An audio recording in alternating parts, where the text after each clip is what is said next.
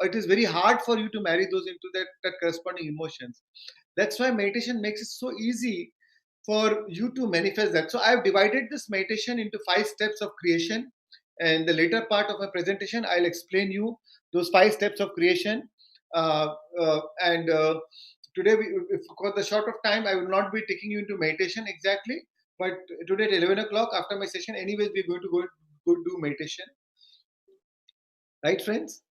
So so your friends, your analytical mind is the extension of the ego. When you meditate, when you go beyond analytical mind, you completely drop your ego, you drop your identity, you drop your analytical mind, you drop your personality self, and you enter your analytical. Once you go beyond your analytical mind, that is the gateway to your software program, where you can make the changes in your life. You the 95%, the subconscious mind, you are able to make changes into those 95% program. Now, friends, what what is the challenge? Why it is so difficult to change? Mind to drop your personality self. It's never so easy to change, and that's why we need meditation. Because your body, because over a period of time, friends, we have addicted to those chemical reaction in our body. So, because these hormones of stress are extremely chemical, extremely addictive. Over a period of time, we have used to those pain. You have used to those. We have used to that pain, to this chain of pain. To this, we have become that enlightened victim. We have become so happy being unhappy. We have become so used to that comfort zone that we do not want to change. Even it is not exactly what you want. We are scared of the unknown, because to really make a change, you have to step into the unknown. I call it crossing the river of change. From your familiar predicted past, you need to go beyond. You have to cross that unfamiliar. You have to cross the river to go, and you step into that unfamiliar, unpredictable future. But friends, the future is of course unpredictable, but that is where the future, the unknown, is also the field of infinite possibilities. It can bring a lot of surprises, and that's why it is so difficult to make a change, because we fear that unknown. And because our body is so addicted to those emotional patterns of the past, so your body always want to go back to your old past patterns. And that's why, even though you make a say new year resolution, or you say that I want to change, but whenever you really want to make a change, whenever by next day or by second day, your body will resist, it will complain, it will make you feel it will judge you, it will make you feel so uncomfortable, you'll feel you'll feel a sense of boredom, or that unfamiliar unknown feeling, and then your body's mind will crave to go back to your old past self, and it will want to go back to your old emotions. So, friends, to really make a change, you have to understand that you have to first deny your body that chemical addiction. It's like when you're leaving a smoking, first few days are very challenging. But once you do that, first few days you may feel even down. But once you overcome those first few days, then you feel so free. Or when you want to say leave alcohol or sugar, first few days are challenging. But after that, you are freed from it. You liberate so much of energy that every time you liberate old past, your old patterns, your old emotions, you liberate so much of energy that the same energy is now available to create a new future. So, friends, and most of the time, when you're in a journey of change, your brain will always fight for that limitation. No, I can't do this, I don't think it's possible. And uh, uh, so, like, for the longest time, I always had a stage fear, and I always thought that no, I cannot teach, because I'm not a good speaker, I cannot speak on the stage. But 2 years back, I thought, no, if I have to, I can speak on stage. If my passion is to teach, and if I really want to teach, then why do I limit myself? And today I am in front of you because overcome, as I overcome that limitation. The only way, the best way to overcome that limitation is to do it. Just do it. And the more you do it, the more you go into the face of fear, the more the fear will dissolve. So this only way to do it is to just do it. Nobody can do the push-ups for you. If you want to build your body, you have to do your own push-ups. So friends, this is, you have to take your action and just do it. And it is fine. Initially, you will make mistakes, but the brain always learns through mistakes and surprises. So, friends, to really make a change is like a biological, neurological, chemical, hormonal, addictive, genetic death of your old self. To really make a change, friends, we have to be ready to really die at so many levels.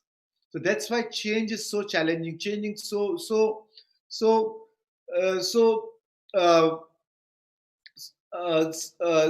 difficult, and because a lot of times even we meditate every day, but the moment we open our eyes, the moment we go back to our new situations, to our old situations, we meet the same people, we meet the same boss, we sit at the dining table, we meet the same staff, same mother-in-law or the same wife, and they push the same emotional buttons, and we are back into the past.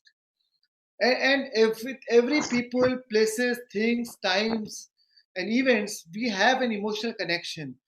We have a neurological connection with the same situation, same people, same things, same events, same time past. And the moment we are surrounded by the same situation, we are back into the past. Next day again we meditate, and during the meditation we feel good, and again we go back and we are in the past.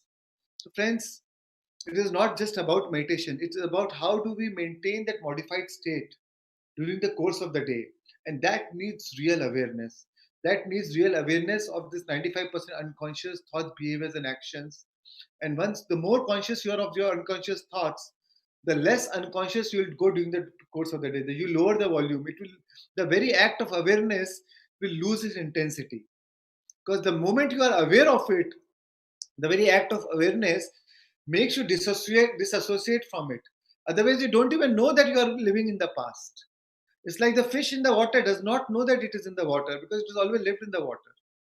Only if you take out the fish, then it realizes out from the water. Then it realizes, ki, oh, there's something beyond water, and I needed water to survive. So it becomes it becomes so natural for us to live in those unconscious thoughts, behaviors, and actions that we don't even realize that we are living unconscious. So, but the very act of awareness that, oh, I am unconscious, makes you disassociate. And the more you disassociate, more often you practice that, the less it will start losing its intensity because you are no more, your ego is no more identified with that. And you're now you're the consciousness observing the program. And the more you become a consciousness observing the program, the less the program will lose its intensity because you have an intention to change. Now you want to be aligned with the vision of future rather than living the memories of the past. So, friends, every time you unmemorize that old emotion, you liberate so much of energy. And to really make a change, you have to make a commitment. It's like pregnancy. Either you are or you're not. You cannot say, oh, I am pregnant, I am half pregnant, I am not. It's a pregnancy. It's so same way to really make a change, you have to make a commitment with such a strong intensity so that which is greater than your hardwired program, which is greater than your old memories of the self. So only when you make your commitment such intensity, then you'll live your life with complete awareness. And so I want to ask you, whether are you interested to make a change or are you committed? So really, I mean, just being interested does not bring you change. But then by the next day, you forget it. You really have to have that strong commitment, friends. And friends, uh, and I'll give you an example of two wolves. Inside our life, inside us lives two wolves. So an old man asked his grandson, he was narrating a story that son, inside of you lives two wolves. And if there's a one wolf is love based, love, joy, happiness, peace, pure, positive, very loving, very caring, compassionate, and the other wolf is full of anger, hatred, greed, anxiety, guilt, shame. So if there's a fight between these two wolves, which one will win? So so the so friends, I want to ask you, which one will win? So if there's a fight between the two will, the which one wins? The one we feed. And how do we feed? We feed by our attention. We feed by how you place your, wherever you place your attention, you place your energy. If you feed a negative energy, you'll draw more of those situations into your life, and that will empower. You'll empower those situations into your life. You'll empower those thoughts. You'll empower those emotions. If you feed positive energy, positive emotions, you'll empower those emotions. So, friends, our energy is the currency of the universe. Wherever you place your attention, you place your energy, you buy that experience. Through your attention, you're actually buying that by buying that experience into your life. And no situation is good or bad. All situations are fundamentally neutral. It is through our attention, through our perception, we determine, or through our judgment, we decide whether this is a bad experience or this is a good experience. And through that, we actually buy that experience into your life. By judging that, we buying that experience into your life. So, so Buddha said, there's a famous quote by Buddha: "Pain is inevitable, but suffering is optional." Suffering is actually our choice. Pain is inevitable, but the suffering is optional. Nobody dies by a snow bite, by a snake bite. What kills you is the poison which spreads into your body. So that poison is the memory, is the emotional memory, is a judgment, whether it is whether how we judge that experience as good or bad. And the moment we say it's bad, and then we suffer, and that determines the pain in our life. And then over a period of time, that pain becomes over. What started as a bad mood becomes, over a period of time, it becomes your temperament. Then it becomes it becomes your habit. And then it becomes your state of being, and then state of being is your personality, and then your personality creates your personal reality. So, friends, to really make a change, you have to change your state of being, and and you have to learn to overcome and overcome until you become. And that only comes by practice and by meditation is a great tool. And along with meditation, a complete awareness during the course of the day. Because otherwise, it's like, you meditate, you have a good feeling, and during the course of the day, again, you go back to your old pattern. It's like having a organic breakfast and then eating junk food during the course of the day. So that will not help. So you really need to understand, you really need to learn to maintain that modified state during the course of the day. So, so friends, I like that quote by Rumi. He said, "Be like a melting snow. Wash yourself of yourself." So we have to. So meditation is not about, or the change is not about drawing to really getting some new virtues of this love. It is already there in our heart. We need to drop. We need to unlearn. We need to wash ourselves of ourselves. We need to unlearn what we have gathered over a period of time from our parents, from our teachers, from our preachers, from our fathers, from our mothers, from our friends, from our trends, from the social conditioning, from our attitudes, from our past life, um, uh, from our past life patterns which we have brought in, which we have forgotten to learn, which we are here to really change, and and to finish to learn those unfinished lessons, but we forget that. And that's why, friends, it is very important to make that change in our life. And somebody asked Buddha, "What have you gained by meditation?"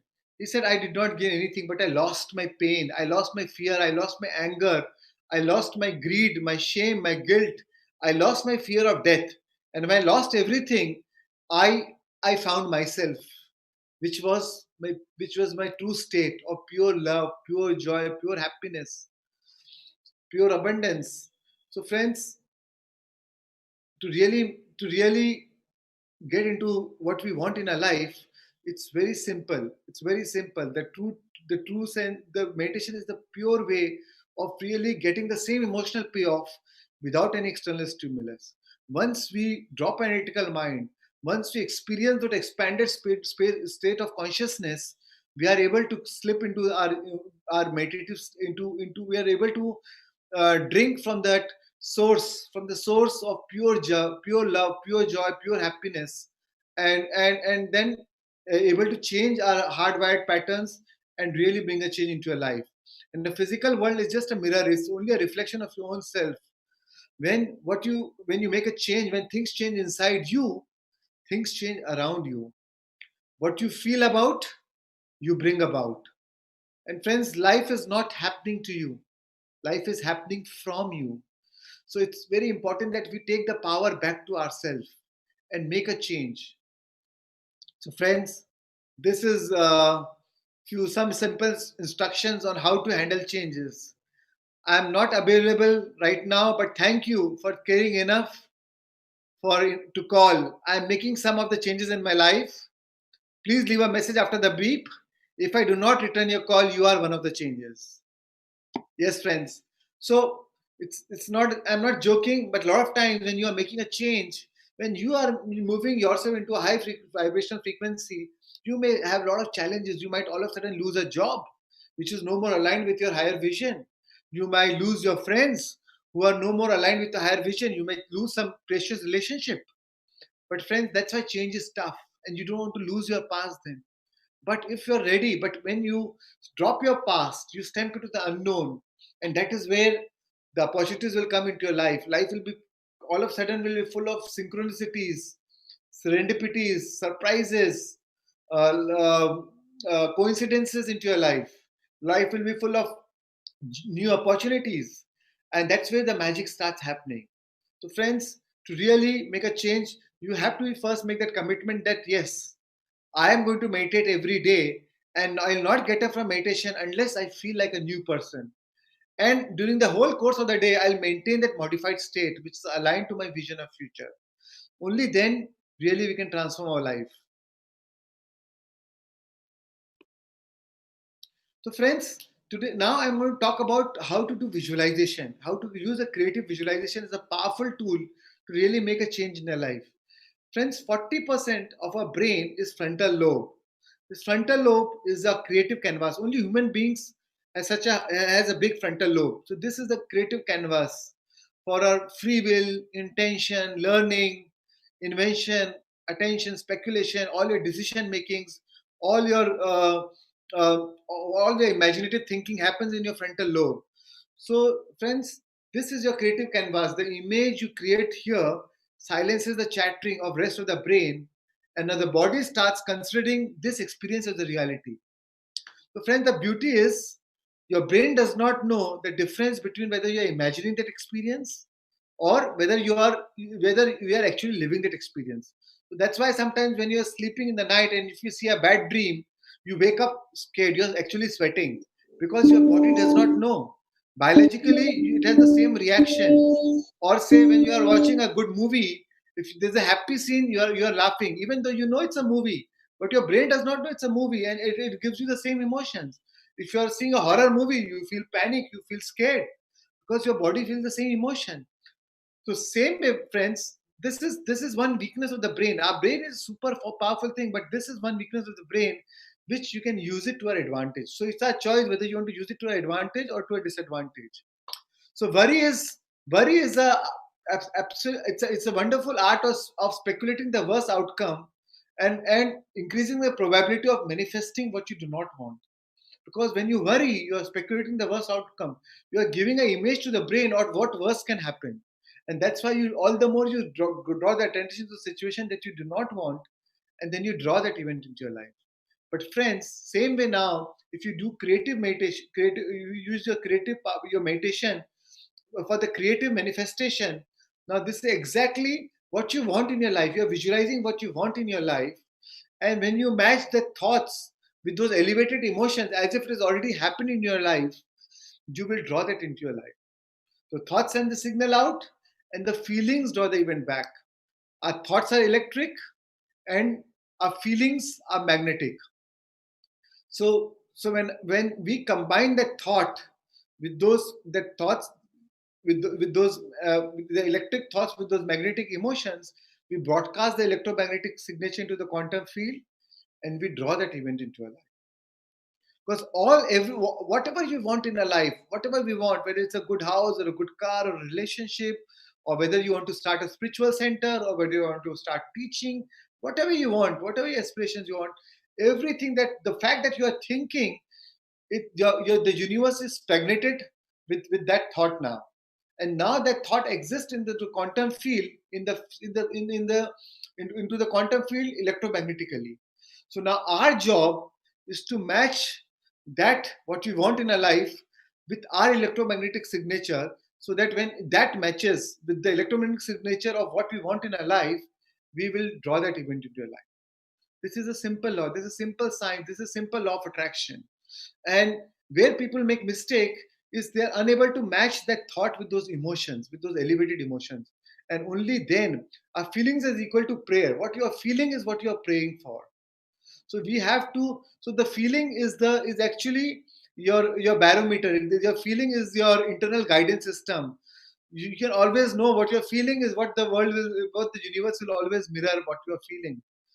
So you can use this as an internal guidance system, and always take time to change your feeling. Friends, are your soul does not care what you do for the living, but what your soul cares. Not will you care when you vacate your body. What the soul cares is what is your state of being while you're doing what you're doing. So friends, your state of being is very important. And friends, before I start the topic manifestation, the manifestation, few of the slides of manifestation, last 5 slides, before, the manifestation is not about what you want. Manifestation is about what you are. So it's not about. So if you really want something in your life, if you're trying to visualize it from the feeling of lack, you'll draw. You are actually, you are empowering more of that lack feeling, and you're into the quantum field. You're imprinting more of that lack, and you will draw more of that lack into your life. You'll draw more of the situations which represent that lack into your life, which match that frequency of lack into your life. So friends, to visualize, when you visualize whatever you want to manifest in your life, first it has to come from the state of satisfaction, from the state of gratitude for whatever you have in your life. The fact you're alive and you're breathing is enough reason for you to be thankful for. And the more thankful for what you have in your life, the more you'll be able to draw what you want in your life. So friends, it is about building from the state of what you are. So if you are, so it's so your sense of gratitude, that fulfillment, that content, satisfaction, that these are the pillar stones, these are the foundation stones for creative visualization. If you're visualizing from the state of lack, and feeling that what you do not have, you'll draw more of what you do not have. So it's like, so I'll just give you an example of how we want to manifest, how we want to visualize in a life. So friends, that's why I divided into 5 steps of manifestation. First step is anapansati, that is just observing the breath. And today at 11 o'clock, probably we'll be doing the same meditation. Just observing the breath and go into the state of become nobody, nowhere, no place, no time, nothing. And once you become nobody, nowhere, no place, nothing, nobody, nothing, you move beyond your analytical mind. You are no more relating with your current life situation, or your current pain in your body, or your current situation of bad relationship, or any hardships you are facing, or any challenges. Now you are forgetting all that. Now the second step you take is of brain. I call it heart coherence. The first step is brain coherence, analyzing, breathing from your, observing your breath. And then the second step is heart coherence. So friends, so here you are going to focus on your heart and breathe from your heart. So when you breathe from your heart, now now you are able to, where you place your attention, you place your energy. Wherever your thought goes, your energy flows. Now when you're breathing from your heart, you are able to focus, all the energy is focused on your heart, and slowly your heart will open up. Your brain will release a chemical called nitric oxide and oxytocin, which are love chemicals. You'll release a lot of endorphins, which are happy chemicals, and then you'll be able to feel a lot of love, joy, happiness, abundance, that feeling of oneness into you. So once you're in a state of those pure positive vibration energy, No, then you start. Then the third step comes is sowing the intention. Sowing the intention. So friends, I'm just giving you one example of how to sow the intention. Suppose you want a good job. So then, and these are the conditions what you want. What is your vision of your good job? So be very clear of what you want in your life. So first thing is clarity. When you want to manifest what you like, first thing is clarity. We have a clear intention of what you want in your life. So suppose my intention is I want a good job. So my intention is I should work from anywhere in the world.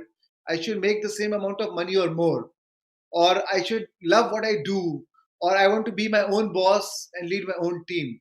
Now, when you visualize what you want, think of what is the feeling of how would I feel if I manifest what I want in my life. So, friends, when you visualize what you want, think of what I want in a life. Think of the feeling. What am I going to feel?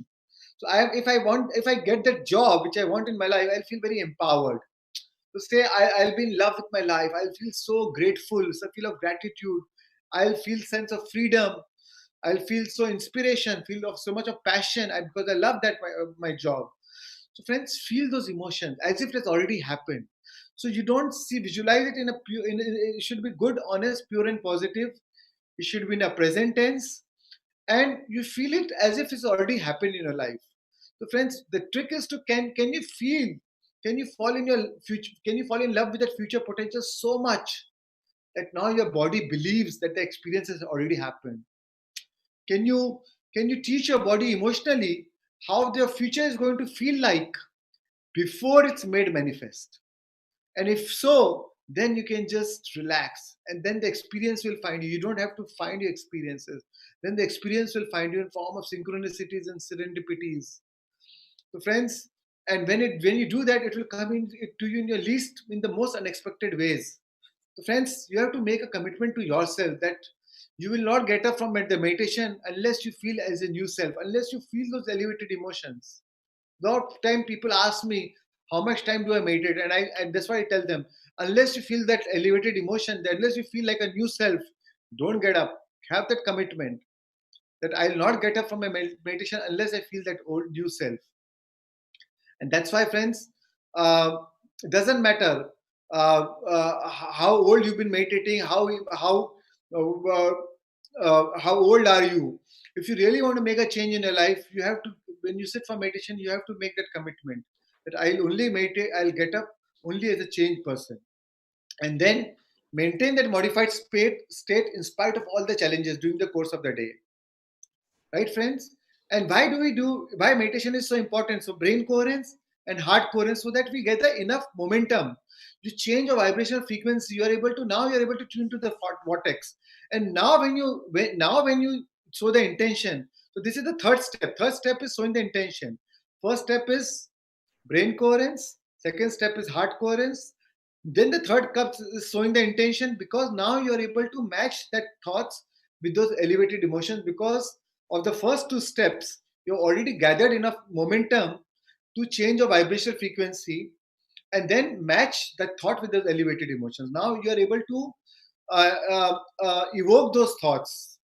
Now that thoughts could, you're able to sponsor that thoughts with that, sponsor that emotions corresponding to your thoughts.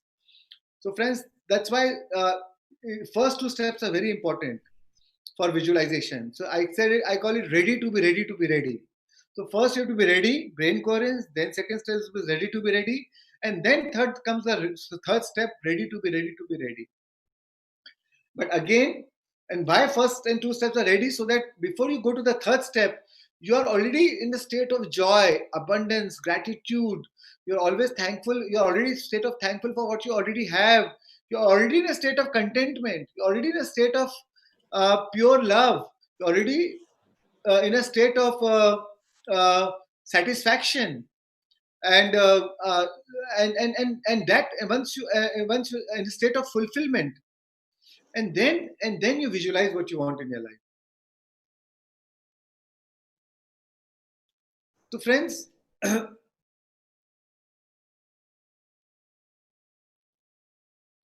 I'll just give you an analogy of a pyramid. Next slide. Yeah.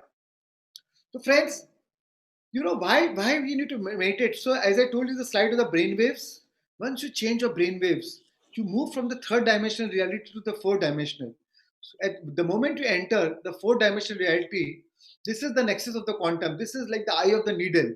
The moment you become, you are, and you can only cross the eye of the needle as nobody, no one, no way. That's why the first step is important, brain coherence, and you become nobody. Now you're vibrating beyond the speed, more faster than the speed of light. So at once you, and then you're in the fourth dimension, the time and space are collapsing. So friends, here the bottom of the pyramid is the third dimensional state. Here it is all about body, it's all about hard work and a lot of effort, and it takes long time for a matter to change matter, for an ego to change ego, for a brain to change the brain, or a program to change a program. And what happens over a period of time? People just burn out. Your survival, because your survival genes are always switched on. You're always in a state of creating cortisol levels, and these stress hormones are so addictive that eventually you just burn out. Then you are, by the time, even though you want to make money, by the time you have money, you have lost your health. Now you're not able to enjoy your money.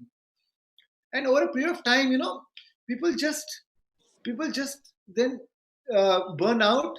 And then, so that's why it's important to it's not the goal, but the journey, which is very important. That's why your state of being while you're doing what you're doing is very important. And when you are focusing on your state of being while you're doing what you're doing, then you're less likely to compete, you're less likely to rush, because you're always in a state of being, of joy, abundance, happiness, satisfaction, contentment.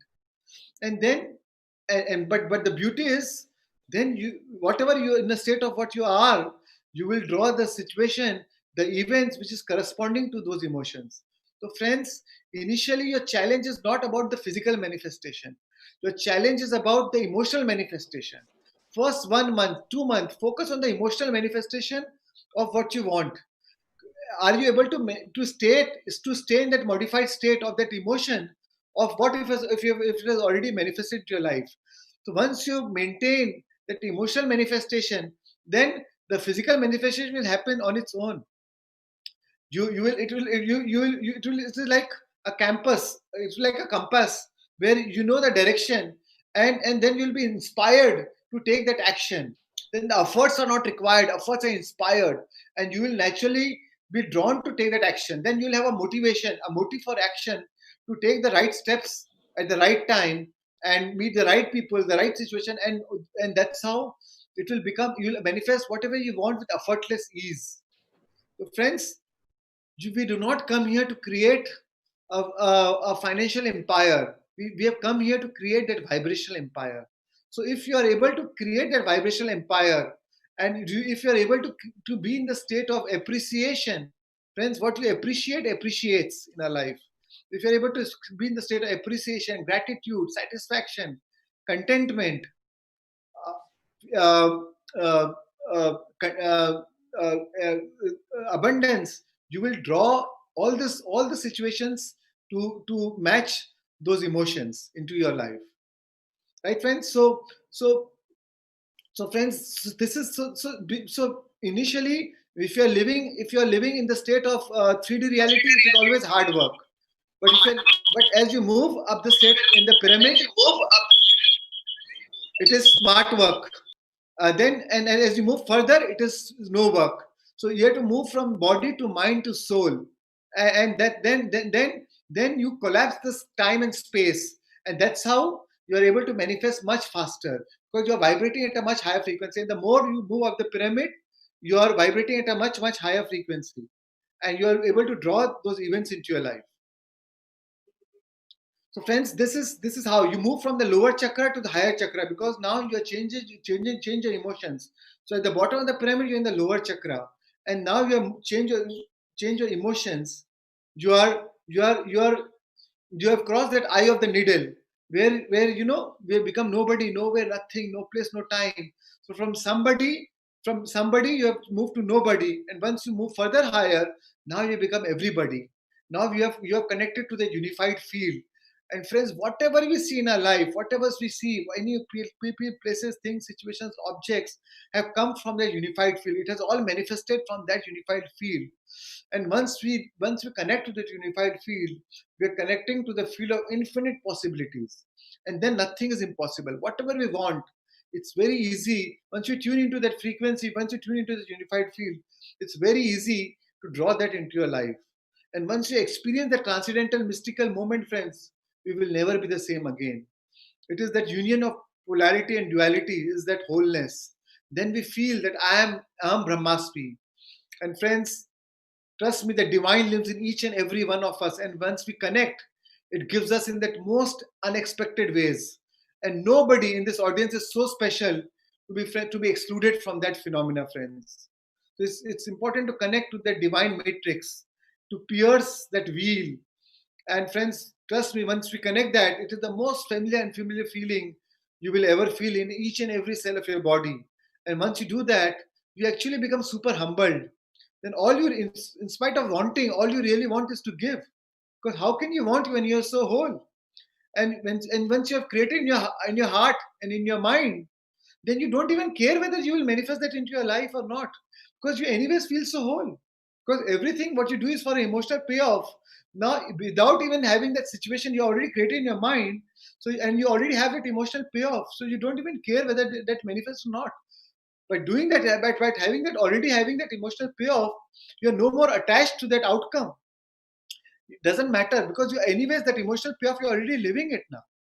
So friends, that is the crux, that is the thin. So manifestation is a double-edged sword. If you're manifesting from the state of lack, you'll manifest more of lack. If you're visualizing from the state of lack, you'll manifest more of lack. If you're visualizing from the state of joy and abundance, you'll manifest more of that. So first, to manifest everything, first we have to become nothing. There's a quote by Rumi: let's be nothing, I heard it lasts forever. There's a quote by Lao Tzu: I do nothing and leave nothing undone. So, friends, if you manifest from that state of emotions, everything becomes so effortless. You manifest from such an effortless, it's no more hardwire, it's no more hard work, it's it's smart work. It becomes really, everything becomes everything becomes such everything comes to you in your life with so much of grace, and with so much of synchronicities. Yeah, so friends, I'll just share the last few slides. So I've told you about brain coherence, heart coherence. Then the third step is showing the intention. Swamiji, Swamiji, it is time for meditation all Yes, over the sir. world. Last 1 minute, sir. I'm ending now. Yes, sir. Last 1 minute, I'm ending. And then, friends, so third step is brain coherence. Then the fourth step, friends, is surrender. So you just don't meddle with the details and force the outcome. Because when you do that, you stop the magic. You just surrender it to the quantum field and let the quantum field manifest for you. So just surrender it. And then the fifth step is gratitude, where you're really thankful for what you want what you have manifested in your life. And gratitude is the ultimate state of receivership. The emotional signature of gratitude means that the event has already happened. And the more thankful for you are for what you have in your universe, the universe will give you more of what you can be thankful for. So thank you, friends. Thank you, sir. So, yes, friends, we'll go into the meditation now. Thank you, sir. Thank you all. Yes, sir. Namaste, sir. Thank you so much.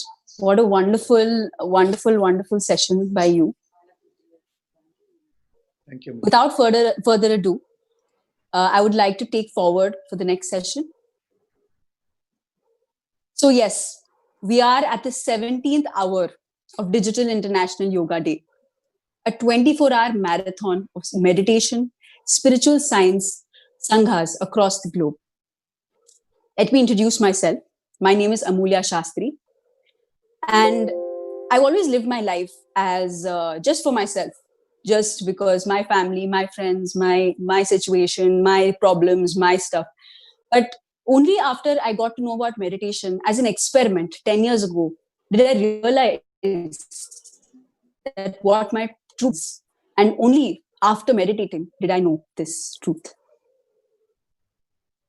This hour that we have, let me welcome you to this grand moment of oneness, where we all gather here today to collectively expand our consciousness. We are not human beings having spiritual experiences. We are spiritual beings having human experiences. What we all have gathered for today is not just another gathering. What music we're about to hear is not just another music session. We together, having gathered today on 21st June 2020, a 24-hour celebration is not just a celebration.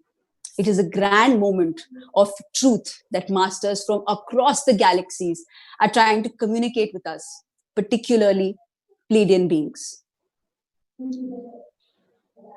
Senior pyramid masters of PSSM have received a strong message from the powerful Pleiadian beings that this particular time of ascension, 11 p.m. to 12 a.m., is beginning for a grand shift in the consciousness of humanity and all other forms.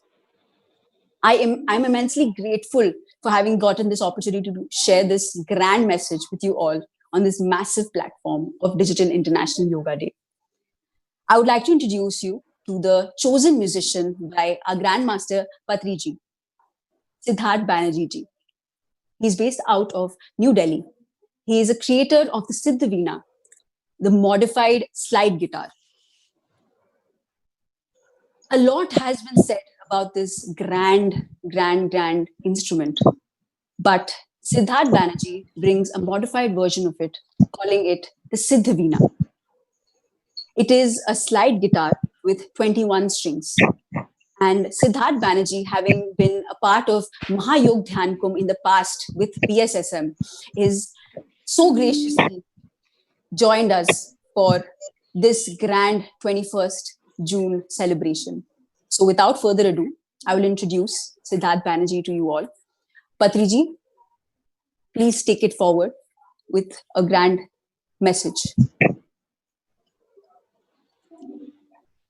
Swamiji, namaskar.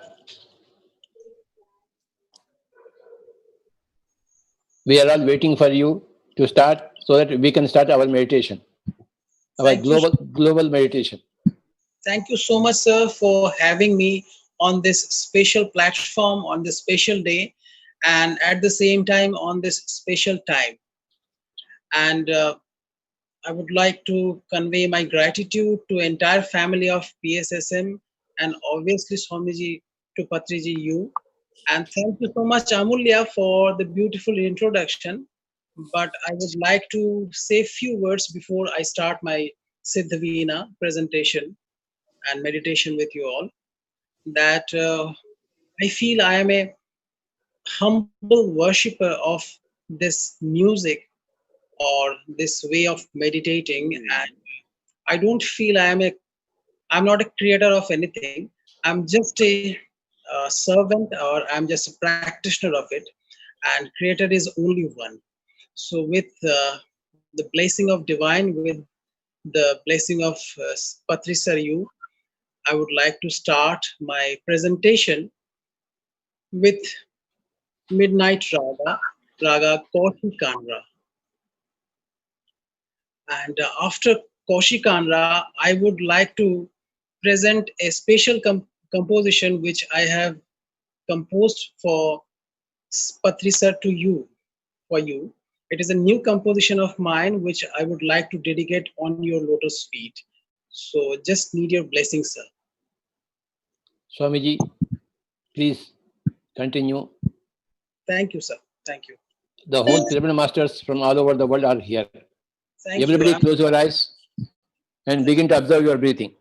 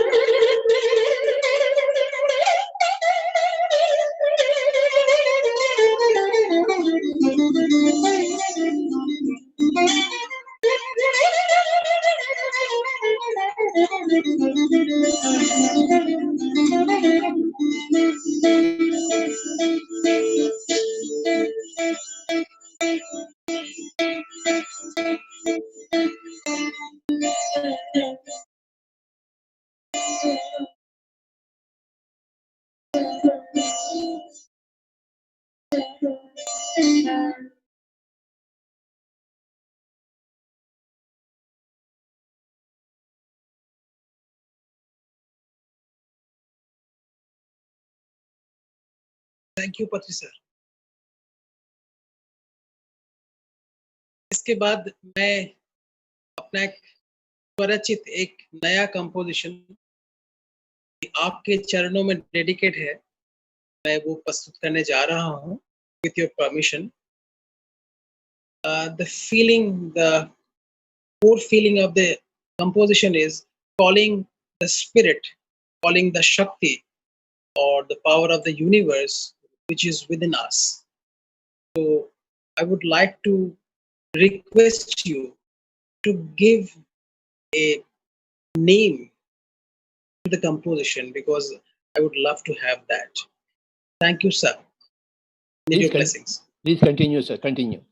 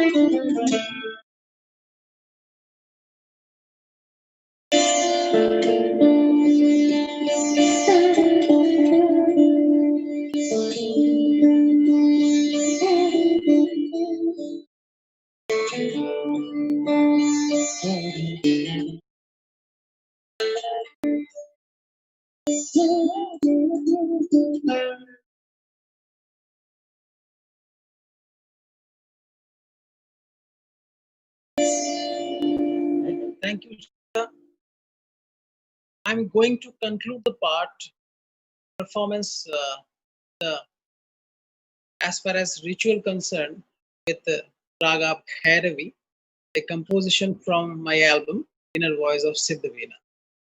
Swamiji, I have given anurag to that piece you have composed. Thank you, sir. Anurag. Okay. So thank you, sir, for giving me this beautiful name, and it means a lot. So this composition, right now, it will be known as a Anurag. Thank you, sir. Thank you. And I would like to have your blessing that in my upcoming album, it it will feature as a Anurag. Yes, sir. Thank you so much, sir. So I'm going to conclude the performance of Siddhavina with Raga Bhairavi, with your permission. Please go ahead, sir. Thank you, sir.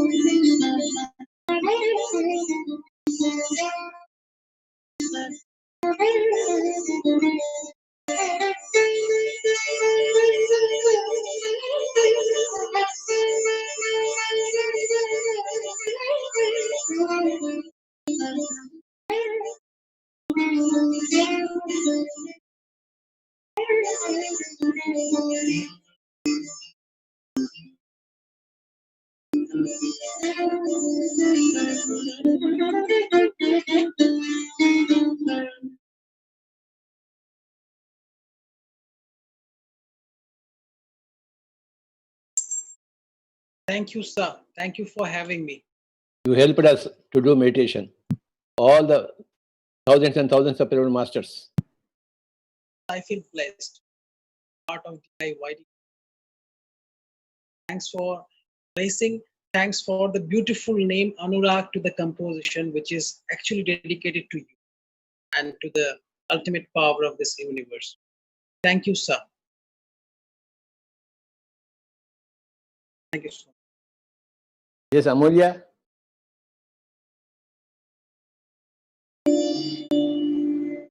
Namaste, sir. Thank you Amulya. so much. Thank you so much for this wonderful music. Every single one of us from different parts of the world are thoroughly enjoying ourselves in meditation and immersing ourselves in this grand truth. Thank you so much for enabling this through your music. Entirely my pleasure, and thanks to all of you, to the entire family. It is not team, I think it's a family. So I call it family. Thanks to Shastri ji, thanks to mom and everyone who is there.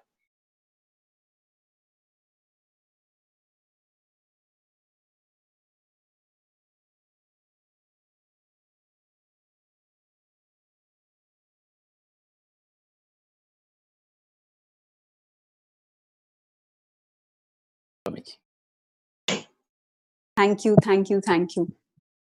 Thank you, Amelia. Now, taking this forward, Patriji, we have a next musician. He's a young artist, an Indian classical sarod player, whose name is Rohan Prasanna.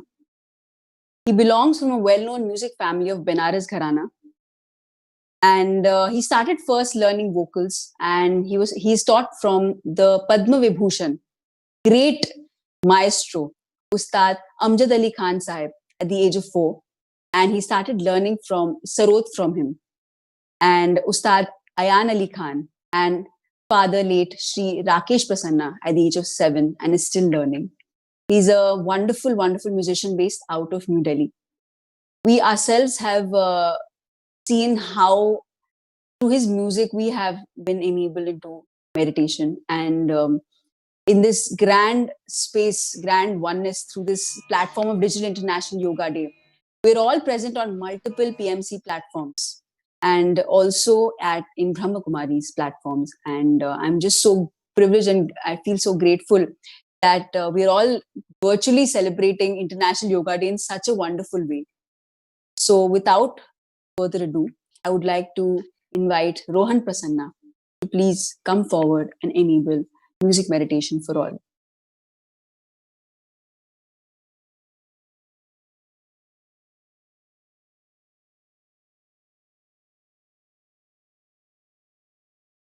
Unmute, please.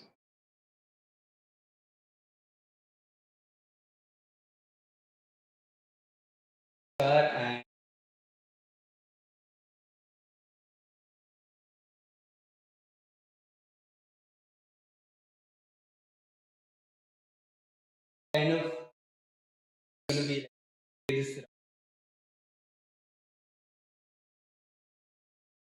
rag that I'm going to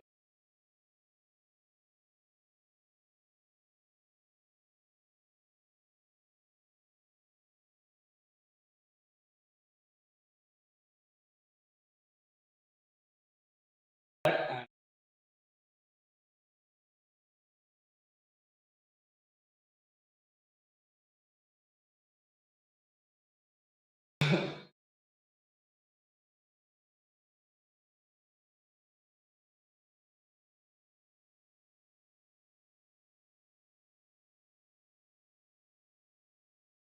Let us all relax our bodies. Wherever you are, please sit in a comfortable posture. I'm enabling everyone into meditation. yeah, So, sure. yeah. So, please relax your body, clasp your hands, cross your feet, and close your eyes. Do not open your eyes and just be with your natural breath.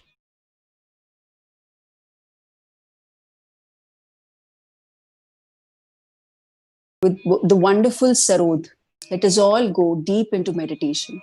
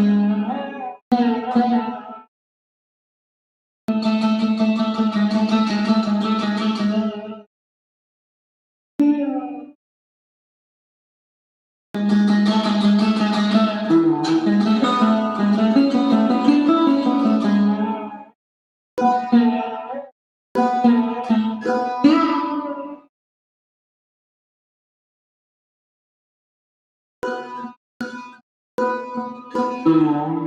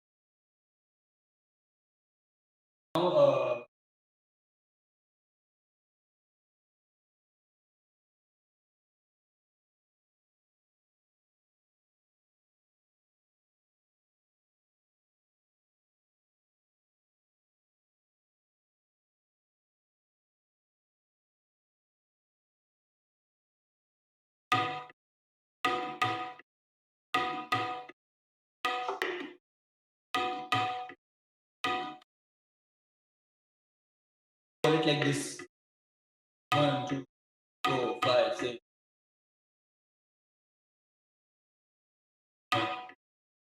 The cycle of 16 weeks basically.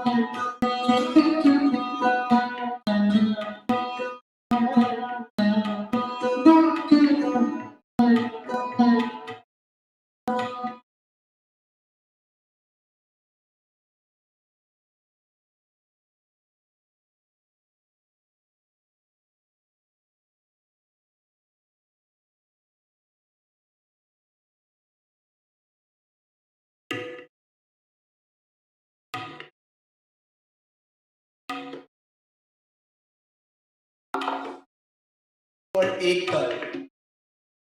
Like the last time cycle has 12. 1, 2, 3, 4, 5, 6.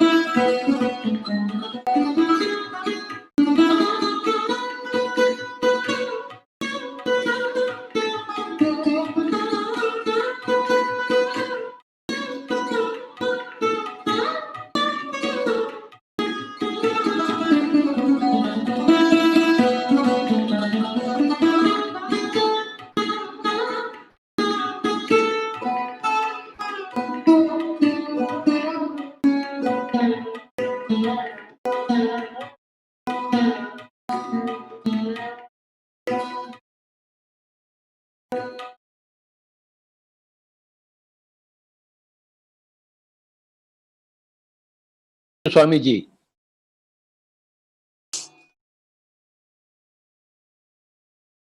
Thank you very much, sir. Absolutely wonderful. Thank you so much.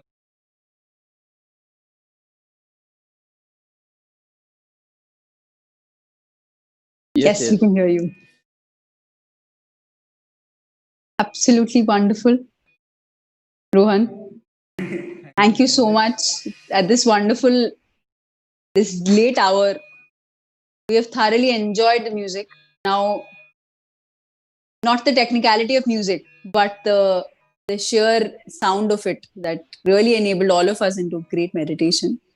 Keep playing like this so that we can all keep enjoying like this for times to Thank you come. so much. I hope it. Definitely, you did Yeah. perfectly. Thank So you. much. Yeah, I wanted to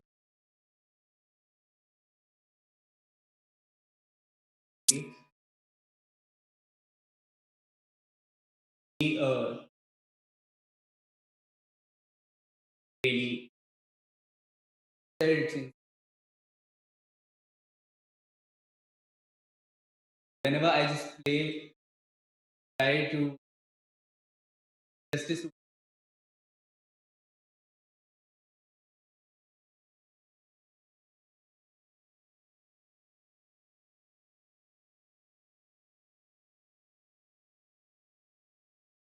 go with it. Like finding life in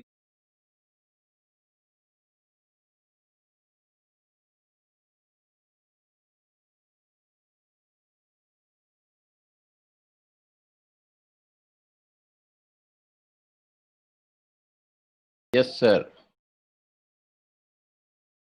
this one. We have to live in a great flow. We have to live in a flow. Yes. We have to live in a flow, is what Yeah, yeah, I'm yeah, saying. yeah. Yes. Definitely.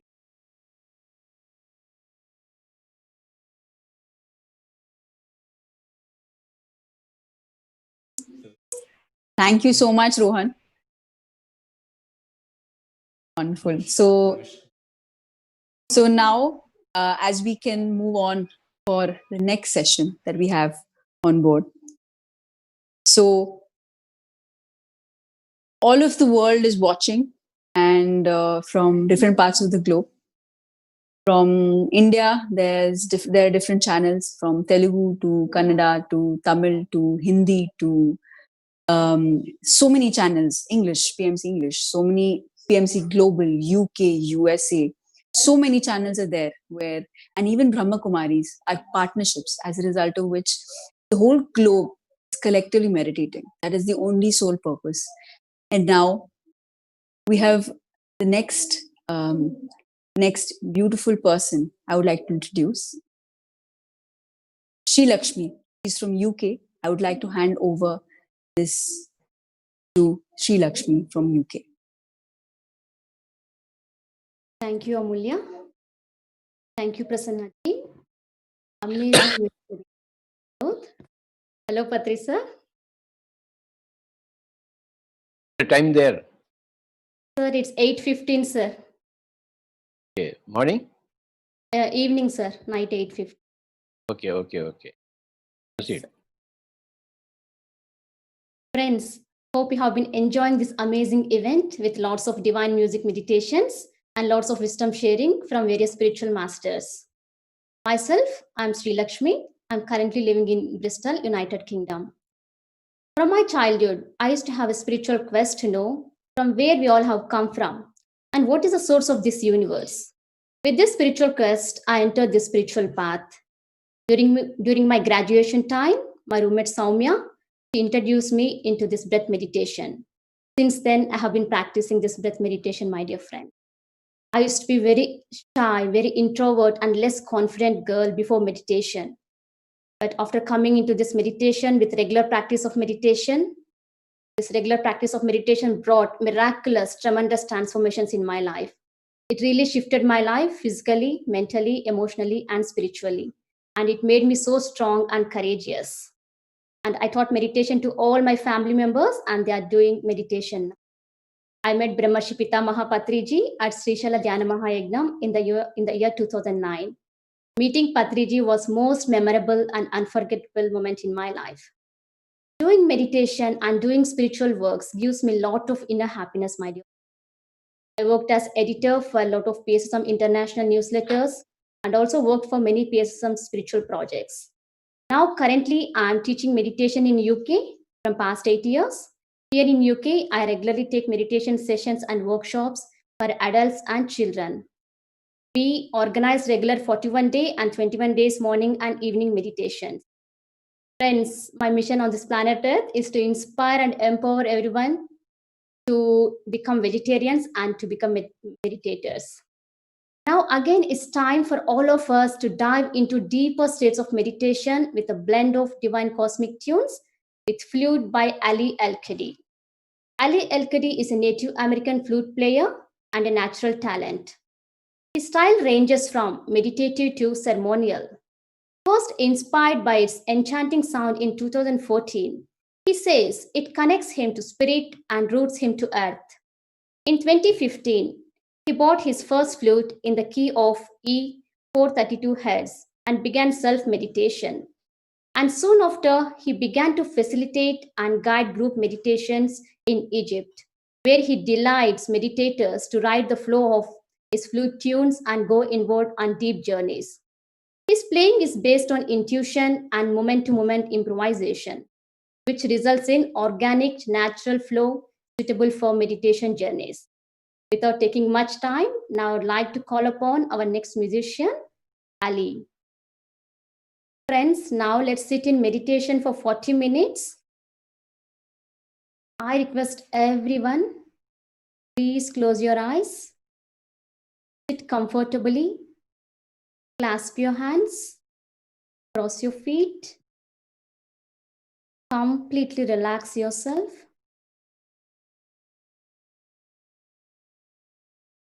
Make your body as comfortable as possible, my dear. Now, start observing your normal and natural breath. Meditation is all about calming our mind.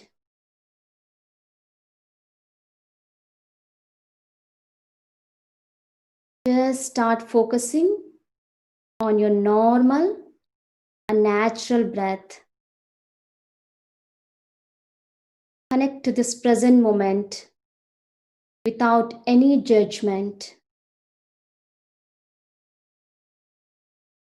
Now, Ali will be taking us into deeper states of meditation with his divine flute music. Yes, Ali. Everyone.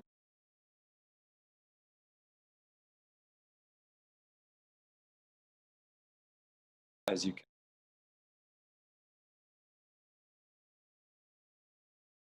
In an up as the quality of attention and time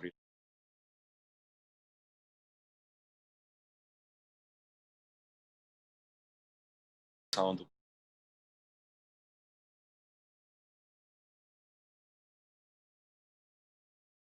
guide you of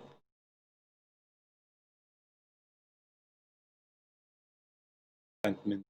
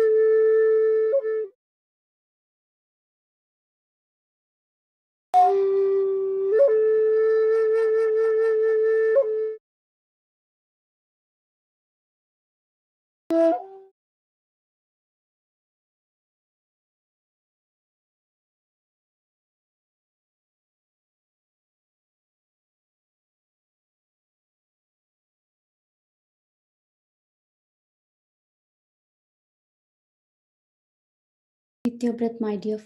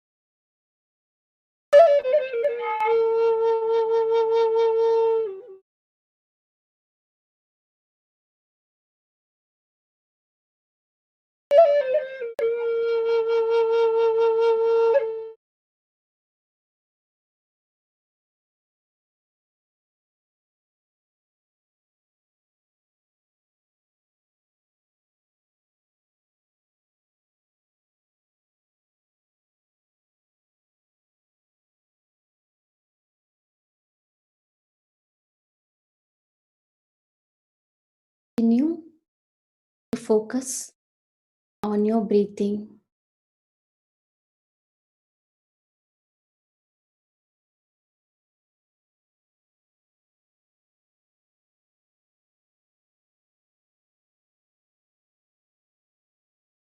Meditation is absolutely making our mind empty, my dear friends.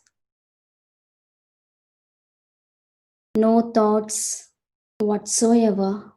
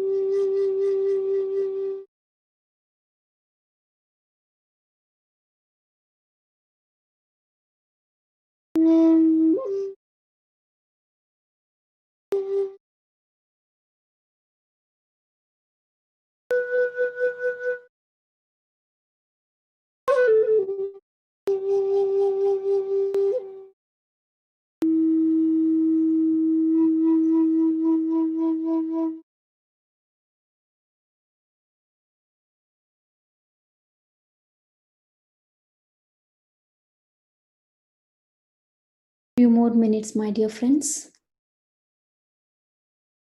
Keep observing your normal and natural breath.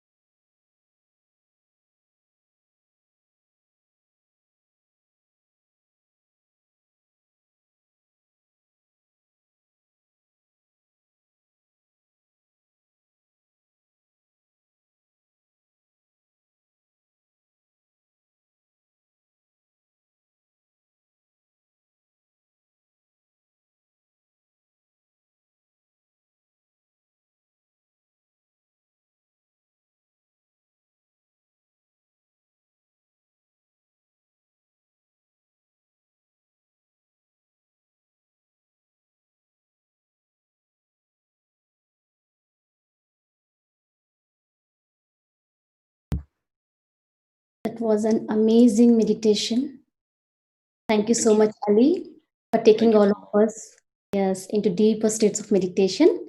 We Thank really you. enjoyed a lot. Thank you so much.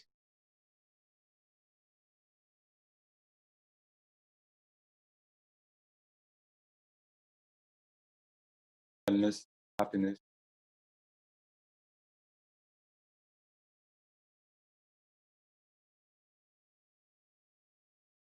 Yes, thank you so much, Ali. Friends, I'm so privileged to take an opportunity to introduce our next speaker, Dr. Shanmugamurthy Lakshmanan. Dr. Shanmugamurthy Lakshmanan is the founder and a vice chancellor of the Siddha Veda Center for Transdisciplinary Studies. Chan is also the vice president of international research and is a Harvard trained scientist who received his PhD in applied physics from Rutgers NGIT. He is a scientific advisor, the head of the Indian Medicine Sciences and Cultural Division at the World Institute for Scientific Exploration. Chan has published his research work in several international journals and books, and also serves in the editorial board of 8 other international journals. He is a founder and editor-in-chief of 2 peer-reviewed international journals too. Chan is the proud recipient of the Aryabhatta Award for his research in Ayurveda. He also received the ISOL Community Program Award for Indigenous Knowledge and Culture, and also the Star of the Universe Award from the Society of Universal Oneness for taking initiatives to bridging the gap between ancient and modern science. Dr. Sean is ready to share his valuable wisdom with all of us. Now, I would like to call upon our next speaker of the platform, Dr. Sean. Over to you, sir.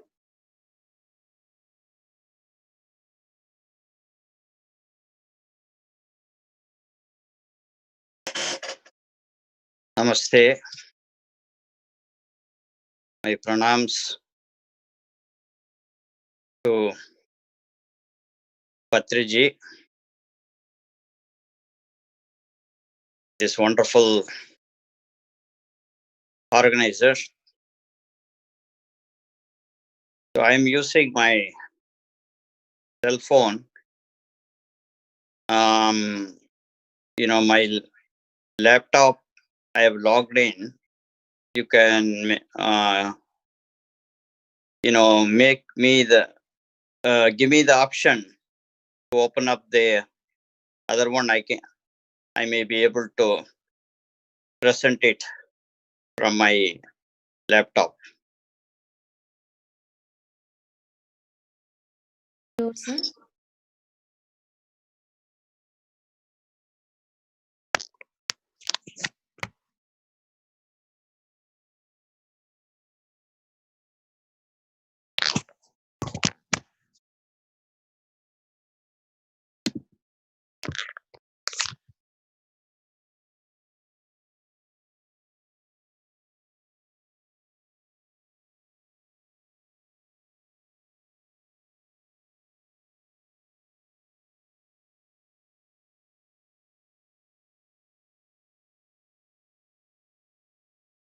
Sean? They're all eager to hear him. Okay. All right. I'm connected again, I think. Hello.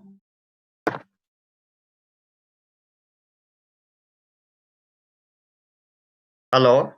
Sir, we can hear you. Okay, thank you so much. All right. So I would thank you, Patraji, for this wonderful thing. I want collaboratively working on this. So we have so much honored to be part of this this program. And so I met Mr. Patraji. I will share my slide here. Share post disabled, so you need to enable me. I can share my slide. I can show the first picture with Patriji where we met. Co-host now. Okay, great. So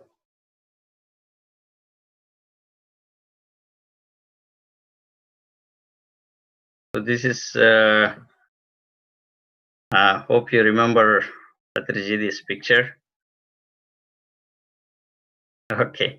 So this is taken at Chicago after we jointly organized a conference in Chicago where Swami Vivekananda gave his talk.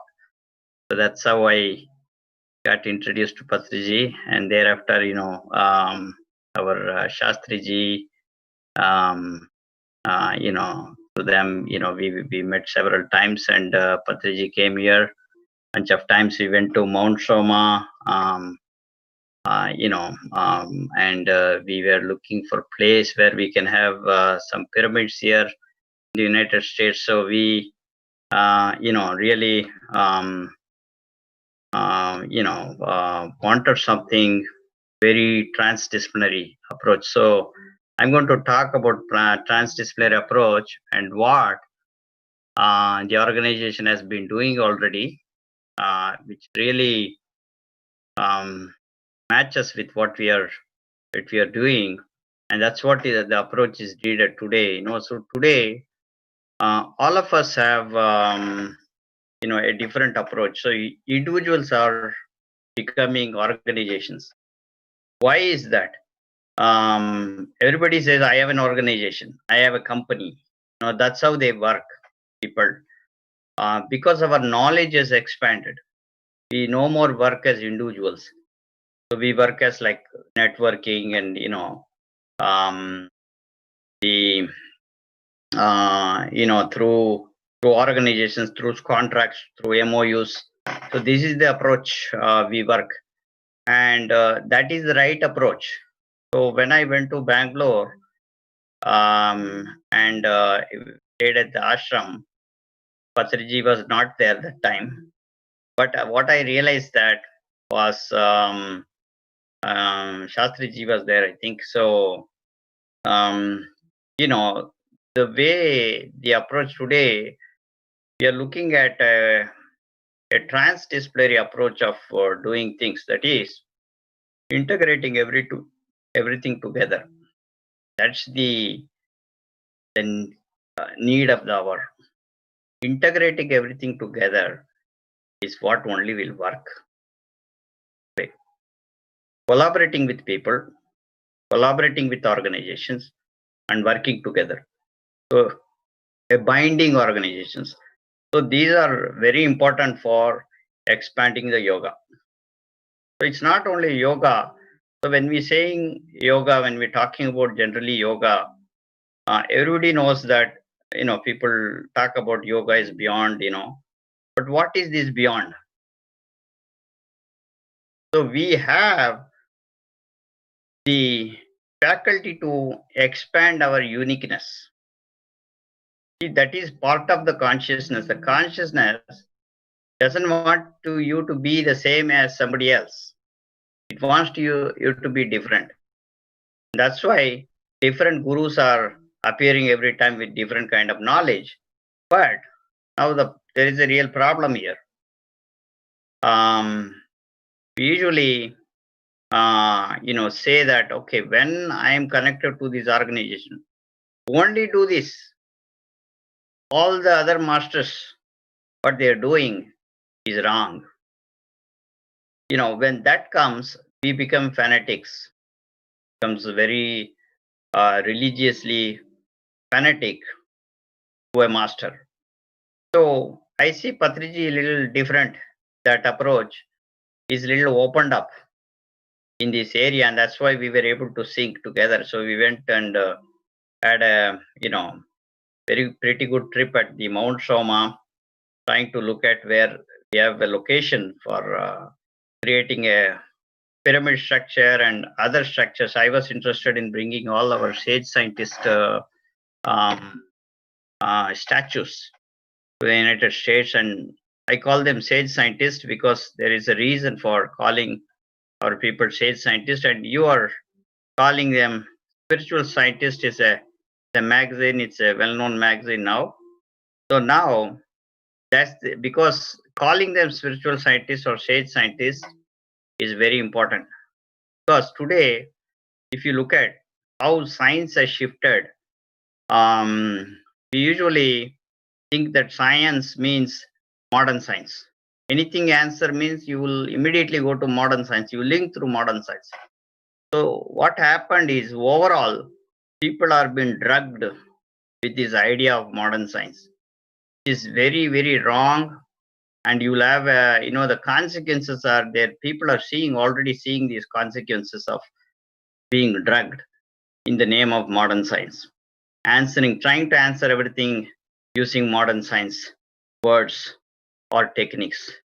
This is eventually going to end up in failure, and there is a need for a bigger science, which is already there, because our ancient sage scientists, there are several thousands of sage scientists. We are just trying to pull everything and giving it in a different format. So what I call this as the transdisciplinary science. So now, the transdisciplinary science. So what is transdisciplinary science? So we will go through this. How much time do I have? I have a 1 hour, I guess, right? Maybe 15 minutes. Okay. So you can. Oh, all right. Okay. So some random questions for you. Are you happy with your current health condition? Do you have any idea about how much you want to earn and what will you make you happy? You really love your job from heart. Can you continue doing this job if you're not paid? What's your aim in life? Who gave the knowledge about that aim? So these are some of the fundamental questions you can chat if you want to be interactive. But the idea here is that we have some everybody has some fundamental questions. So we within these fundamental questions, we would like to have our answers, and the answers are not coming from somebody else. So at some point, we have to find our own answers, because we are the one who are suffering when we have a pain, right? So so typically, what is this? Where does this knowledge come from?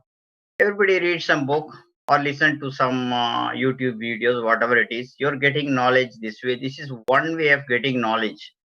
And usually, you may be strong in knowledge. If you're listening 10 times, it becomes part of your knowledge. And this is what we're going to repeat. And, people, based on how much we know, people think that you're a greater soul, because you know a lot. And that's how, we make judgments. But we have to know that knowledge in general, knowledge is not just one type of knowledge. There are different types of knowledges that are hidden in us. So we call this knowledge. If you call the knowledge as a big K knowledge, then under that we have a smaller types of knowledges, which is within that divisions of knowledge. We have knowledge, which is the general knowledge, and then we have intuition, instinct. We have perspicacity, traditional experiential knowledge, oral tradition, and wisdom. So these are some of the other type of knowledges. So what our current system is doing is filling with this knowledge alone. And everybody is thinking that this knowledge will have all the answers. And that is the wrong thing. I mean, the more we know, the more we are, becoming destructive, becoming very egoistic, and we will not expanding our functions, our whole function, not just brain function like the Western way of looking at it. It is a whole, our self functioning involves instinct, intuition, oral tradition, traditional experience, perspicacity. So all these levels of knowledge need to be expanded. So that's what yoga brings. So the yoga is not for expanding knowledge, not for knowing that, oh, this is the thing that we are doing, and you know you learn this much of asanas, and that's a separate thing. That's a smaller part of it. But the overall, what we really need is to expand knowledge in different dimensions, where we can deeply have an instinct, deeply have an intuition, deeply be able to project ourselves, project our consciousness, and finally enter into our own self. So, what is this own self? Where is this self? Is that the tranquility we are talking about? Are we talking about breath itself? What is happening to breath as you go deep, deep, deep? What's happening? So that thing, that that self experience is a very important. But if you break down that self experience, there are some dimensions of knowledge which are very important. And those dimensions, because we have to live and we are not here to just attain samadhi and that's the end of the life. It as life goes, and we will have pain, pleasure, everything. But the we call in one of the sage scientists called Nilaichar Anubhavam. That is, you um, usually we talk about mukti, attaining mukti. All of our knowledge is about mukti, but sthiti is another knowledge where you become part of it and come back and give this to the people. So you're going to the close to the consciousness, staying there and not becoming the zero, but you stay at 0.0001, point not one, closer, but not become that, then come back and give the knowledge. And when we are doing that, we are expanding that knowledge. It comes directly from consciousness. It doesn't have to go through the processing step. It will directly evolve and we build. This is how the Vedas, the Agamas, all this literature came into existence. So there is a huge possibility that how this yoga can, yoga which includes pranayama, meditations, all forms of yoga. Yoga is not limited. Even Bharatanatyam is also yoga. Even some of the martial arts, Varmakala is also yoga. Without yoga, without using wherever we are using binding energy, it's called the biomagnetism. It's called yoga. Even cooking is a yoga. Cooking is an amazing yoga. There's nothing like cooking. It's so much binding energy, love and compassion are involved. So when we are mindful enough, everything becomes yoga. And what is everything? Is driving yoga. You have to make driving yoga, but driving itself is a disaster, right? So you have to see that, oh, I'm going to do everything is yoga. But when you're doing activities, you have to choose what activities you need to choose. That which is destructive is always destructive, no matter how you do. So today the problem is that we have chosen the wrong kind of. That's why I asked you question: are you happy with your job? What kind of job we are doing? We are doing job to a corporate. Working one side, we are working for a corporate. We get all the bad karmas there, and then one side is sitting down and meditating and trying to get all the karmas out. So it is just balancing. Like so, therefore, no shift is happening because karma yoga is also important. Yoga involves karma yoga. So what is karma yoga? Karma yoga means, people usually think that do a good, do your job properly. Go to the bank, do this job and come back. Go to the corporate, be sincere and come back. That's not karma yoga. Karma yoga means you do the right karma, in your job. That is also important. What kind of job you're doing? All these things, every money will involve a karma. Whatever money we get, there will be a karma involved in that. So there should be a pure form of money, and that is possible. That is definitely possible. With minimum karma, it is possible to develop. When we develop our natural education system and giving that as in a very fair trade manner and expandable manner, and if it reaches everyone, and that's what all of these organizations what we are doing, and that is the actual knowledge, actual way of the karma yoga. That's a karma yoga. What we're doing is a karma yoga. So that is very important. So that now, so we need to have a what you call a paradigm shift, this approach. So we have to have a different kind of intelligence for shifting our brain to operate in that way. Because we normally have trained, the modern education system has trained in a particular way that you have to think particularly, answer particularly, and therefore it's the blockage is there, and this knowledge is not easily penetrable. See, there are so many things today people are doing, but why we are not able to give this knowledge? And many people are not, see, the population wise, not many people are celebrating yoga. We are thinking this yoga is becoming very big, but if you look at what your neighbor will be doing right now, they will be watching some TV and things like that. So we have to expand this knowledge, and therefore there is a need for a different kind of education system. So when I'm talking about knowledge, knowledge is in books, and that could be even the ancient knowledge. Even I'm not talking about modern knowledge. Even with ancient knowledge, you can be very skillful in ancient knowledge. But even that knowledge, that's the wisdom-based knowledge. But that knowledge alone is not enough. So we move on to oral traditions. Oral traditions are like, I give you an examples of knowledge versus oral tradition. Oral tradition, for example, just through listening, mantras, Carnatic music, and your some trainer trains you Varmakalai, etc. They know, but it's not available in any books. But they listen and keep on going. Party Vedium we call it. Like see your grandmother passed on to you, and you pass on to.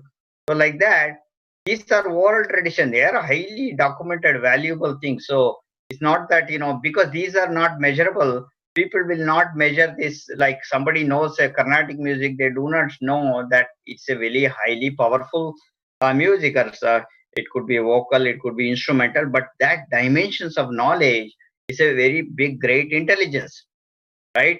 It is structured in such a way that our mind, the level of frequency is always close to the consciousness. That's how it's structured. Even though whether we are doing it very with sadhaka pitta or bhakti or not, even then it works, right? So, so traditional experience and knowledge, many of the traditional experience knowledge, you look at these things, this is from a Thoda, um, village where they build the houses typically here, or even our chakras and all these things. These all are traditional experience. Somebody building a vastu type of house. All these things have the pyramids, etc. They have a traditional experience and knowledge. So that is hidden in our DNA. So that knowledge, everybody cannot do that knowledge. Only when you are going into a deeper level of yoga, you can actually get access to this kind of knowledge, because this knowledge also has been done in a very low frequency of mind. So the moment we get connected to this frequencies around us, we are able to build even beautiful than structures and things like that. So this is also very important type of knowledge. Intuitions include some things, um, all intuitions. Sometimes we will know what happens even from here. Sometimes my grandmother passed away, I was able to see from here. When she passed away exactly at 1:30 in the night time, and then I called my dad, what happened, she passed away? Yes, she passed away just now. And many of you have this kind of experiences. So intuitive knowledge, even though there is no evidence based for intuitive knowledge, there is nothing called evidence based. You cannot make it, doesn't mean it doesn't exist, or you cannot explain this in a modern scientific way. It doesn't mean it doesn't exist. So this is a different level of knowledge. We have to develop that knowledge. If you're filling ourselves with knowledge just by YouTube videos and other, reading books, that's not going to be really useful at one point. We will not fill the whole consciousness by knowing different things. Similarly, instincts. Instincts are different types of, even animals have instinct immediately. Even a chipmunk, it want to cross the road, it'll stay, whether you're looking at the yellow line, it'll stay there for some time, right, before it crosses. So there is it knows this is a line and when to cross. All these things, animals, they just don't cross. They see that if there is any the car or something, they try to escape maximum. So this is instinct. But humans have a little more bigger instincts. right? So we can, that is very natural to us, and that's also a type of knowledge. And so therefore this kind of knowledge we cannot measure, like example what Thiruvalluvar has done, or Martin Luther King, or our MS as have, their dimensions are very different, and these cannot be compared. The knowledge what these people have cannot be compared with a ordinary language, or saying this is the best. So they have in some form, they have in a very low frequency, meditative frequency, the adaptions. Okay. So, and the next one is perspicacity. This knowledge also develops through yoga. So, perspicacity is a very important thing. If you Tirigala Jnanam, we call it.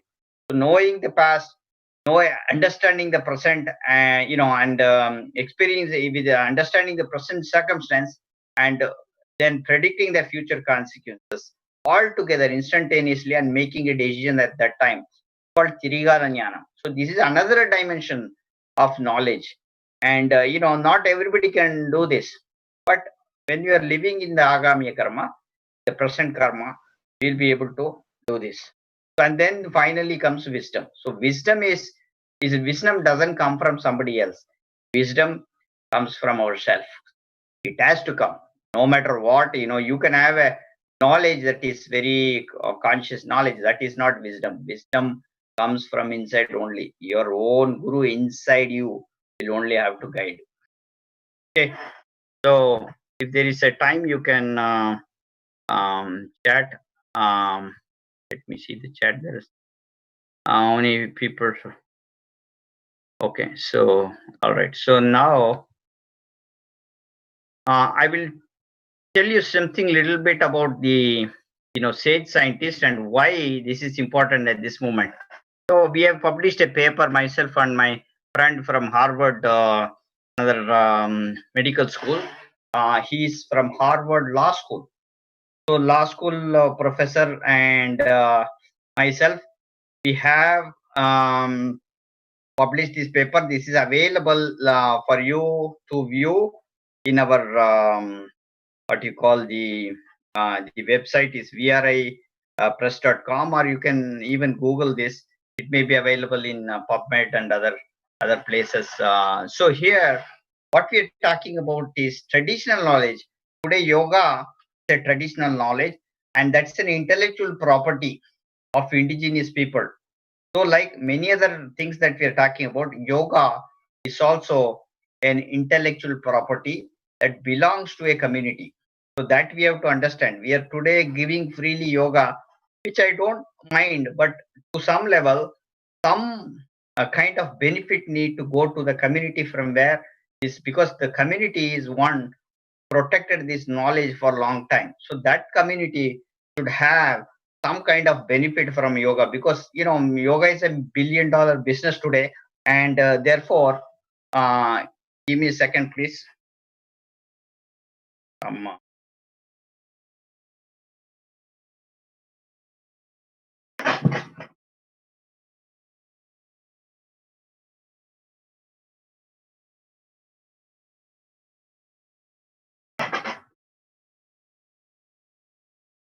Okay, I'm sorry about it. So there was an insect. I had to protect that insect. So we opened the window. So I had. Okay. So this. So therefore, traditional knowledge need to be protected in some way. At this moment, we are seeing like a lot of knowledge has been stolen in different forms. But knowledge doesn't belong to. We know that the wisdom-based knowledge cannot be, you cannot constrain. But the problem is that now part of the knowledge we are selling, and part of the knowledge is given free. So there is a imbalance there. So there is a there's a imbalance. There is no distributive justice in that. Because you see, you're paying for a modern school. If you want to go to a modern school, learn engineering, not free. You're paying. Versus this is a knowledge from India. It's not just your yoga knowledge. There is a vast knowledge based on this, right? But those all are given freely. So how do you now become? How do you really generate some kind of jobs and everything. You have to again do the modern science. So there is a need for making monetizing this. Okay, I'm not saying monetizing as an individual, but it could be going to the community who protected or organization or the country. So this is very important today. So and then we have, so that's why what we need to do, and so this is the one of the plans that I have. I submitted this proposal to when Manmohan Singh period, but it didn't move, and this time we are trying to get it in through the government, but we haven't been successfully do. We wanted to do a big conference with all the prime minister and other ministers, but it didn't happen, and it was supposed to happen in October, and with things cancelled out, the in Bangalore only. So in a in a bigger way. So the reason why we wanted to do this conference is to declare all our sage scientists. They, these scientists should be recognized by government. So why they should be recognized by the government? They should be recognized as the government as sage scientists because they have sage scientific contributions alone. Also, apart from the religious, forget the religious, they still have a lot of scientific contributions. So today, what we are learning is all from the Western scientific contributions. So which all happened a few years back when separation of religion and science happened.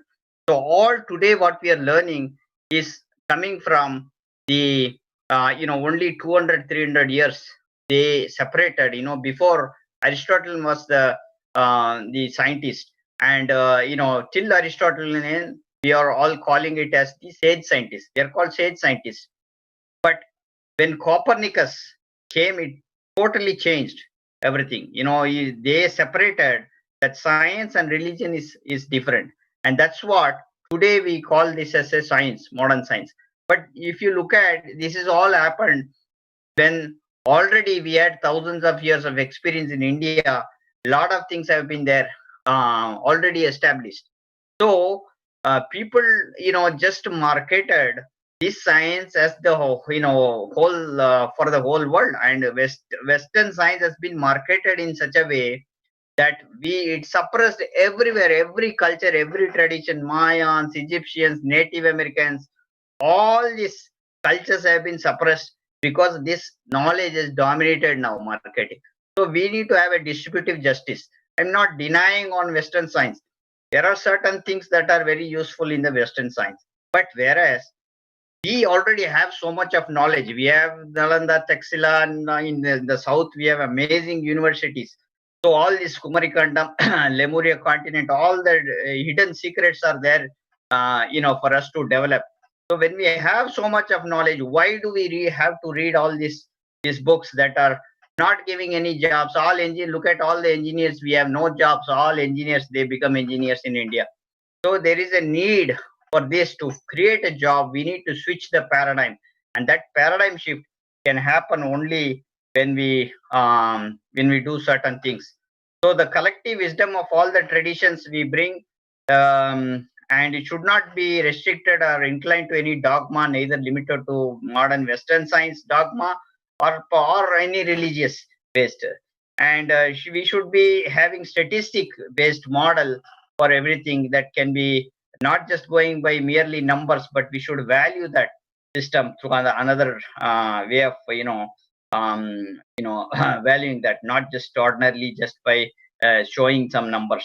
So uniformity in legislation worldwide, it should happen, including the UNO, which is today dominated by only few countries, and they have the veto power, and then whatever you say, they have to tell. Corona means we will have to just follow whatever they told. It's just ruled by one kind of a community. So open to the whole world without infusing sectarian axioms.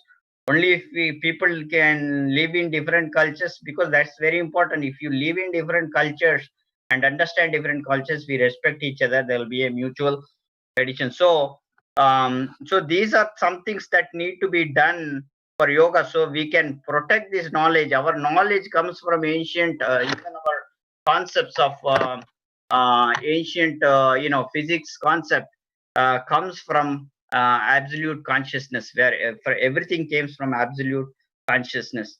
That's the space, and from where atoms came. All this knowledge is there. We are taking a lot of classes on this.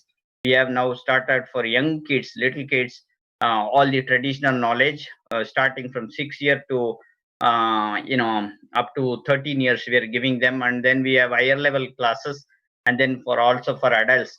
So we're teaching them now from the beginning. What is our ancient physics? What is our ancient chemistry, alchemy is developed? How we are building, from there, botany. We are teaching them ancient mathematics. So all different levels we are teaching them, and this is going to replace. It's not about some other thing, just yoga alone. There are so many dimensions of thing that we are giving, and this knowledge is very important for the whole generation of life to come. We call this as a transdisciplinary approach because it is not limited to a guru. I call this as a Maha Guru system. So whenever I call this as a Maha Guru system, you're talking about not just one guru. We like how we are creating physics. For example, you don't just read Einstein's book and say I know physics. You have to read Einstein's book, Heisenberg's book, Newton's, everybody's book. Together you call it as physics. You do not learn by human beings or personality based books. But in India we do that. We have Ramakrishna Paramahamsa book, we have Vivekananda book. But by doing something different, like how Vedas and Agamas have been done, it is you compile everything together and do the subjects. Say, for example, consciousness as a subject, or lifestyle management as a subject, and give that as a curriculum. Then everything is going to change, and that's how we need to do. Now we have equal respect for all our scientists. They should be valued, and same time it goes into the curriculum. They will not think it as religious. So now today, whenever we are talking about some Tiruvallur, they will tell this is a religion. You talk about Ramana Maharishi, this is a religion. But the moment we bring this fusing these together and giving it, then there is, this is absolute. So this is what is needed. And definitely, when we are doing that, there is a huge potential for India to bring this knowledge to other countries, and other countries can also learn, so the education system can be marketed, and a mutual economic benefit will be there for India. And that's how it should be done today, instead of giving some things freely and buying something that is unnecessary. We are spending money in one thing. So if you are able to monetize this, India in a big way, we can really achieve this. And traditional knowledge should be definitely protected, because people change names and give different kind of things to this flavor and everything, and so that is a copied knowledge, and we, to some extent, they should repay the community no matter what. And this is one of the things that we need to do right now, because not many people are thinking in these lines. We wanted to give yoga, we let it be free, it's so everybody should. That will come eventually when world peace. Eventually we have to work for world peace, but there is a temporary situation where one kind of population do not have anything to eat, but they have so much of knowledge. You have cooking knowledge, you have dance, Carnatic music, every knowledge is there. But that knowledge need to be monetized in a global scale. I'm not talking about just local, I'm talking about global scale. When it is marketed, there is so much of potential, and that will create a lot of job opportunities, and that will change the whole planet. And eventually our goal should be world peace, because this is what the sage scientists have told. This knowledge even doesn't belong to India. This knowledge has to go beyond India to all countries, because all these boundaries are also created by human being only temporarily. So what people have done mistakes in the past, that karma we have to now undergo, but we can change. Our future can change. Fusing through different tradition, different cultures, we become one as a one globe, one planet, one world government. So that should be our aim, and hope this approach what Patriji is taking is coinciding and with what I'm talking about. and he has also a very great vision of, and I hope we can all work together to make this happen at one point. So I mean, definitely I put the first person whom I will be collaborating will be Patriji for this. So thank you. For any, I will any questions are welcome. So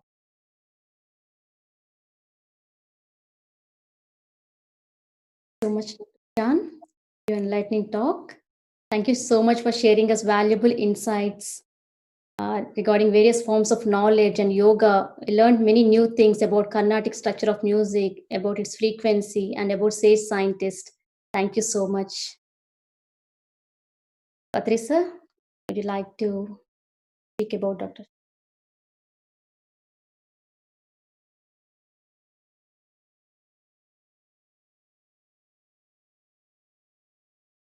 It's all objective.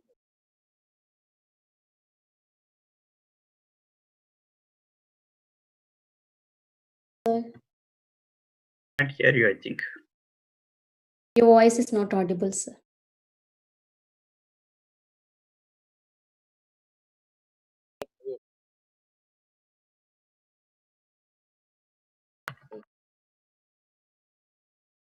Sir, your voice is not audible, sir.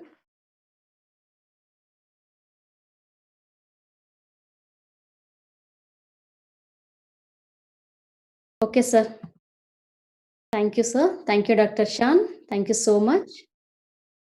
Friends, this 24-hour mega digital yoga event is being telecasted live in so many pyramid channels. Along with PMC Hindi, you can watch it in PMC Valley, PMC Global, PMC English, PMC UK, PMC USA, and many more various Indian regional languages. Please watch it and enjoy. Now, I pass on to my dear friend Divya from Dallas to introduce our next speaker of the platform. Over to you, Divya. Thank you, Sri Lakshmi. It's wonderful connecting with you all. Hi, everybody. Happy Yoga Day to all of you. My name is Divya. I'm joining you guys from Dallas.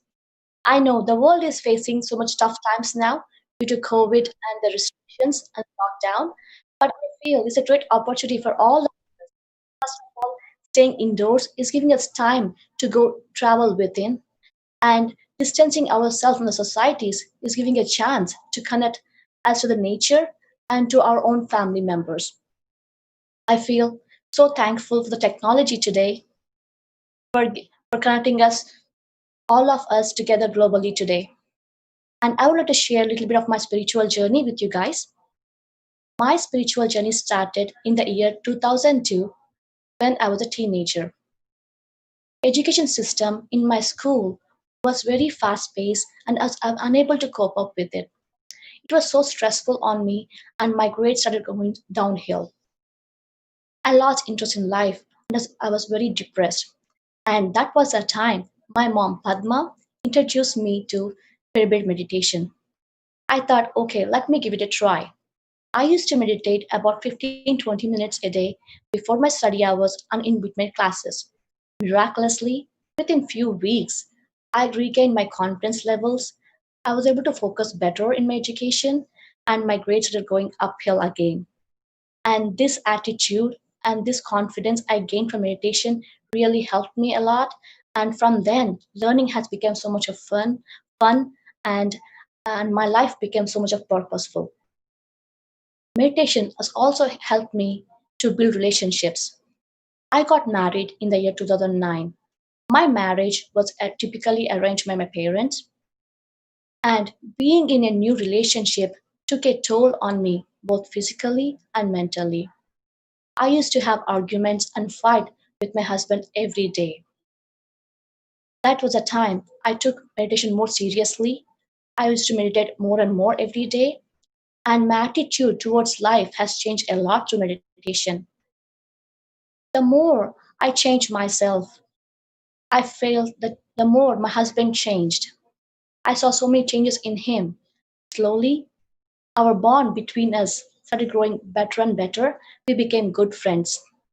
It's been about 9 years now. I should admit that we both are very good friends, proud parents of two small kids, Rishi and Agastya. There are two spiritual quotes that inspired me a lot. The first quote is Samsarme Nirvanam. It implies that we don't need to renounce the world to be in a spiritual path. We can lead a normal family life. The second quote is Sahaname Pragati. Exercising patience really helps us to develop into a better person. These two quotes really helped me a lot. And these are the quotes that help me to build relationships. Fan of philosophy, and I have read many spiritual books, and I have also attended many events organized by PSSM and other pyramid masters across the world. All the concepts I have learned, I have implemented in my life, and they have benefited so much. So the same motto, I want the same benefits, all the people around me to benefit from them as well. So myself with all the other friends from Dallas, I started to do many support groups and networks and started teaching meditation to many people and mostly corporate employees. Recently, started a new YouTube channel called Meditation Magic. The main purpose of the channel is to promote spirituality and spiritual science to all the aspirants of the world. I wish my journey has inspired you all, and I wish it helps you to incorporate meditation into your daily life. So we have a special speaker coming up next. He's none other than Swami Nirvananda Saraswati ji. Swamiji has born in Italy, and he has read a book, Autobiography of a Yogi by Paramahansa Yogananda. This book has transformed him a lot, and his spiritual journey began from then. He is initiated by Transcendental Meditation and then into Kriya Yoga in Holland. And he traveled to India the first time in 1986, and he volunteered in the Mother Teresa organization, and he helped many people in Calcutta. Later, he traveled extensively in India and visited many temples and holy places. During his work by Father Marian near 1992, he took vow of sannyasi and then became Swami Nirvananda Saraswati. Swamiji has started a foundation named Shanti Puri Friends Foundation. Through this foundation, he has taken up many projects like Mercy Village Leprosy Colony, veterinary schools, Father Marian High School project, and Open Cup, 1 cup of milk a day, and Save children projects. With these projects, he has inspired so many people and touched many, many souls. Let's all welcome Swami Nirvananda Saraswati ji. Swamiji, welcome. Join you. Thank you so much. Yoga changed completely. This day is so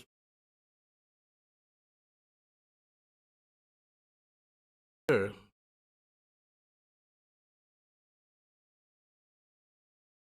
Chanted dinner.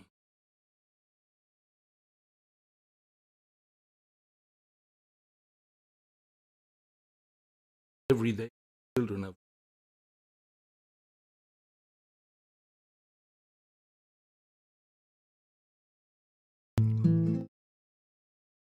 remind me, my Lord. Remind me, my Lord. Remind me, my Lord.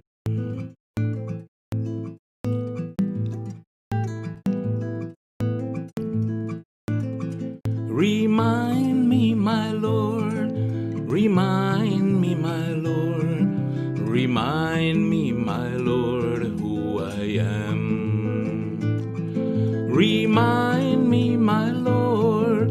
Remind me, my Lord. Remind me, my Lord, who I am. I am love. I am love. Pure love. I am love. I am love. Pure love. Remind me, my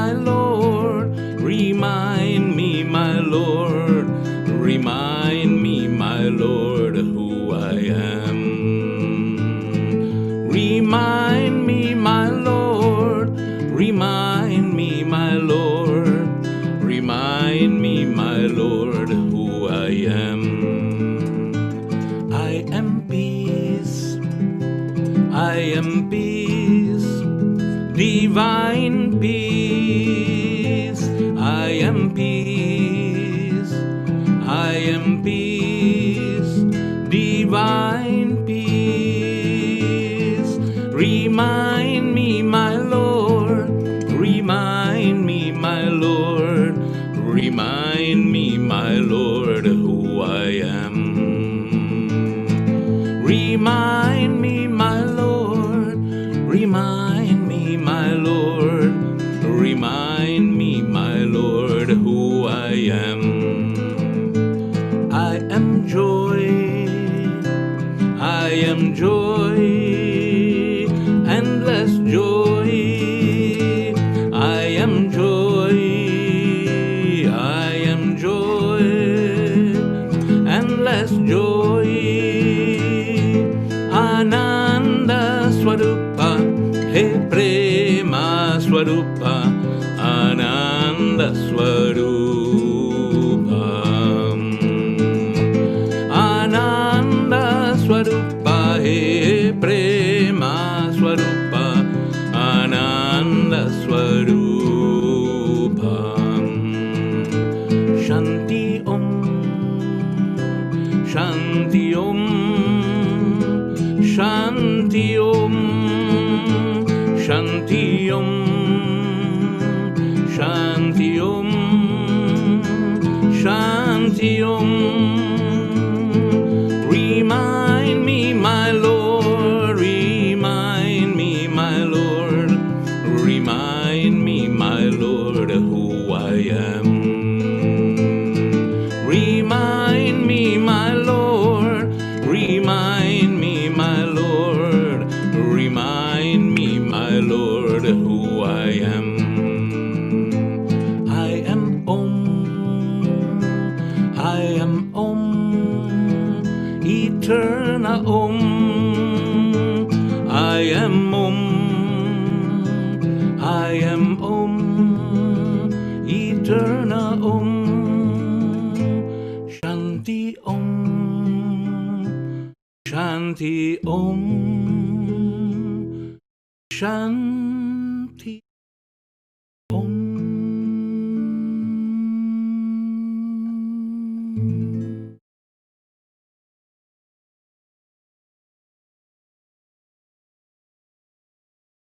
Wow.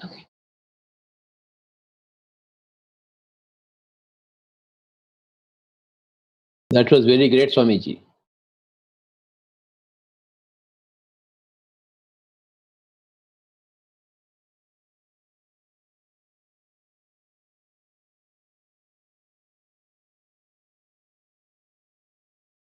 Yes, your message for all of us.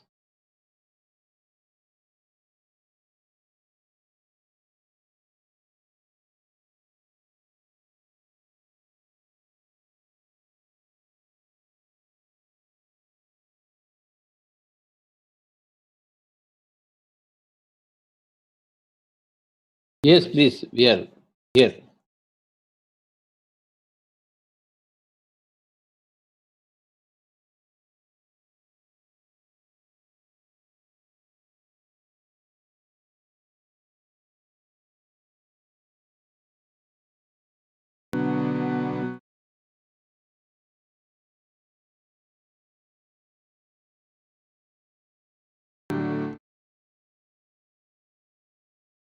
Om Namah Shivaya, Gurave,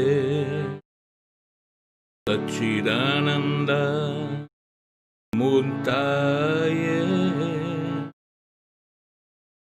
Istapanchaya, Shantaya, Nirarambaya, Tejase.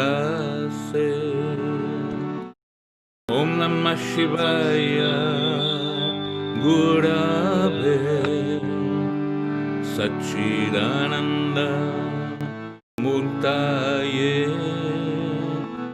Nisprapanchaya, Shantaya, Nirarambaya, Tejase.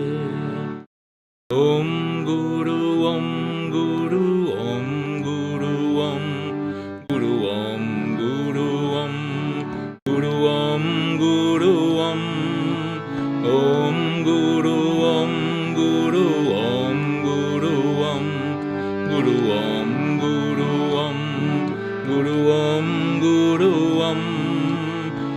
Om Guru, Om Guru, Om Guru, Om Guru, Om Guru, Om Guru, Om Guru, Om Om Guru, Om Guru, Om Guru, Om Guru, Om Guru, Om Guru, Om Guru, Om Om Guru, Om Guru, Om Guru, Om Guru, Om Guru, Om Guru, Om Guru, Om Om Guru, Om Guru, Om Guru, Om Guru, Om Guru, Om Guru, Om Guru, Om Om Namah Shivaya Gurave Satchidananda Murtaye Nisprapanchaya Shantaya Nirarambaya Tejase Om Namah Shivaya Gurave Satchidananda Murtaye Nisprapanchaya Shantaya Nirarambaya Tejase Om Guru, Om Guru, Om Guru, Om Guru, Om Guru, Om Guru, Om Guru, Om Om Guru, Om Guru, Om Guru, Om Guru, Om Guru, Om Guru, Om Guru, Om Om Guru, Om Guru, Om Guru, Om Guru, Om Guru, Om Guru, Om Guru, Om Om Guru, Om Guru, Om Guru, Om Guru, Om Guru, Om Guru, Om Guru, Om Om Guru, Om Guru, Om Guru, Om Guru, Om Guru, Om Guru, Om Guru, Om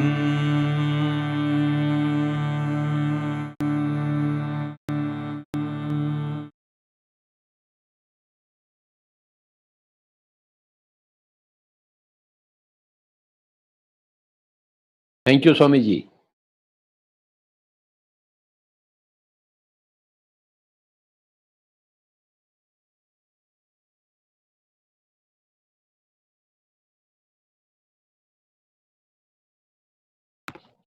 Thank you so much. Thank,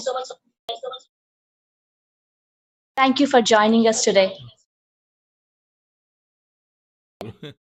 We wish to collaborate more with you from the PSSM and co-travel with you and create better humanity. Once again, Swamiji.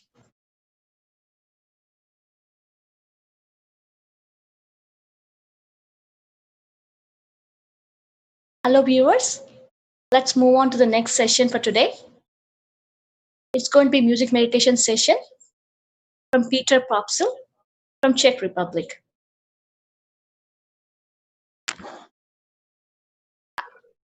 I request everyone to sit relaxedly. And Peter Popsil is a very talented vocalist and multi-instrumentalist. At the age of 16, he commenced his spiritual awakening and he became a vegan and read many spiritual books that helped him to understand life at a deeper level. Since the year of 2004, he has been a path of cultivating his voice by singing and chanting. He feels that he's just an instrument voicing out the higher frequencies to tune ourselves to higher consciousness and open our hearts to enhance the healing that is coming from within.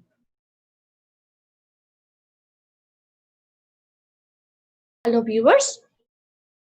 The meditation we're going to do today is called Anapanasati meditation.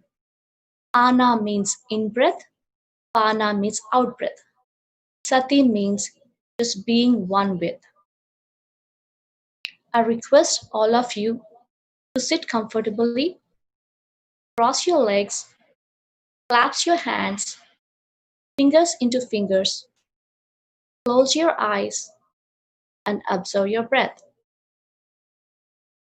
Just observe your normal, natural, easy, flowing breath.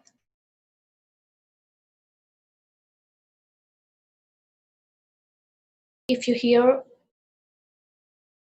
if you get any thoughts, kindly cut the thought and bring your attention back to the breath.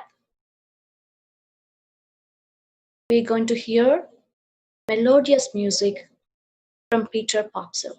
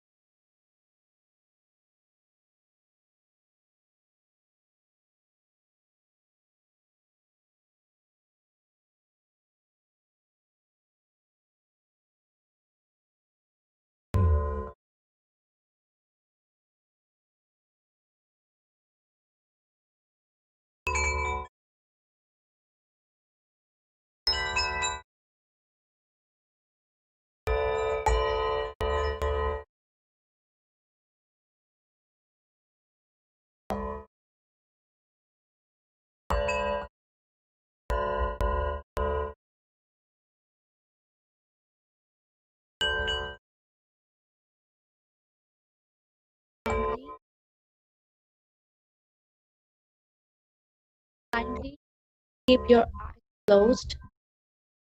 Clasp. Place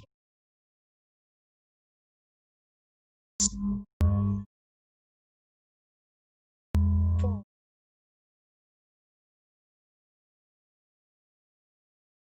Zero. Take out your palms. Open your eyes.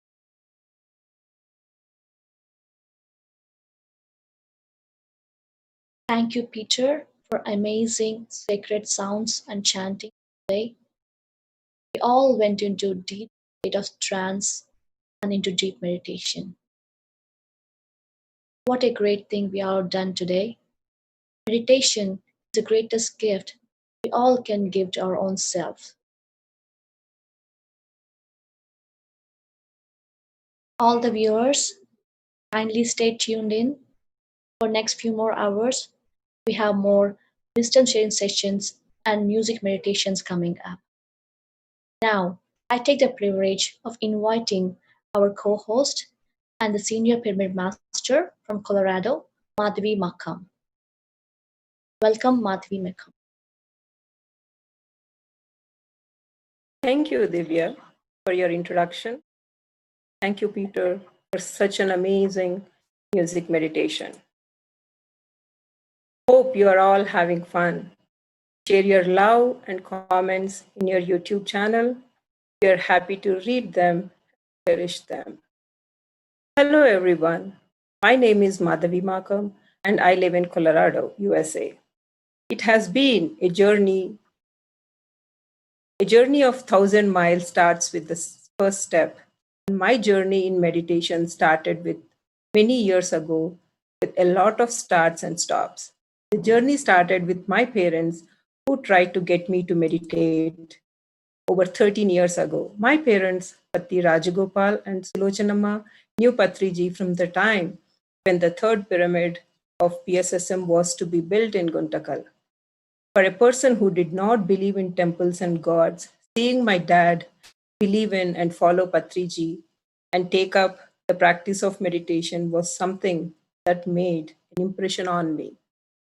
They tried many times to get me to meditate, but like many other people, I did it when I was told, but I was not habit and regular practice. About 11 years ago, I went to a 3-day Vipassana retreat with my parents when I was visiting India. As with everyone, the pressure of family, kids, and day to day life can sometimes be overwhelming. And at that retreat, I found real peace and finally understood the value of meditation. I felt calm and felt that I can manage the stress and not let the stress manage me. Despite the positive experience, I was what you would call an intermittent meditator. As this continued over time, we moved back to India and it allowed me to take advantage of doing meditation at Pyramid Valley in Bangalore and the Dhyana Mahayagna in Hyderabad and felt the bliss of meditation. The journey continued, and a few years later, we moved back to the US to Colorado. In the early days of moving to Colorado, I was contacted to host a disciple of Patriji, and that became a catalyst for me. As I organized the event, I made a lot of friends, and that motivated me to talk about and inspire these friends to meditate as well. Over the past 1.5 years, I'm so happy to tell you that all we have a Denver PSSM meditation group, and I'm proud to have led the group in building the first ever public copper pyramid in the US here at Sai Baba Temple in Colorado. I'm working with various PSSM teams and have hosted a few sessions of live with Patriji as well, so that we can get the message of meditation, which is so important in these stressful and uncertain times of COVID. I want to leave you with 3 things that I had from my journey of meditation. 1, think of meditation as an investment in yourself, just like you save money so that you can use it when needed and don't wait to save. Similarly, meditation is how you train yourself to manage and stress and not do it when there is a crisis. 2, make it a habit by practicing Start with 11, 21, 41-day goal. As Patriji says, meditate for the same number of minutes as your age, and very soon it will be part of your life. One of my friends has a smart way of doing this. He will not have his lunch and dinner without meditating. So no matter what he eats, he starts with meditation. Thank you for your attention. Now, let's guess who is our next speaker. I will give you a hint. In the past few months, through her wisdom sharing series in 3 languages on a famous book telecasted on PMC channels. Your guess is right. She is none other than Saroja Gollapalli. Saroja Gollapalli is an engineer and a former senior corporate professional from Melbourne, Australia. She is a founder of Saroja Self-Empowerment Platform. She is an award-winning motivational speaker, holistic counselor, and the author of the book, The Red Rose, inspired by Brahmarshi Pitamaha Patriji. She received Victorian Multicultural Award for Excellence from the Australian government in recognition of her meritorious service to the community. She has also awarded the title of Brahma Vidvanmani at one of the largest spiritual congregation, MDMC, in Karthal. In 2019, she was a chairperson at the 5th International Conference on Integrating Spirituality and Holistic Living in Organizational Leadership in 2015 in Chicago. She has been doing community work for the past 15 years under the umbrella of Saroja Self-Empowerment Platform. As part of her community work, she has conducted over 100 workshops and sessions in Australia and abroad in the last 10 years. She has numerous support groups running all over the globe. Her mission in life is to live in the present with complete awareness because of the whole life exists only in this moment. She's going to talk to us about calm in the storm. Saroja madam, stage is all yours.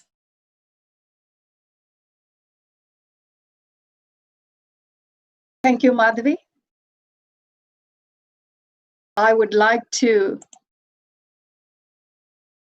start my session with my humble pranams to Patri sir. Namaste, Patri sir. Are you there?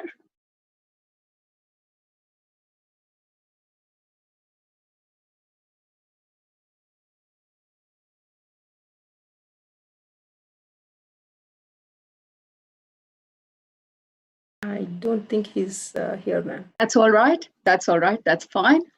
My dear friends, masters, and gods of the universe, as my gorgeous host introduced me, I'm Saroja Gollapalli, and I live in Melbourne with my beautiful, loving family, my husband, a daughter, and a son.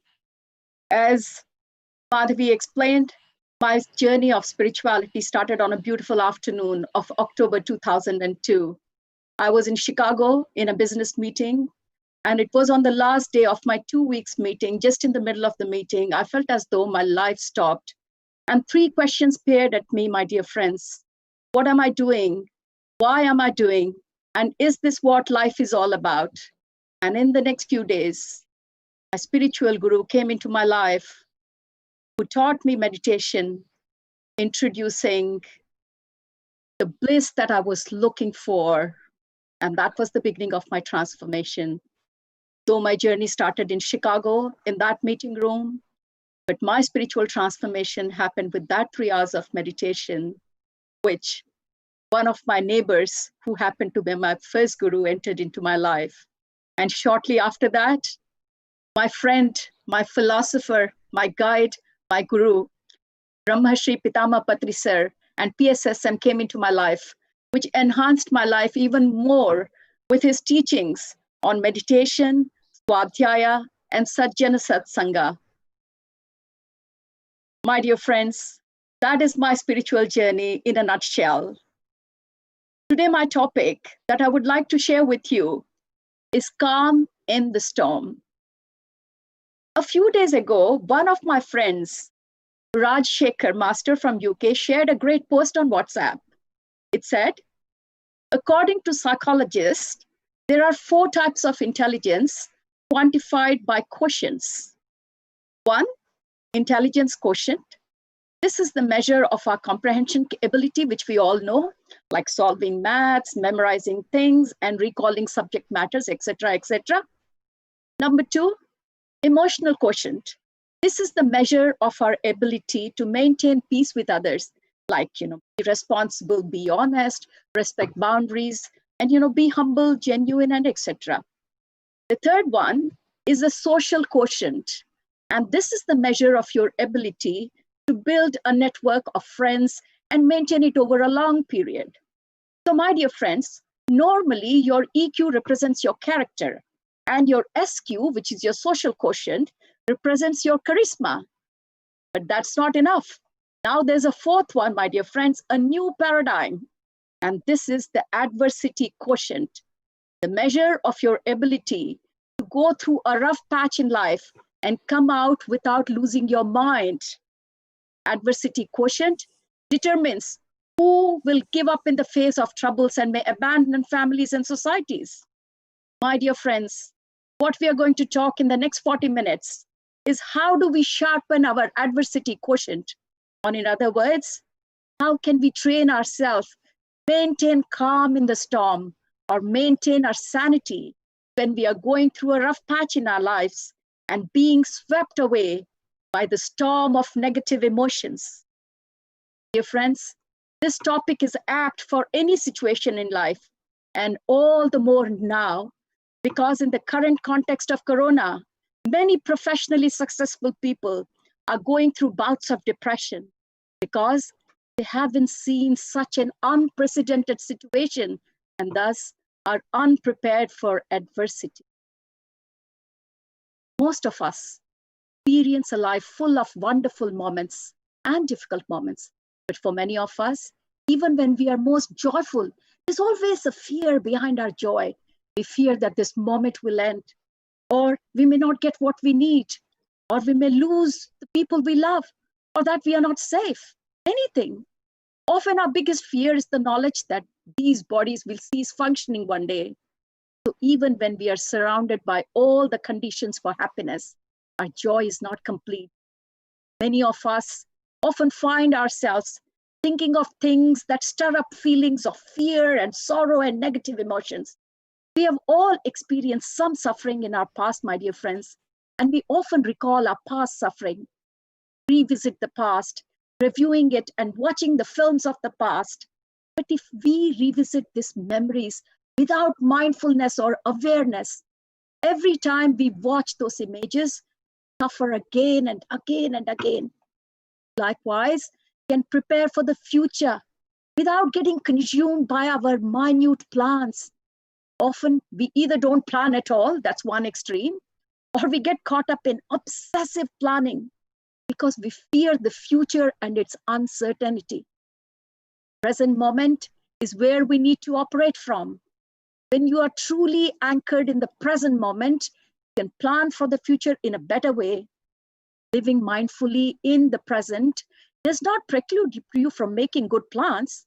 It only means that you know there is no use losing yourself in worries and fear that's concerning your future. You are grounded in the present moment, my dear friends. You can bring the future into the present, and you can have a deep look without losing yourself, the anxiety and uncertainty. In fact, you can learn from the past and plan for the future in the best way. You are grounded in this present moment. Don't go back to the past, my dear friends. It's only a ghost. It's unreal. Whenever we recognize that these are only movies and pictures that we play again and again and again, not reality, we are free. That's the practice of mindfulness, my dear friend.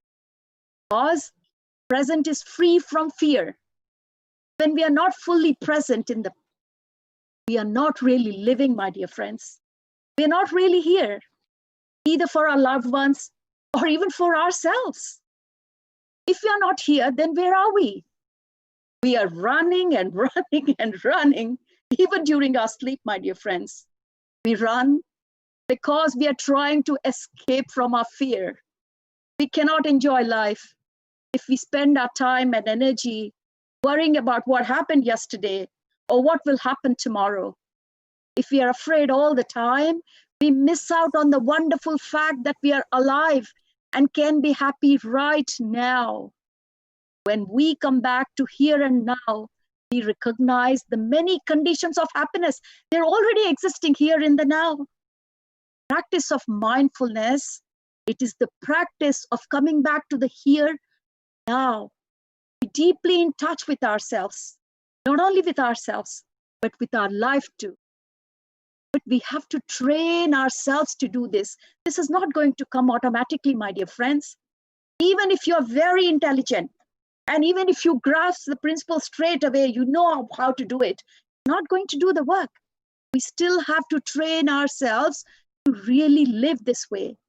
We have to train ourselves to recognize the many conditions for happiness that are already here. When you practice being aware of your breathing, generate the energy of mindfulness, my dear friend, this is called mindfulness breathing. When you practice mindful breathing, the energy generated out of it helps reduce the tension in your body and your feelings. There may be tension in your body, and there may be strong emotions in you like fear, anger, and despair. The energy of mindfulness is embracing, it's calming, it releases all the tension and suffering. And this energy calms you and eases your fear, my dear friends. Mindfulness, it carries within it the energy of concentration.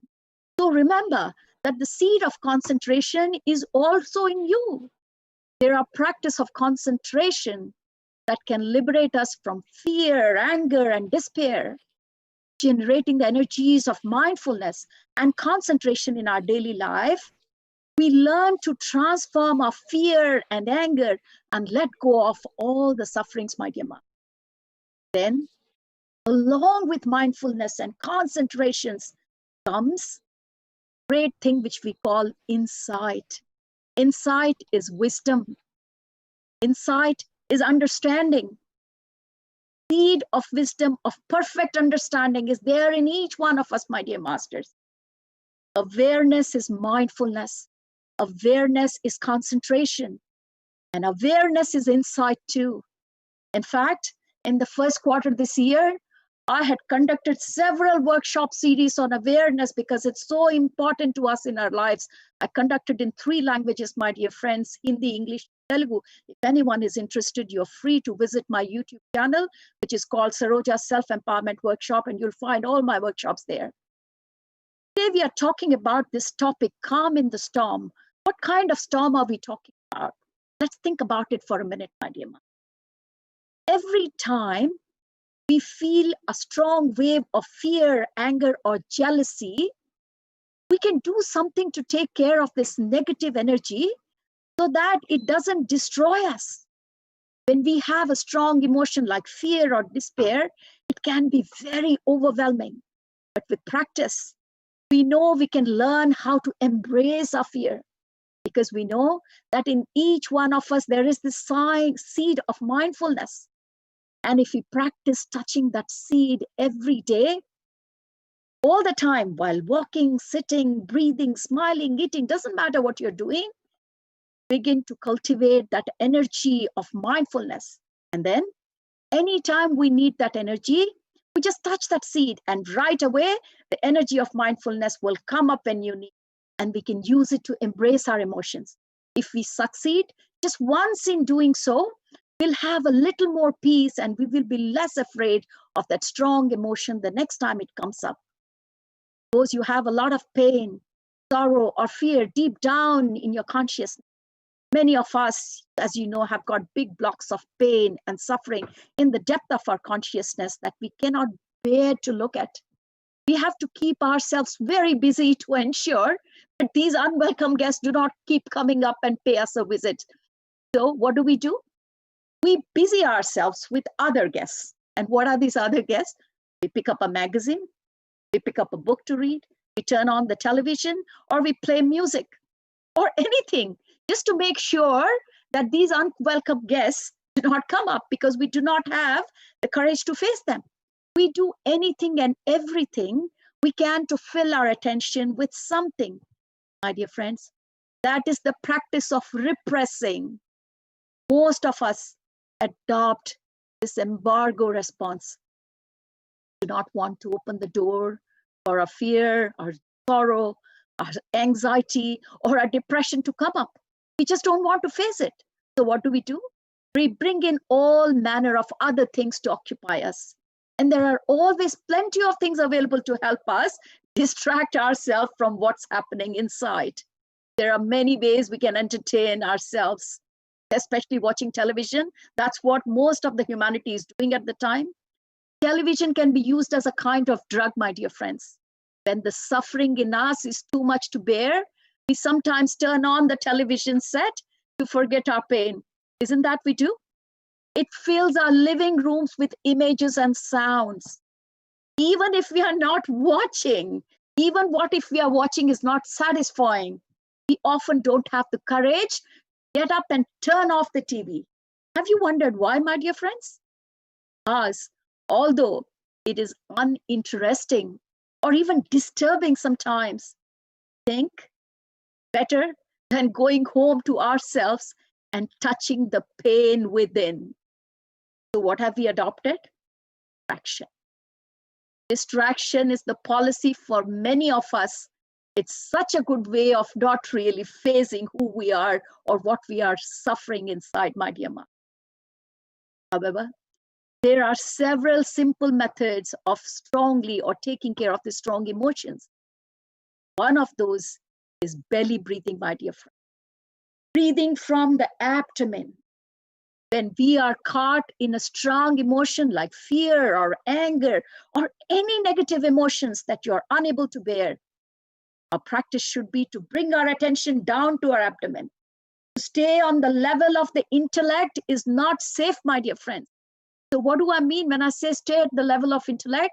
That means don't start trying to make sense of your negative emotions. Don't start trying to reason at that time. It's not safe. Strong emotions, they are like storm. And to stand in the middle of storm is not only dangerous, but stupid, my dear friends. Yet, that's what most of us do when we get upset. We stay there right out in the storm of our feelings. And what happens then? These storm of our feelings, they overwhelm us. Instead, what we have to do is to ground ourselves by bringing our attention downwards. My dear friends, if you are in a region where storms happen often, then you would know that the best way of avoiding storm or being out of the main of the storm is just ground. That's very much applicable even for ourselves. So what do we have to do? Focus on our abdomen. Practice mindful breathing. Just giving all your attention to the rise and fall of your belly, my dear. Rise and the fall of the belly. This is also a kind of meditation. When you do not have the opportunity to close your eyes and meditate and observe your breath, or you are too overwhelmed to observe your breath in closed eyes meditation, which normally is the case when you are at work or when you are outside, it's not possible all the time that you find a place and sit down, close your eyes and meditate. And at that time, when you are caught in the storm of negative emotions, my dear friends, straight away, the best practice is to bring your focus onto your abdomen. Practice mindful breathing. So, how do you make it through the storm? That is the question. Now we know what the storm is, but how do you make it?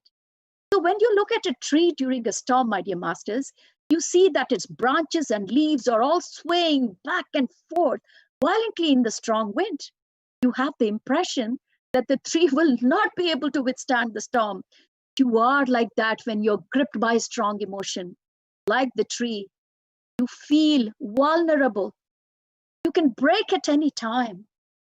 But if you direct your attention down to the trunk of the tree, don't look at the branches at that time, because they will be swaying back and forth violently. Instead, direct your attention down to the trunk of the tree, you will see things differently. See that the tree is solid and deeply rooted in the ground. You focus your attention on the trunk of the tree, You realize that because the tree is firmly rooted in the soil, it cannot be blown away. Each one of us, similarly, in a sitting or a standing position, is like the tree. When the storm of our emotions is passing by, should not stay in the thick of the storm, the level of the brain or the chest. That means no thinking or feeling. When you are overwhelmed by strong emotions, don't stay there, my dear masters. It's too dangerous. Instead, bring your focus down to your navel. That is the trunk of your tree, the most solid part of yourself. Practice mindful breathing. Become aware of the rise and fall of your abdomen. Doing this in a stable position, such as the sitting position, you'll feel much better. Just breathe. Don't think of anything.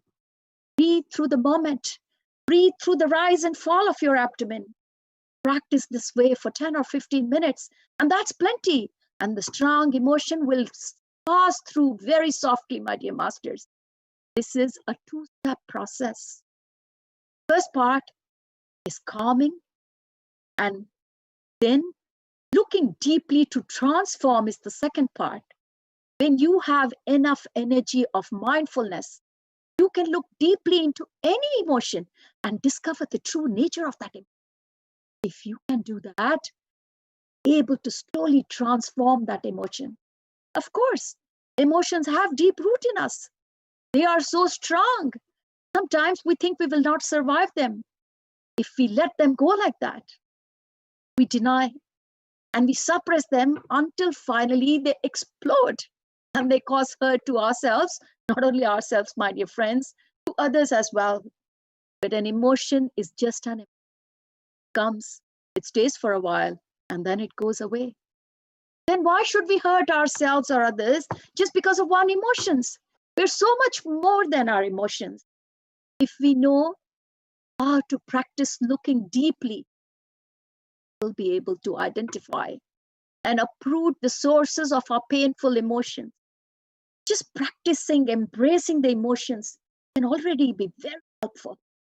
If during the critical moment when the emotion is there, we know how and where to take refuge, if we are able to breathe in and out and focus our attention on the rise and fall of our abdomen just for 15 or 20 minutes, then the storm will roll away and we will be aware that yes, we can survive this storm of this emotion.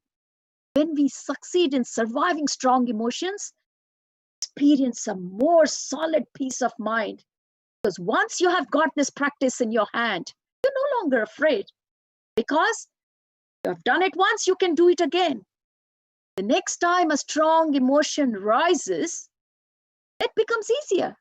Because we already know that we have done it before and we can survive it. We can relax when our strong emotions come, my dear friends. Then we don't pass this fear on to our children and to our future generations. But if we stay with our fear, suppressing it, and then one day letting it explode, we're sharing that fear with the young people around us. And they will consume it. And not only consume it, and they will pass it on. But if we know how to handle our own fear, we'll be more able to help our loved ones and our young ones handle theirs. We can be with them when they are going through that and say, darling, breathe in, breathe out with me. Pay attention to the rise and fall of your belly. Because they have seen you do this, they will be more likely to listen to you. Because you are there and you offer your energy of mindfulness and your solidity. Your child or your partner will be able to cross the white water of these emotions, my dear masters. He or she will know that with her loved ones at her side, she, like you, also can survive the strong emotions. This is how you pass, how to remain this calm in storm from generations to generations. Modeling calm in the face of fear and teaching young people how to weather their own storm. You're teaching a very valuable skill that might even save their lives in the future. My dear masters, I'm sure you're all aware of the suicidal rate that's increasing, more in the youngsters, more in the students. And this is the skill they need to learn very early on in their lives. Many of us spend a lot of time acting out of fear. What is this? This is the fear of the past or the present.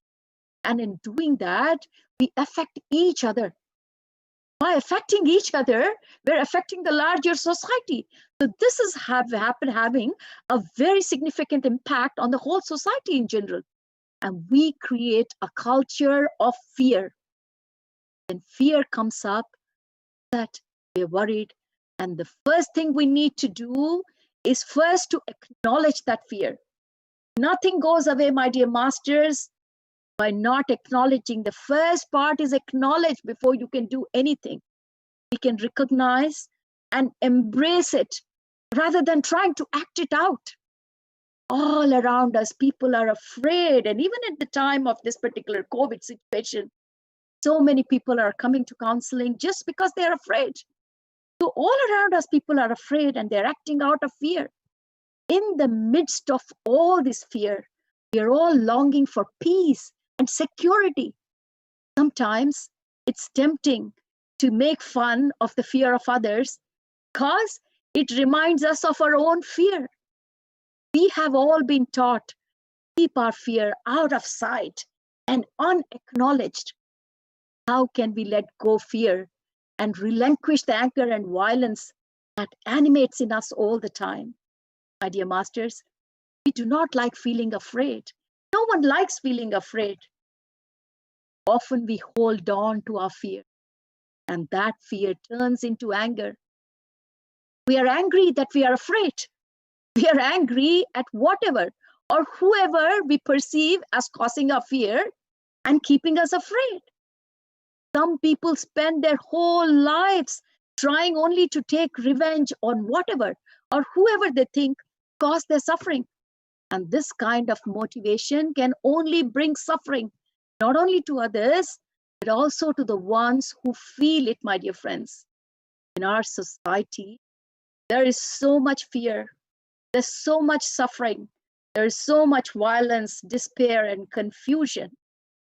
But at the same time, my dear masters, there is also the beautiful blue sky that you see after the storm. Sometimes the blue of the sky reveals itself to us entirely. Sometimes we are not that lucky, so it reveals only half of itself. Sometimes just a little bit of blue peaks here and there. Sometimes it could be none at all. Storms, clouds, and fog, they hide the blue sky. Kingdom of heaven, which is the peace within, it can only be hidden by a cloud of ignorance or by a tempest of anger, violence, or fear.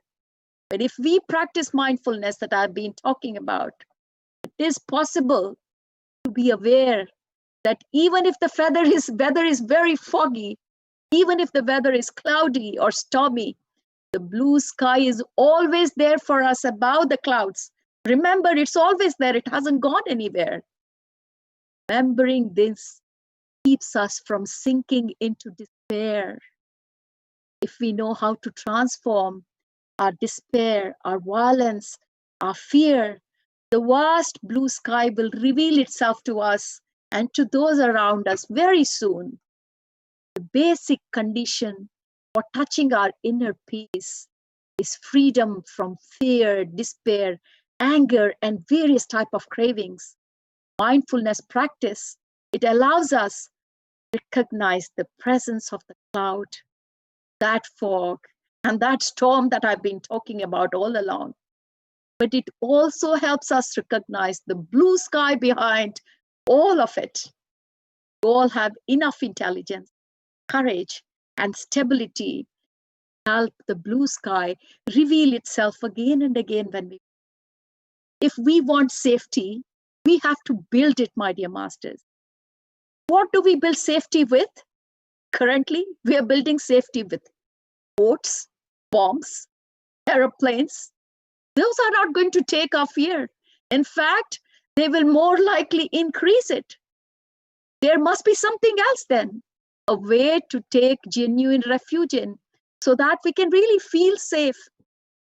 We have to learn to build safety with our in-breath and with our out-breath. We have to learn to build safety with our steps, with our way of acting, with our way of reacting, with the way of our response, with our words, and with our effort to build a healthy communication.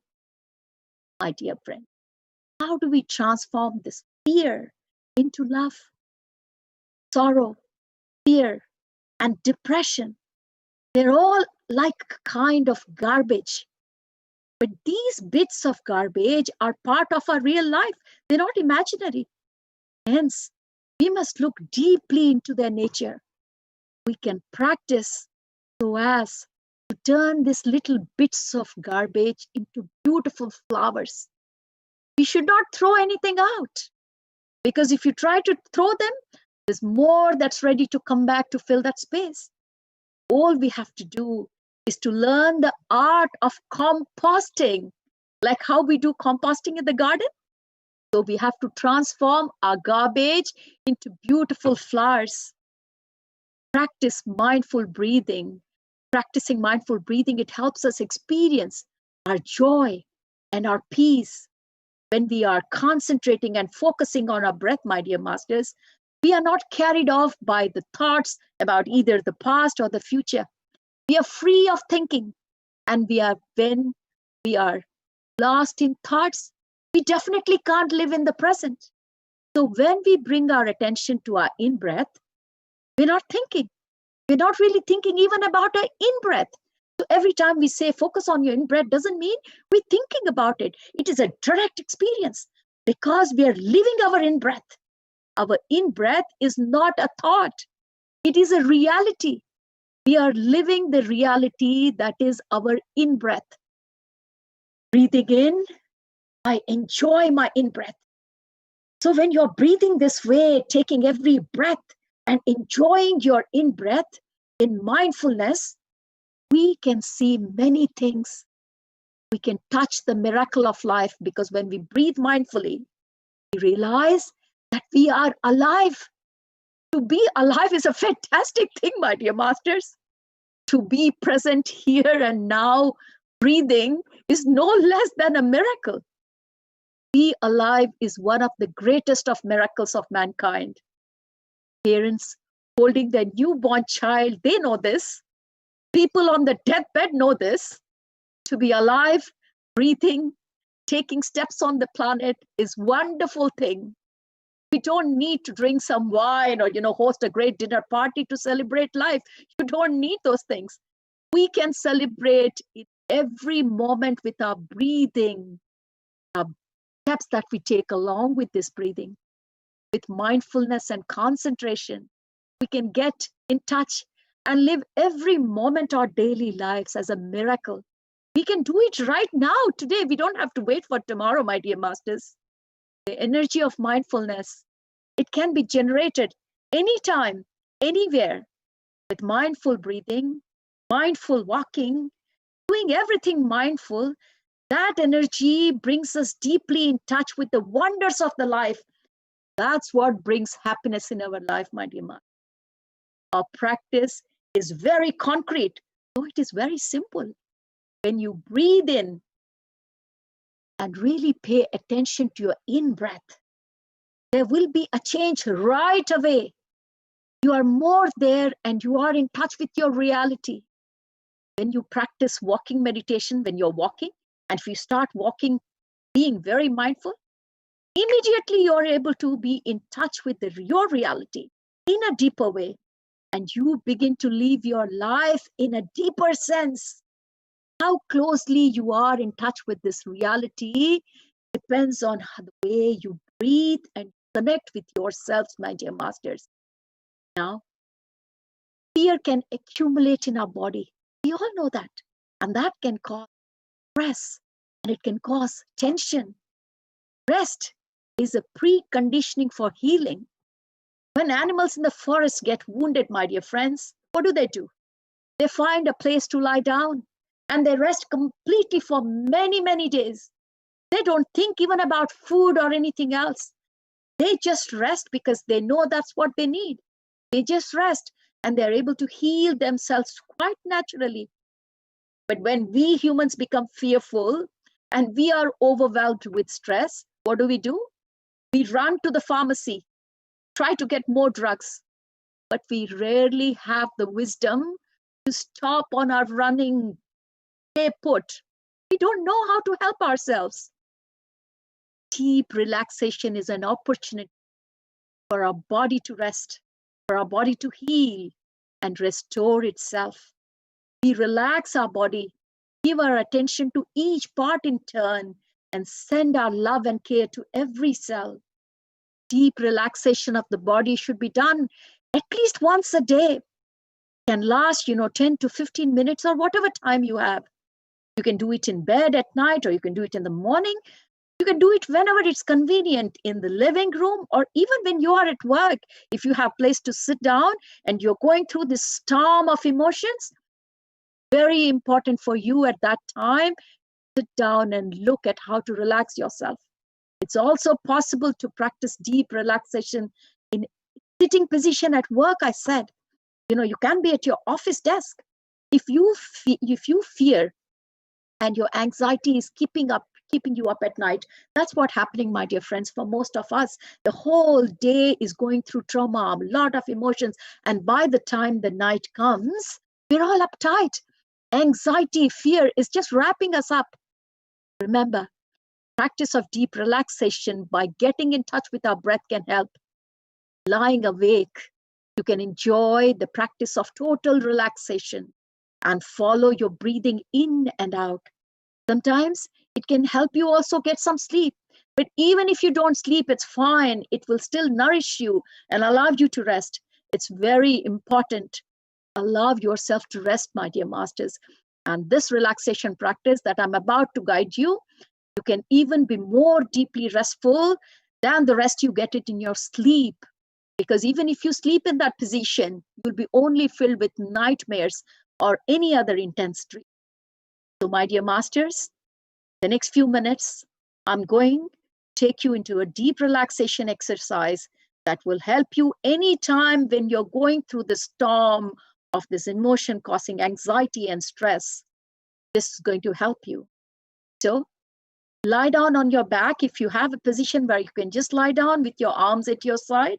Otherwise, if you're sitting in a chair, just relax yourself, my dear masters, whichever position you're sitting yourself. Comfortable. Allow your body to relax. Be aware of the floor beneath you, or be aware of the chair beneath you are sitting. Just be comfortable. As you become aware of the floor beneath you, under you, lying down on the floor, be aware of the contact of your body with the floor or with the surface that you are lying on.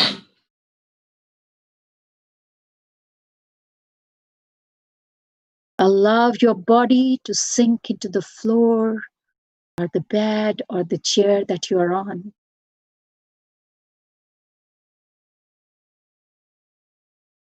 Become aware of your breathing now. Breathing in, breathing out. Be aware of your abdomen rising and falling as you breathe in and out. Rising and falling of your abdomen as you breathe in and out. Rising and falling of your abdomen as you breathe in and out. Now breathing in, slowly bring your awareness to your eyes. Breathing out, allow your eyes to relax. Allow your eyes to sink back into your head. Let go of all the tensions in the tiny muscles around your eyes. Our eyes allow us to see a paradise of shapes and colors. Allow your eyes now to rest. Send love and gratitude to your eyes. Breathe in and out. Breathing in, bring your awareness to your mouth, my dear masters. Breathing out, allow your mouth to relax. Relax the tension around your mouth. Your lips are the petals of a flower. Let a gentle smile bloom on your lips. Smiling releases the tension in dozens of muscles around your face. Feel the tension release in your cheeks, your jaw, your throat. Breathe in, breathe out. Breathing in, bring your awareness to your shoulders. Breathing out, allow your shoulders to relax. Let them sink into the floor. Let all the accumulated tension flow into the floor. You carry so much on your shoulders. Let them relax as you care for your shoulders. Breathing in, bring your awareness to your arms. Breathing out, relax your arms. Let your arms sink into the floor, your upper arms, your elbows, your lower arms, your wrists, your hands, fingers, all the tiny muscles. Let them relax. Breathe in, breathe out. Slowly bring your awareness to your heart. Breathe in. Breathing out, allow your heart to relax. You may have neglected your heart for a long time in the way you work, in the way you eat, in the way you manage your anxiety and stress. Breathe in. Breathe out. Your heart beats for you day and night. Embrace your heart with mindfulness, with tenderness. Take care of your heart. Breathe in. Breathe out. Slowly bring your awareness to your abdomen. Breathing in, breathing out. Be aware of the abdomen rising and falling. As you pay your attention on the rising and falling of your abdomen, your whole body is feeling light, like duckweed floating on the water. You have nowhere to go. There's nothing to do. You're as free as the cloud floating in the sky. Just follow your breathing. Slowly become aware of your arms and legs. You may want to move them a little and stretch. Breathe in and breathe out.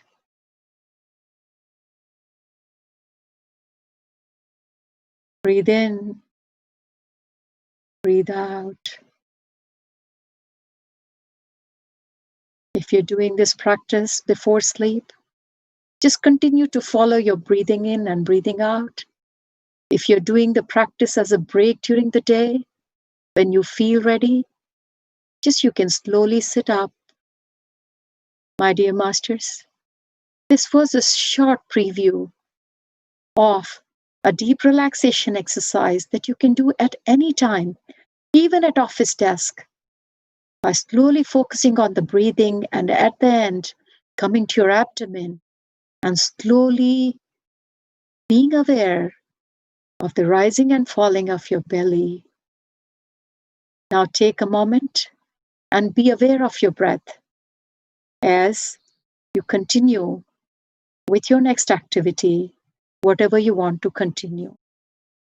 Now, my dear masters, with this practice of deep relaxation, remember that now you have a tool that whenever you feel that you are being swept away in the storm of negative emotions, you have a tool that you can practice even with open eyes. To observe your breath, you do not have to close your eyes, my dear masters. And before I conclude my talk today, I just want to summarize some common emotions that we all go through. And why do these common emotions, these common negative emotions become monsters? Because, my dear masters, we do not understand these emotions when they come and attack us in the first time. One of the most common negative emotions that we all go through is anger. What is anger, my dear masters? Anger is nothing but non-acceptance of things which are beyond our control. But mind, masters, just mind it. If only you can accept the things are beyond your control, that's fine. But only if you can accept those things beyond your control, that anger transforms into tolerance. And that negative emotion has now become your skill. What is fear, my dear masters? Fear is nothing but non-acceptance of uncertainty. You have no control on uncertainty, but you have control on the non-acceptance bit. If you accept that uncertainty, then, my dear masters, that uncertainty becomes adventure. And so you have converted a negative emotion from fear to adventure, which you will certainly enjoy. Another negative emotion that causes storm in our life all the time is hatred. What is hatred, my dear masters? Hatred is nothing but non-acceptance of a person as he is. You are not able to accept a person the way he or she is.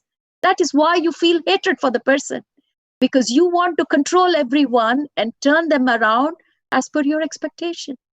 And when that can't be done, it turns into hatred. So if that non-acceptance of the person, whoever it is, if you can start accepting that person unconditionally, that hatred turns into unconditional love, my dear masters. And what is unconditional love? Unconditional love is nothing but accepting any person or any situation in your life just the way it is and allowing this creation to be what it is, just to. And that's what unconditional love is, my dear masters. And before I conclude this talk, and before I take any question answers, I just wanted to say a few words. And this is my beloved Sir Patri Sir. I'm quite grateful to you, Patri Sir, for giving me this opportunity today to share my views about this storm and how to calm it on this great platform of DIYD. Earlier in the session, I have heard such great maestros playing musics and such great masters with their wisdom sharing session. But the one wisdom sharing session, which I would definitely mention, is the one from Dena Madam. And Dena Madam did mention that Sita Ma's cosmic energy is very much required at this time when the earth is going through this ascension, and especially when the earth mother needs us all to come along together, giving the positive energy. And Dena Madam must have done her part by having the vision and writing the book. But I didn't realize that I have done much greater part in that by bringing that book in the form of wisdom sharing session in the 3 languages, and taking this cosmic energy of Sita Ma and the love for this Mother Earth and the nature to thousands of people throughout the world. And I think, Patri Sir, this is one of my greatest purpose in life. I think my being on this Earth planet at this time was one of my greatest purpose. And for that, I will always be indebted to you for giving me that PMC platform and the opportunity to pass that great wisdom sharing session to all. Along the journey of my wisdom sharing, I do not know when I became one with Sita Ma. I never saw any difference between me or Sita Ma, and that feeling is still continuing. So, Patri sir, I would really humbly do my pranams to you for giving me that opportunity, and thank all the people behind the scenes and on the scenes who have made this DIYD so successful, as I say. Thank you, Patri sir. Thank you very much. You have that more work.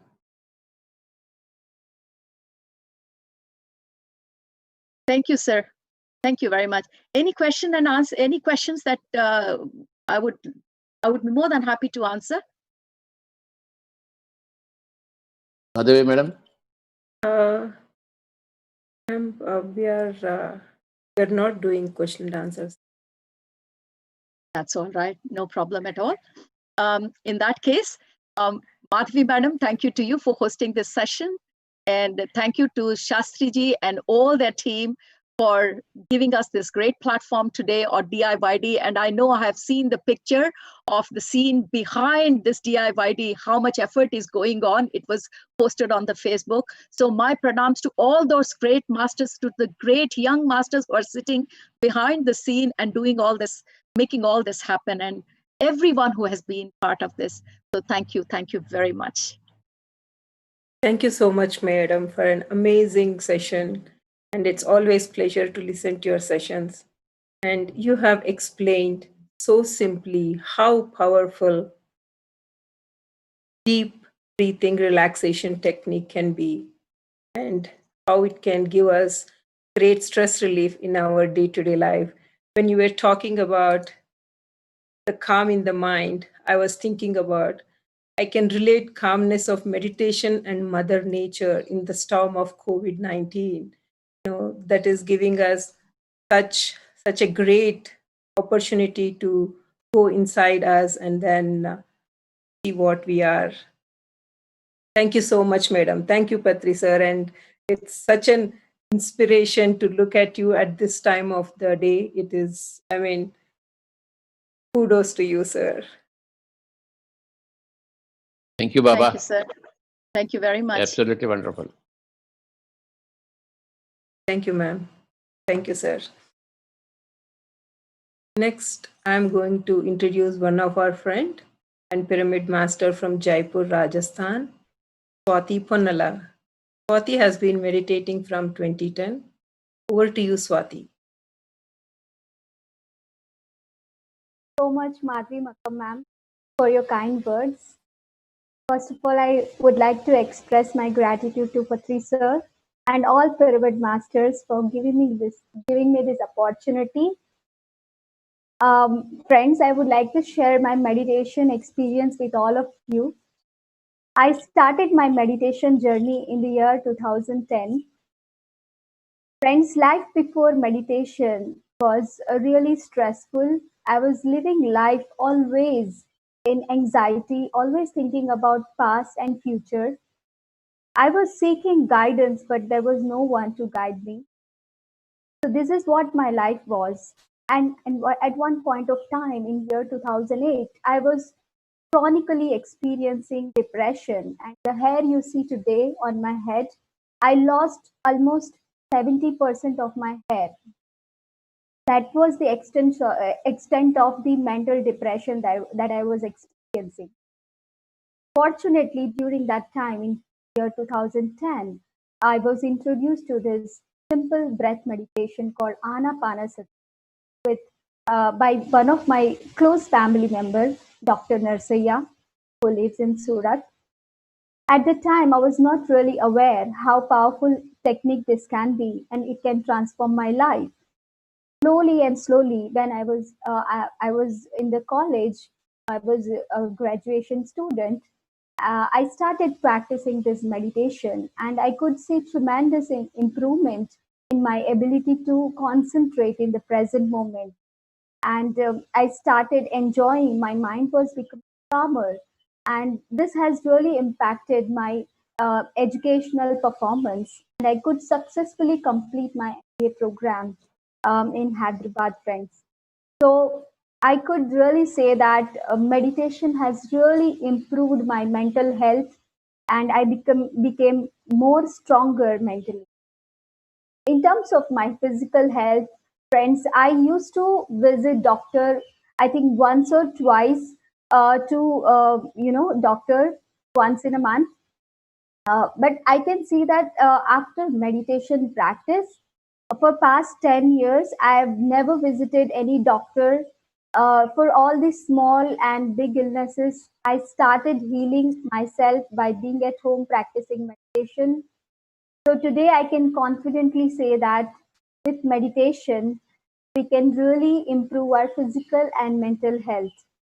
No doctor, no medicine, only meditation. So apart from my mental and physical health, friends, one thing that really helped me is discovering my passion in life and attracting the right job that can really help me evolve at my soul level. So for past 7 years, I have been working with a wonderful company called Jaipur Rugs, and has been able to work with women closely, help them coach about their job, and also help them teach meditation. And in the last and the most important gift that I received because of meditation practices, I'm able to listen to people and give importance to people and relationships. And uh, my husband, Bhagav Reddy, is definitely a gift of meditation. Friends, in a nutshell, I would like to conclude that meditation has really helped me physically, mentally, and also in my career and also in my marriage life. So this is my meditation journey, and I really want to express my gratitude to Professor for introducing all of us Anapanasati. Now, I would like to invite our guest, who is internationally renowned author and spiritual healer, Iko Bodine. So, Iko Bodine, friends, she's known for her work as a spiritual healer, and she is author of numerous books like Echoes of the Soul, Hands That Heal, and many more. And she has appeared on numerous national television shows, and she runs a bi-monthly podcast called Intuitive Healing. For past 54 years, she has been busy teaching people about importance of spiritual gifts like intuition, and listening to our inner voice. She also teaches the wisdom on death and life after death. His Her only desire in life is to reach out to so many people in life so that she can teach people about the importance of listening to the inner voice. So, Ikopodin ma'am, we are so grateful to have you with us on this show, and I am really excited to listen to your wisdom. This stage is over to you, ma'am. Thank you so much. Thank you. Thank you very much. What a nice introduction. Welcome to you. Where are you? I am in front of you. You are right in front of me, and I can't even see you. What a bummer. All right. I am right in front of you. Okay, good. Oh my goodness. This is pretty. There you are. Hi. Hi. Oh my goodness. It's like we're sitting in the same room. Oh, I was waiting for you. okay. All right. So I am going to talk to all of you about the soul. And I'd like to tell you a quick story about how this all got started for me. Because when I grew up, you know, I mean, people talked about the soul, but I don't think the people in my life really knew what they were talking about. Or I don't think they had a concept of what the soul was. And I didn't either. Well, I got a call from a parent. Their son had fallen 18 feet and landed on his head. and he was in a coma. And they asked me if I would come to the hospital and do healings on him. I was, besides being psychic, I was also born with the gift of healing. And so I went to the hospital, and you know what was interesting about that experience is, well, there were many interesting things about it, but I walked into his room that night and he was completely bandaged. So I didn't even know what he looked like. And I heard the nurse telling the family that they doubted that he would ever come out of the coma, that if he did come out of the coma, they used the word vegetable. They said he would be a vegetable. He would never be able to walk again, eat by himself, clothe himself. They said that the nurse said, you might as well just put him in a nursing home now and save yourselves a lot of money. And I just stood there after hearing this. And I looked over at the mother and I said, I'll be right back. And I walked down the hall and I said to God, I said, did you hear what they just said?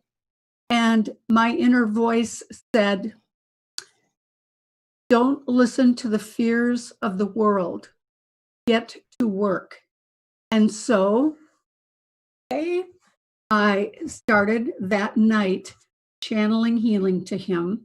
And the next day, on my lunch break, I went up to the hospital and I was standing, and, you know, his whole body had been messed up in the accident. So I wasn't even sure, you know, where should I put my hands?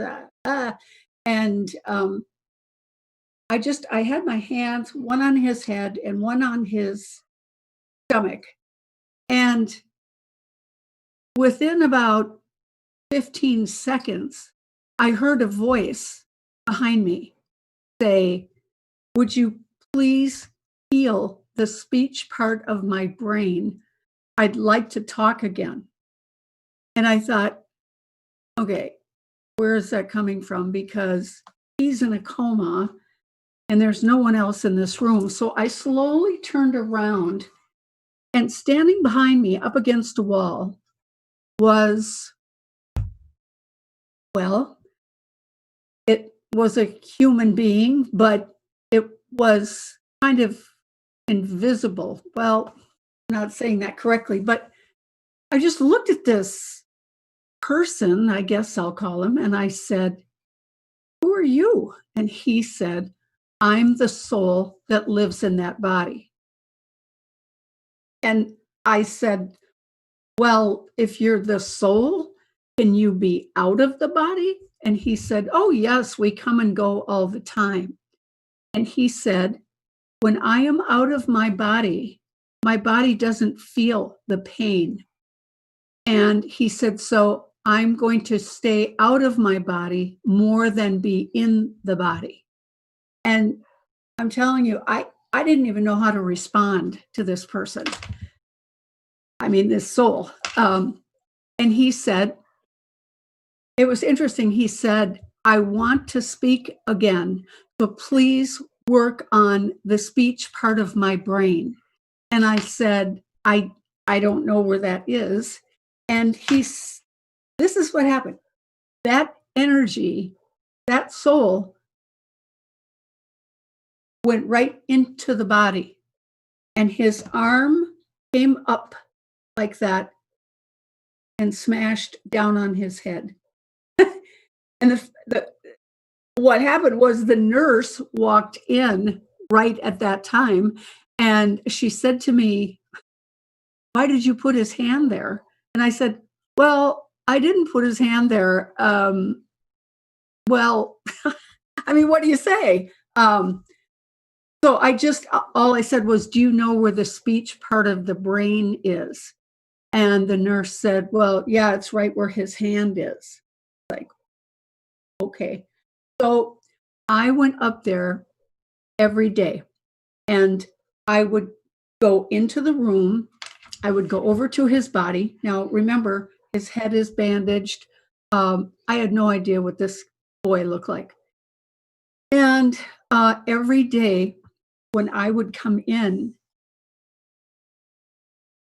soul would come out of the body and stand right next to me and talk to me. And he would tell me things like, would you please do healing on my knees? They really hurt today. Another time when I went in, he said, would you please work on the back of my neck? It's really sore. I have a really bad headache today. Okay. And so his soul guided me for 6 weeks. And 6 weeks later, that young man left the hospital walking and talking on his own. He was fine. That changed everything for me, how I looked at things. He taught me so much, just even by, seeing him go out, come back in. I noticed that when his soul was out of his body was very, very still. It hardly moved at all. And when the soul came back into the body, oh, he would moan. He would move his body slowly. And here's something else that was fascinating. He was scheduled to have surgery. There was a bleeding going on, and they needed to put a stent in his brain. And his body was very weak. And so the family, everybody was really nervous about this, but they said that the surgery had to take place. So I was at my job at that time. I was a barber for a few years. So I was at my job cutting hair. His soul came into the barber shop, and I could see him. Nobody else could see him. But I just looked at him like, what? And he sent his thought to me. He said, everybody's worried about the surgery. My body is not strong enough, but don't worry, I've taken care of it. And I said, I sent a thought because I'm cutting hair. I've got somebody in my chair. So mental telepathy back and forth. And I said, what did you do? And he said, oh, you'll see. And he was gone. So about half an hour later, I got a call at the barber shop. His mom said they've postponed the surgery because they found a mysterious substance in his blood, and they couldn't identify what it was. And so they had to postpone the surgery. And I thought, that was fascinating to me, that the soul could do something to the body so that the body wasn't able to have surgery. And it was, what they did was they called all the family members to the hospital. Everybody had to do blood tests because they were trying to figure out, what is this? They never did figure it out. But 2 days later, when his body was stronger, that substance was no longer in his blood, and they were able to go ahead with the surgery. Even when he was out of the coma, but not completely, I would communicate with his soul, because his soul, the soul knew everything about its body, which I found so fascinating. I also found that his soul appeared in blue jeans and a t-shirt. And his soul looked very healthy, very happy. He was concerned about his body, but he would leave a lot so that his body didn't feel pain. And after that experience, it was like I couldn't go back to the way I had done readings before or done healings. I wanted to communicate with the soul every time. And that is how I started to learn about the soul. I also learned, it's interesting about the soul. It has a different opinion than our 3D dimensional brain. It looks at the bigger picture of everything. It doesn't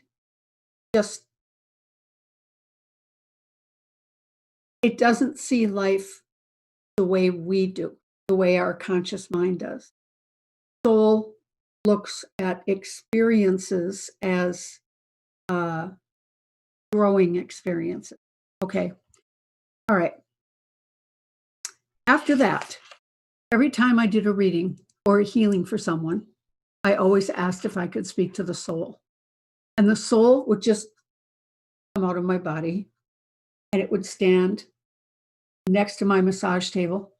I'm channeling healing to the physical body, and the soul is talking to me about what it needs and why it has this particular illness or disease or harm to the body. The soul would give me the reason why. Here's an example. A man came to me. He was elderly. He was maybe in his later 80s, and he had had a heart attack. And while he was on the operating table, he had a stroke. And so when he came to me, he was dragging his left leg. And it was interesting. He laid down on my healing table. And the first thing he said to me was, I just want you to know I'm a Christian and I always take care of my neighbors. Okay. All right. I said, well, that's nice. And I said, okay, now get comfortable. And he laid down and I was channeling healing to him. His soul came out of the body and his soul said, yeah, he takes care of everybody but my body. And he said, I am trying to get his attention. I need him to focus on me, on my body. I want him to give to me, my body, what he gives to everybody else.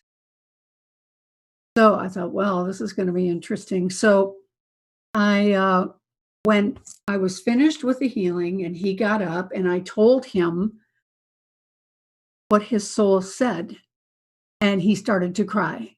And he said, well, that's never going to happen because that's being selfish. And I can't spend that much time on myself. I have to focus on other people. That's what God wants for us. And I thought all I could think about was, I wonder what else is going to happen to his body so that he finally pays attention to his own body instead of being out there giving to everyone else. So that's what I mean. The soul can see experiences from a higher level and can see why we go through the things that we go through. Another example, a very successful dentist was up on his roof one day. I can't remember why he was up on his roof, but he was cutting part of his tree down. Okay. And he fell, landed on his back, broke his back, and severed something in the back, and he was paralyzed. So now he's in a wheelchair, can't work anymore. And he came and I was channeling healing to him. And I told him earlier, I said, I'm going to talk to your soul and see if we can get any information on this, on why you are going through being paralyzed. Okay. He said, yeah, that was fine. Okay. So his soul came out of his body. And I said to him, okay, what's up? What's going on with this? Why are you having the experience of being crippled? And he showed me a past life where he was a pirate. And he said that whole life, he, well, I put this, he had a lot of relationships with different women around the world, well, around that part of the world when they were pirates. And, but he never stayed true to anyone. He never stayed home long enough to get to know neighbors or his family or have a pet. He was always going, and never committing to anything. And I thought, oh my gosh. So this is why your body is paralyzed, so that you can get to know your family, your friends, have friends. And his soul said, yes, this is why. Wow. Okay. When I told him that experience, he started to cry and he said, Echo, I have the worst time committing to anyone. I work 7 days a week, or I used to. He said, I don't like being home. He said, I do have a wife, but I spend very little time with any of my family. He said, I just don't want to commit to anything this life. And he said, my wife has actually made the comment that it was nice to have him around all the time. And she said, I feel like I'm getting to know you for the first time. So, other situations, so many situations where you just wonder, wow, why does that person have to go through that experience? And yet the soul welcomes it. Soul welcomes what's going on. Now, there is a situation where a lot of souls also choose not to pay attention. They don't want to pay attention. And life can throw them a lot of curveballs, ways to wake up, but they're not waking up. They're not changing their ways. And so their soul, you know that feeling when you're doing something and you know you shouldn't be doing it, know you should be on a different path, but you're not? That feeling, it's a restlessness on the inside when we are not doing what we came here to do. And another way that I've learned a lot from the soul is watching people in their dying process. Okay. So fascinating when you see the body just laying there and the soul is out of the body, and the soul is oftentimes just hanging out with the family, listening to people talk. It was interesting. I went and visited a friend of mine. This was about a year ago. He was dying. And I came out of the elevator. I walked by the family room, and his soul was sitting in the family room with the family. It just kind of startled me. And he saw me, and he smiled at me, and I smiled at him. And then I went in and looked at his body. Body was completely vacant of any soul energy. And about maybe a minute later, his soul came into the room, stood up at the top of his bed, up by his head. And his soul looked at me and said, this is ridiculous. Why are they doing all of this? And so I sent him back a thought and I said, well, they're trying to keep you alive. And he said, why? Why? I'm full of cancer. It's time for me to go. Why are they doing this? And he said, I'm going to go sit with my son in the family room. I don't want to be in here. I don't like what I'm seeing. And his soul left the room, and they continued to do life support. Now, what was very sad was that he had told his partner that if he ever got really sick, he didn't want any measures to keep him alive. If something happened, he wanted to be out of there. And unfortunately, they never got it in writing. And so it was the hospital's obligation to do everything that they could to keep him alive. And, something that I thought was interesting was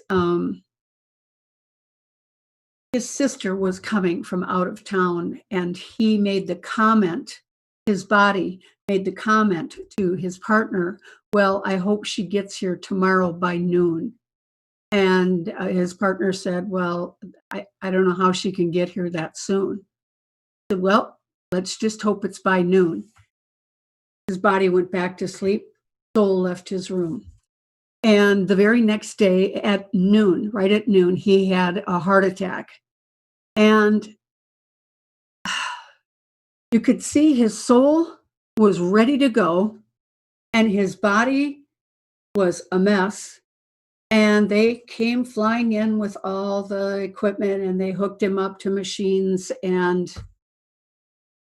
he lived for 2 more days. And just from the machines, his soul didn't even go back into the body. And they said, he was in a coma at that point. And the truth is, his soul was out.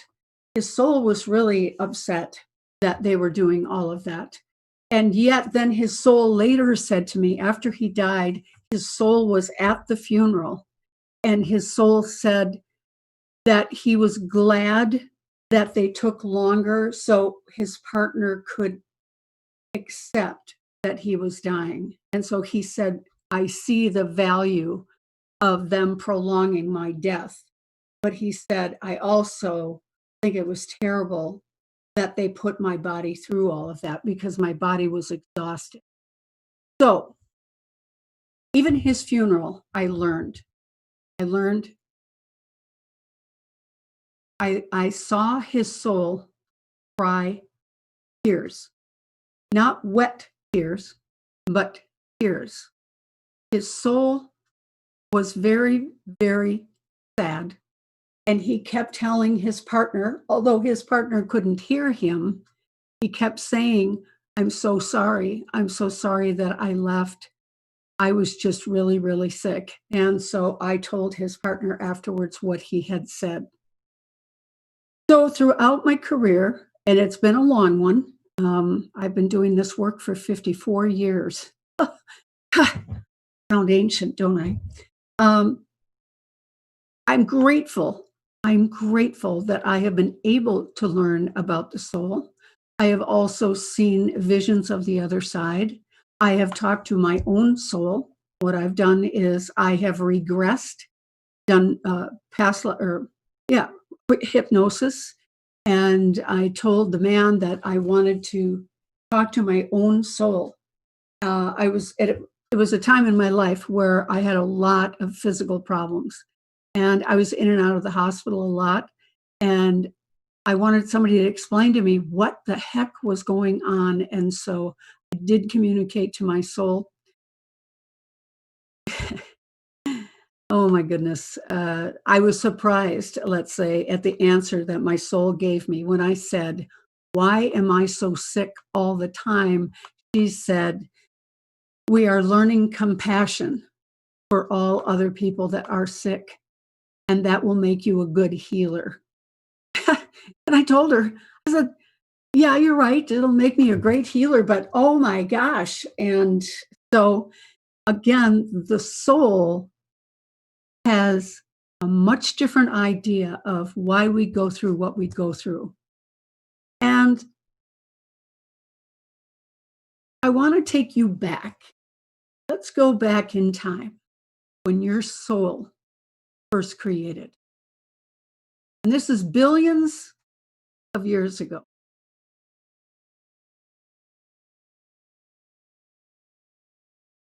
This is the vision that's been shown to me, is I've seen this amazing, amazing white light. Sorry. Funny little noise in my Okay, there's this enormous white light. And I saw what they said to me when they showed me this picture. They said, this is the creator. And it was this humongous white light energy. And it took a part of itself and created each one of us, each one of our souls. And they showed it to me like this, like little round balls. And eventually they told me that every one of us, when we first started out white balls of energy, and that our souls were the stars out there in the galaxy. We were the stars, our light star. Okay. And then what happens, like with a baby, if you pay attention to a baby, in the beginning, born, nurtured,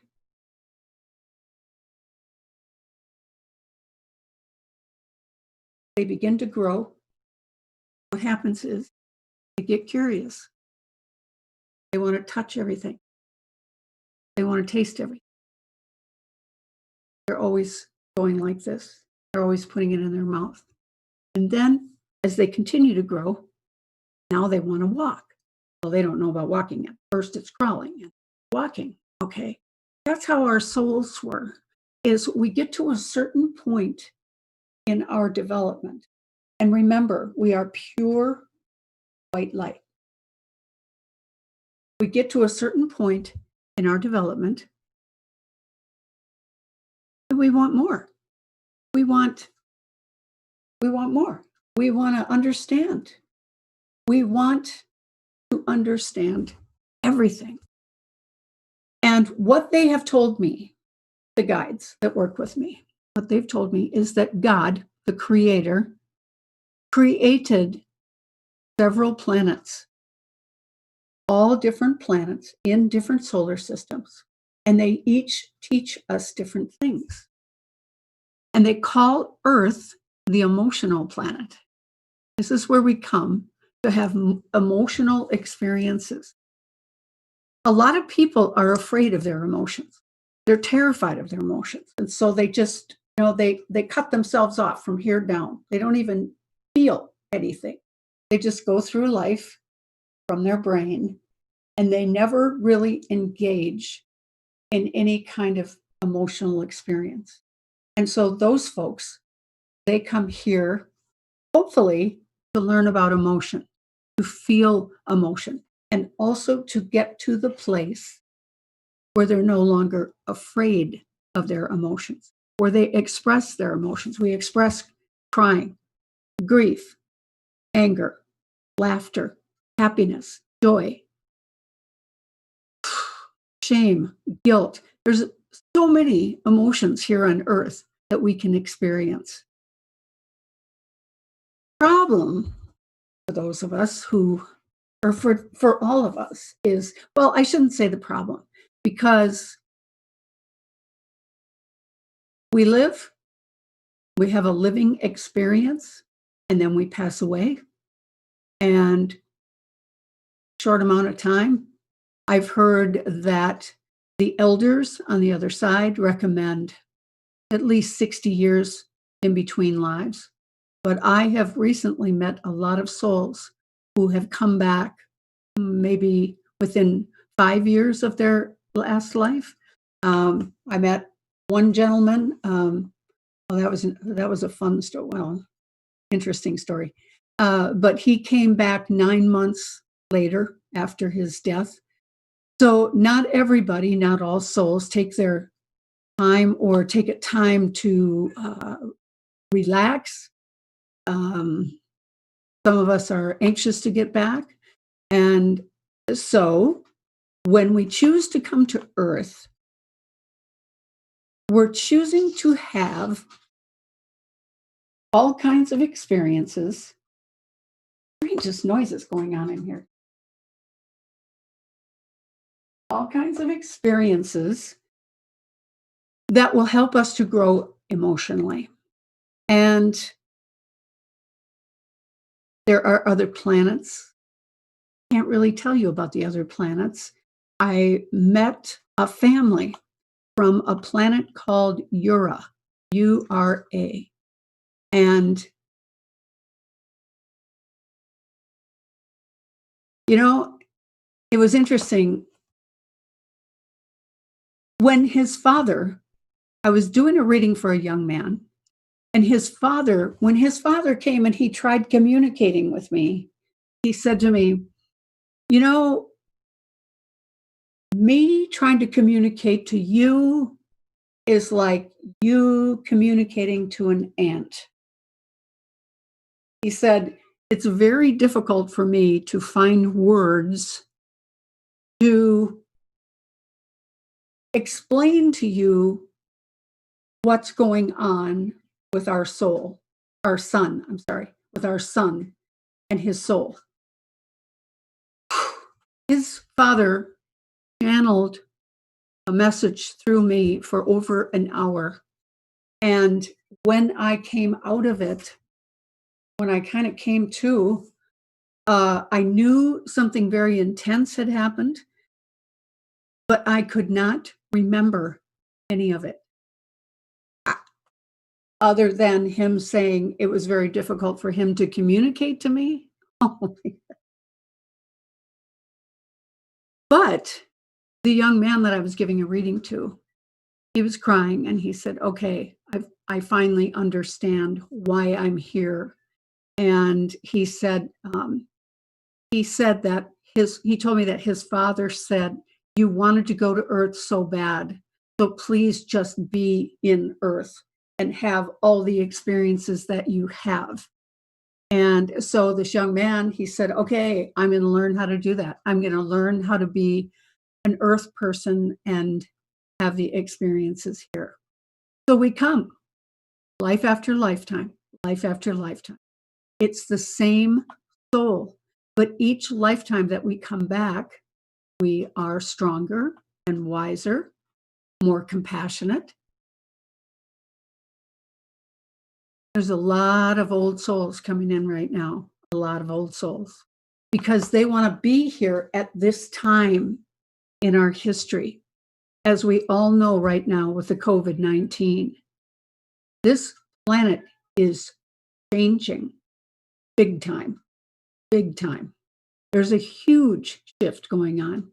And, you know, I watch the people that say, no, I'm not going to change. No, I'm not going to change. No, I'm not going to change my ways. No, I'm not going to do anything. And I worry about them. But I mean, that's their choice. We all have that choice to come here and not live the plan that we came up with the help of the elders. There are 4 different levels of souls. And if you've read my book, Echoes of the Soul, I talk about the levels in there. The level 1 souls are young souls. They don't have much life experience here on Earth. They may have lived in other planets, but their life here is first in their, how do I want to say it? In their growth. I'll just say that. So the level 1 souls really don't have much of a consciousness. They're not aware of other people. They don't follow the rules. They don't think rules apply to them. They are often in gangs. And what they're doing is they're trying to find a way to feel powerful. Most of them feel very powerless. And I mean, they hurt animals. They don't think about the earth at all. The nature of what's that? They don't take that seriously at all. Level 2 souls they're a step up from level 1. Okay, they're maybe maybe considering, I don't know, maybe considering their connection to others, but really, not really. They feel isolated a lot, hard for them to make friends. They don't really understand the importance of pets or or of nature. But they get through life. They get through life. They learn, and hopefully they take it seriously. Then level 3 souls, they are more awake, all right, much more awake. They're starting to pay attention to animals as pets, as animals with a consciousness. They're starting to understand consciousness a little bit. And, they're growing. They may choose not to grow too much. They don't want too much on their plate, but they're growing. And then level 4 souls. That's when people have a consciousness like we do. They look at the earth. I'm looking out my window and it's just, garden everywhere. And they appreciate the earth. They appreciate people. They connect better with people. They have a lot more emotional life experiences, and they learn from them. All right. Now, when we are done as a level 4 soul, we move on to the other side where there is levels 5, 6, and 7. And now some people are saying now there's a level 8 on the other side. I personally haven't seen that yet. I've seen 5, 6, and 7, but not 8. It's interesting. I had a pastor who died, and he came to visit one night. And he came in my office, and he was always really bouncy and happy. And he said, hi, and I recognized his voice right away. And I said, Bill, is that you? And he said, yes. And he was so bouncy and happy, but I didn't see him. I mean, he was just like the invisible man. I couldn't even see his soul. I just felt his soul. And I said, Bill, is that really you? I can't see you. And he said, oh, do you want me to take form? I can take form if you'd like. And I said, no, that's okay. You don't have to take form. I've just never communicated to a soul like this who I can't see. And he said, well, when we go to the higher levels, our energy is different. And he said, it's hard to explain to you. He said, when you get to the 5th level, then you'll understand. And I said to him, are you going to reincarnate again? And he said, no, when you get to the 5th level, you don't have to reincarnate anymore. He said, we can if we want. And he said, if a level 5 soul came to Earth, now it would be as a helper, as someone that will help to raise up the consciousness. And we see those people in babies who are just really like, whoa, they even look at you like a little adult. They're very intelligent. They're very wise. They're very conscious of everything. And you can see that these are the wiser souls. That's what that noise is. She's going crazy. She's not used to the door being closed. So, what else can I tell you about the soul? If you are curious about you and your soul and where you're at in your growth, with the kind of meditation that you all do, I would highly say that you are all level 4 souls. That is what meditation is doing for you. It is raising you up constantly. Okay. And second.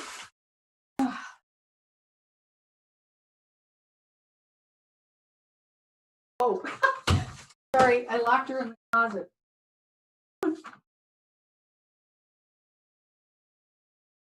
All right. I'm sorry, everybody. It was going a little crazy there. Okay, your level of meditation is raising you up all the time. And it's excellent what you're doing. Excellent.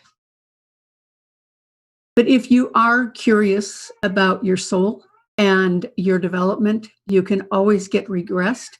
I would guess, though, that in your level of meditation, I would guess that you can communicate with your soul now and find out what is it that your soul came for this lifetime. Are you on the right track?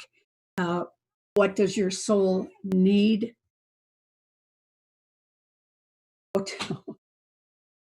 What does your soul need in order to accomplish everything that it came here to accomplish?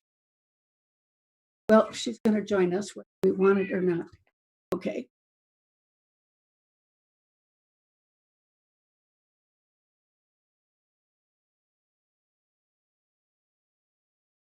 Just trying to think.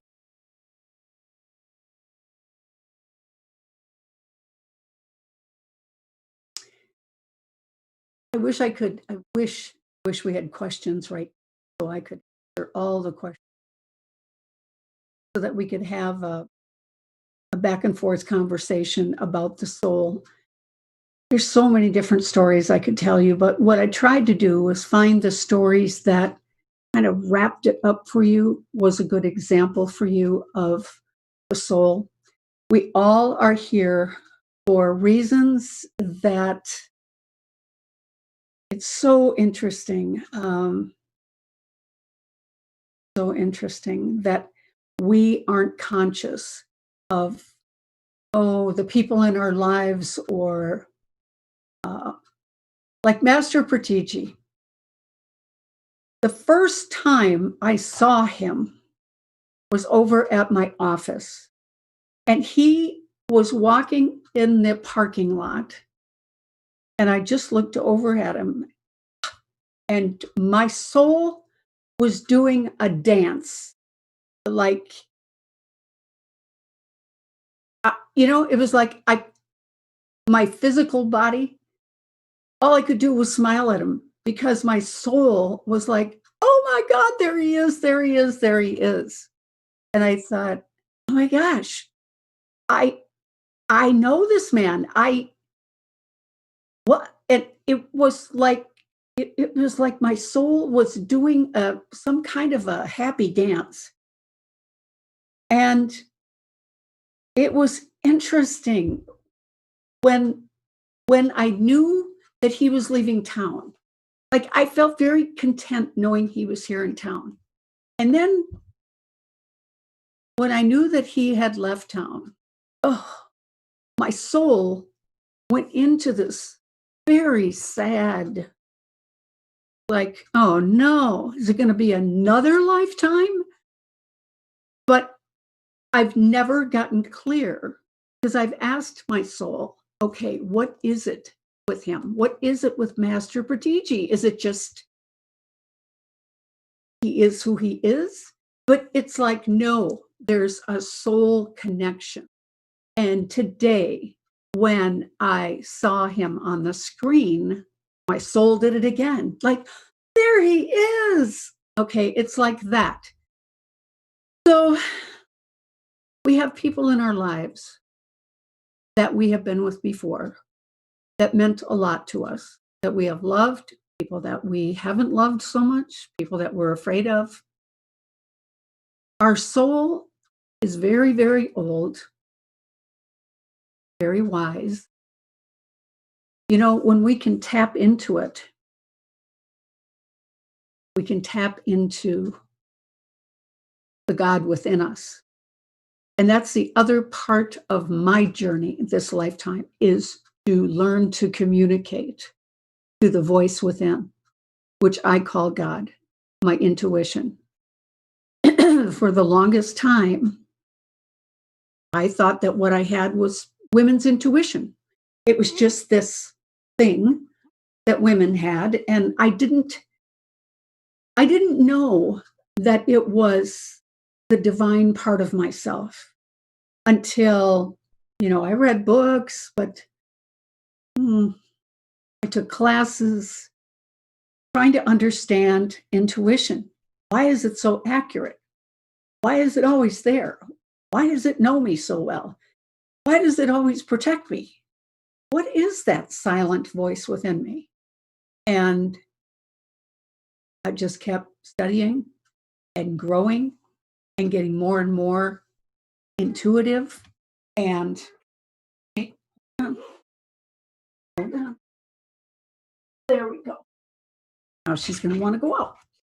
Sorry, folks, it happens every time I do a Zoom. I swear she wants to be here. Okay. But then she doesn't. All right. Where was I? Intuition.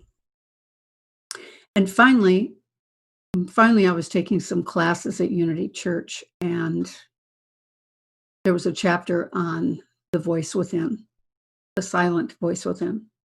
And I remember looking at my minister and saying, wait a minute. Intuition, this voice inside that guides me through everything, is the voice of God? And he said, yes. And I said, well, does the whole world know that but me? And he said, I don't know. But he said, that is the part of you that is God. And I do want to share with you a really cool experience I had. This was back in the 80s, and everybody was talking about their higher self, that their higher self was within. And I didn't have a clue. What does that mean? I don't get it. And I talked to a friend of mine who meditated daily, and he said, I said, do you know about the higher self? And he said, yes. I said, it's really inside? And he said, yes. And all I could think, my intellectual Virgo brain said, well, it must be between my heart and my gallbladder.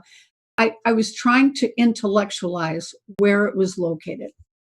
And so the next day, and I had tried meditating before, but I wasn't good at it. So the next day, what I did was I went down on my treadmill, and I thought, I'm going to hold on to these bars, and I'm going to ask God if he's in there. And so I held on to the bars as my feet are moving on the treadmill, and I closed my eyes, and I said, God, are you really in there? And this white light came out of me like I had swallowed a big floodlight. And I was literally shaken by this light. And it said, yes, I am. And I just kept on the treadmill with my eyes closed, looking at this white light. And I was speechless. I couldn't say anything more to it. And the next day, got on the treadmill, and I closed my eyes, and I said, God, are you still there? And a light came out, and it turned into this beautiful sword. And I said, why do you look like a sword? And the voice said, because I am your protector. And I thought, oh my goodness. And so ever since then, I learned to meditate. You're not going to believe it, but I always did it on the treadmill. And the reason I did it on the treadmill was that my physical brain had to pay attention to my feet. And so I was open to hearing the still small voice within me. And I would ask for guidance every day. I would receive guidance every day. And now, treadmill is broken, but I continue to go into that place that quiet, secret, spectacular place within me. And I talk to God each day. And I ask throughout the day, what do you need me to do today? Am I on the right track? It's been, I would say, probably the most important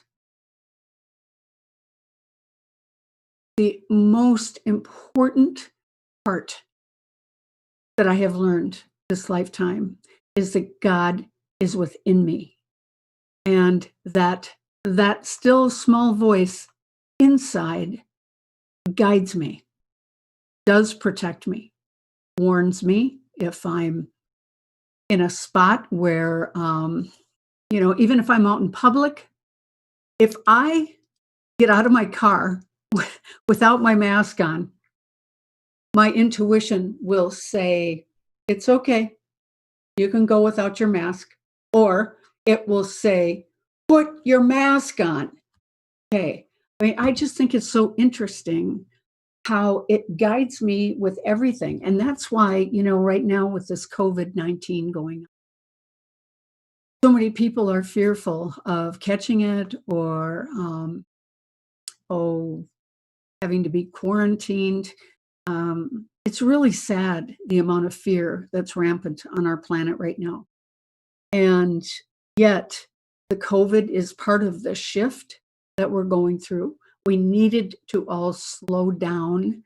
And hopefully, many, many people have learned to go within themselves. It's,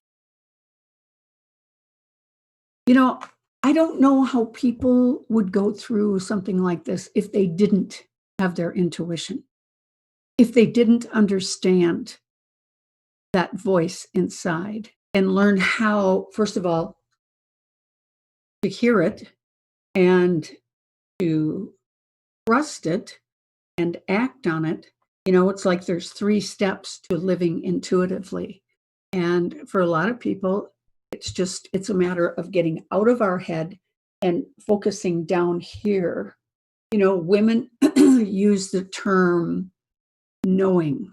Women will say, I just know this is what we should do. And when you ask them, well, how do you know that? Usually they don't have an answer. They don't know what to say. Or a man will say, I got a hunch. Or my gut says, this is what we should do. And if you ask that person, well, what do you base that on? I don't know. It's just a hunch. It's just my gut. It's just what we have to do. Okay. When we talk like that, because people ask me all the time, well, how do I know if it's a thought or if it's my intuition? Pay attention to how you're talking. Do you say, well, I think this is what we should do? Okay, that's your intuition. No, that's your that's your thoughts. That's your brain. When you say, I think this is what we should do. When you say, I know this is what we should do, that's intuition. That is the voice of God within your soul. Okay, remember way back when I talked about that you used to be a round ball of energy. Well, inside that was that beautiful light of divinity within your soul. It has always been there, and it will always guide you through your life. Always. We don't have to live with fear. We have greatest wisdom within ourselves and our soul. So, time to wrap it up. I'm trying to think what else is important for you to know about your soul. I didn't cover death much, but I do want to say about death that the soul knows when the day is coming. The soul, I've seen some souls that are kind of surprised if it's a quick death. they're kind of taken back a little bit until they remember that it was part of their life path to die at that age. And then others, they die instantly. Soul comes out of their body and they just move on into the light.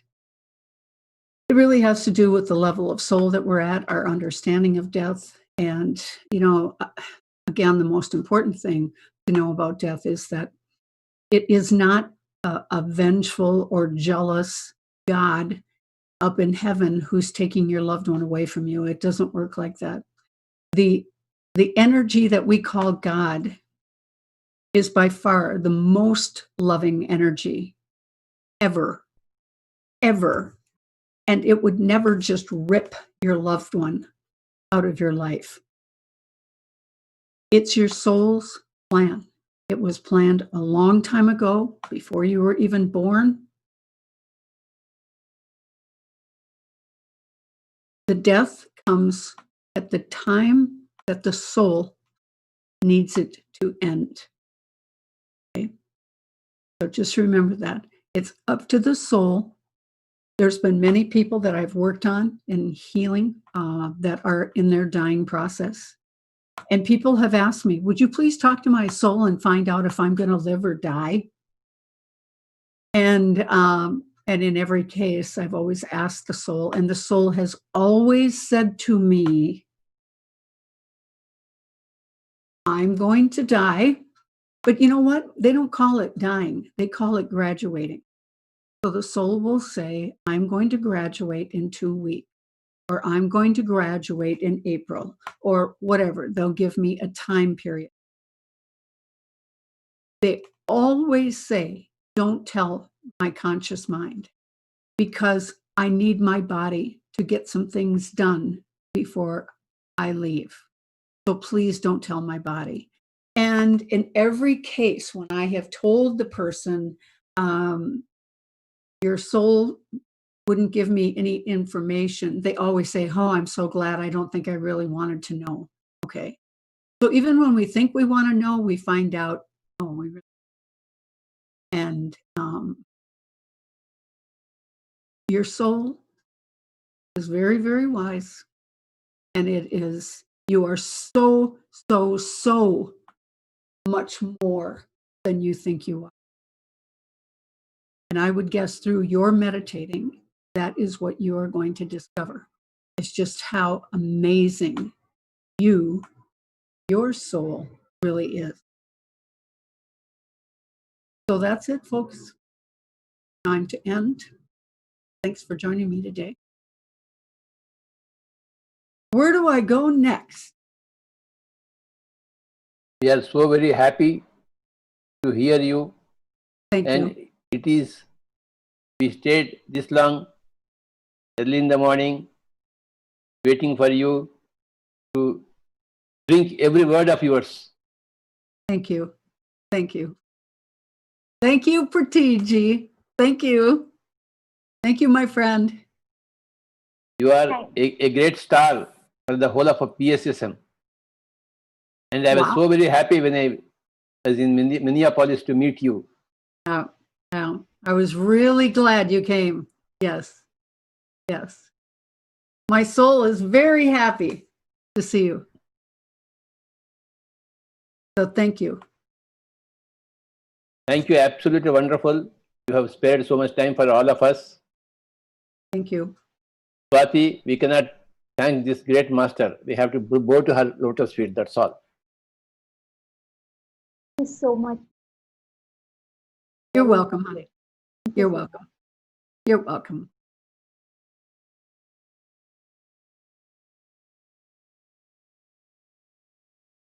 Bye-bye. Bye. Yes. Hello, friends. So now it's time for. Wait. I have a question for her. Yes. Is there?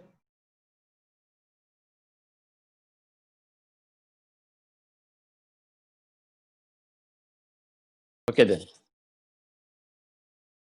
So we had a wonderful session with Vadin ma'am. We learned a lot. Now it is time for to deep dive within. Have a wonderful session ahead. So I don't want to waste time and introduce our wonderful musicians. They are Anjali Srinivasan and Ashwini Srinivasan.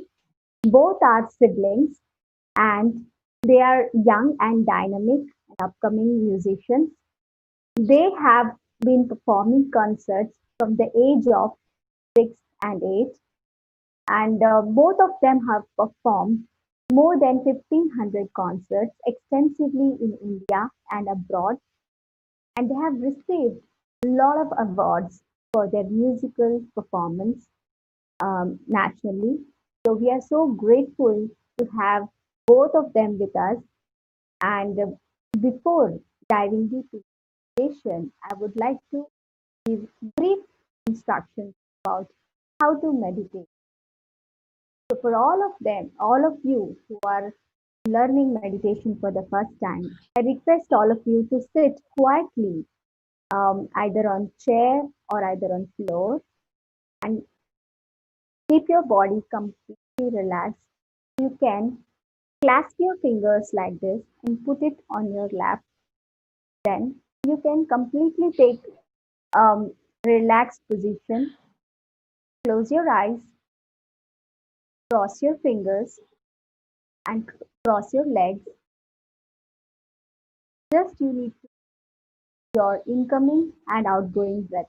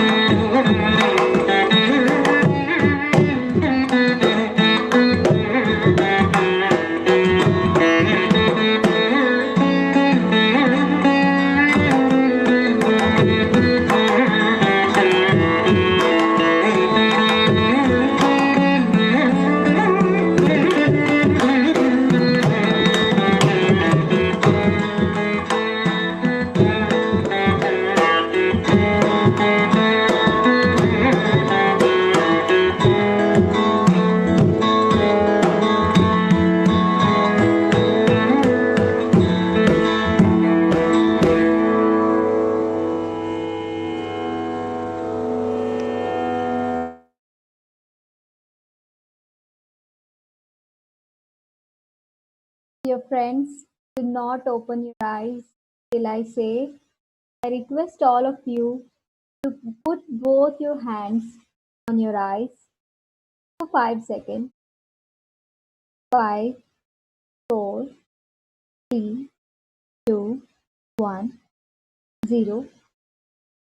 Slowly, you can open your eyes now.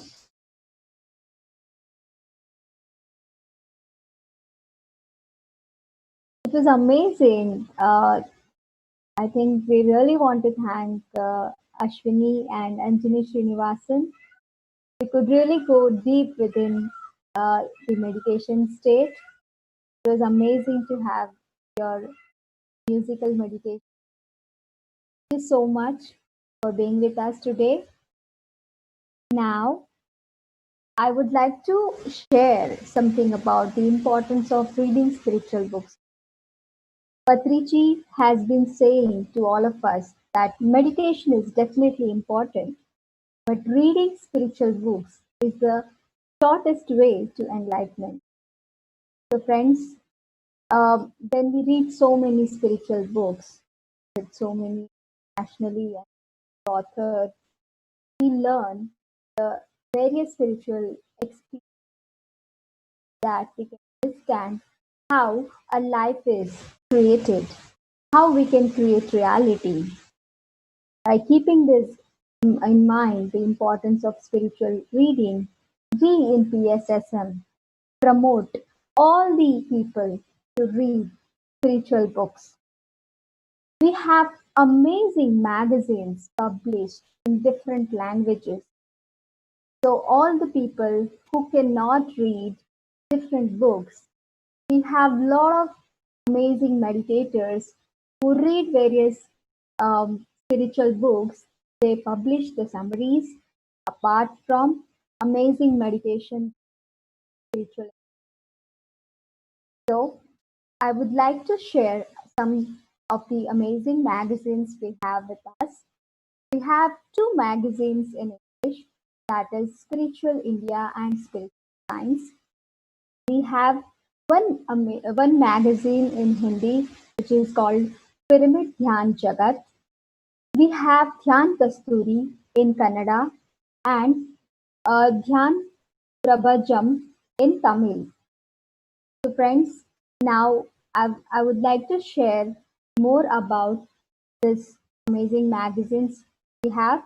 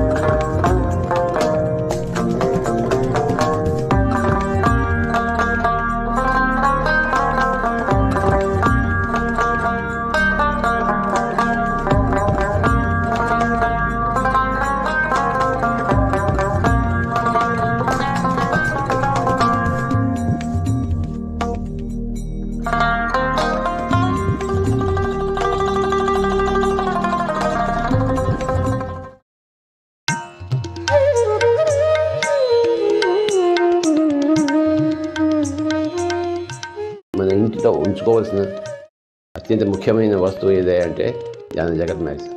మన ధ్యాన జగత్ magazine ఎలా ఉంటుందా? Super sir, super. ధ్యాన జగత్ చదివి తీరాలి. మన ధ్యాన జగత్ టీం ఎంతో కష్టపడి ఈ మ్యాగజైన్ ప్రతి నెలా తయారు చేస్తోంది. ప్రతి ఇంట్లో ధ్యాన జగత్ మ్యాగజైన్ తప్పనిసరిగా ఉండి తీరాలి.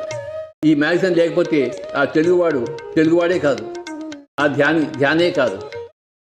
మ్యాగజైన్ తప్పకుండా ఉండి తీరాలి. ఎన్ని తెలుగు కుటుంబాలు ఉన్నాయో ప్రపంచం అంతా కూడాను అందరూ ఈ మ్యాగజైన్ తెప్పించుకోవాలి. అందరూ ధ్యాన జగత్ మ్యాగజైన్కి ఇతోధికంగా కాంట్రిబ్యూషన్స్ ఇవ్వాలని కోరుకుంటున్నాను, విరాళాలు ఇవ్వాలని కోరుకుంటున్నాను. మీ దగ్గర డబ్బులు ఎక్కువగా ఉంటే ఆ డబ్బులు సద్వినియోగపరచుకోవాలనుకుంటే మీరు దయచేసి ధ్యాన జగత్ మ్యాగజైన్కి పంపించండి. ఎందుకంటే ఎంతో ఖర్చుగా కూడుకున్న పని. అందరూ చందాదారులుగా చేర్పించాలి. జై ధ్యాన జై ధ్యాన జగత్.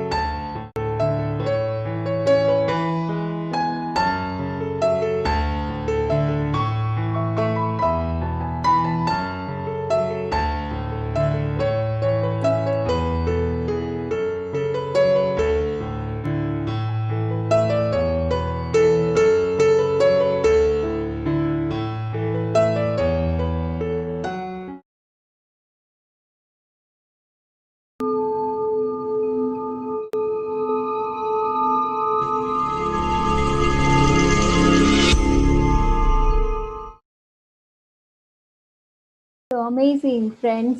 We're so fortunate to have the spiritual wisdom in different languages. And I'm sure that all of you would definitely love to subscribe in one of the magazines. Now, I would like to hand over this virtual stage to my co-host, Madhvi Makam. Thank you so much, ma'am. Stage over to Thank you. you. Thank you, Swati. Hello, friends. Good to see you again. All over the world is watching us on this yoga day. We are almost getting to our 24-hour marathon session to an end on this Digital International Yoga Day. Hope you all enjoyed wisdom sharing sessions and blissful group meditations.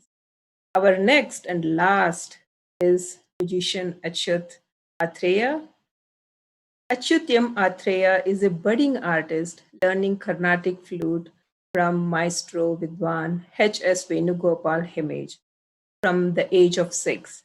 He is learning Carnatic vocal from Maestro Vidwan Thirumala Srinivasan and is getting greatly inspired by both of these legends from past 5 years.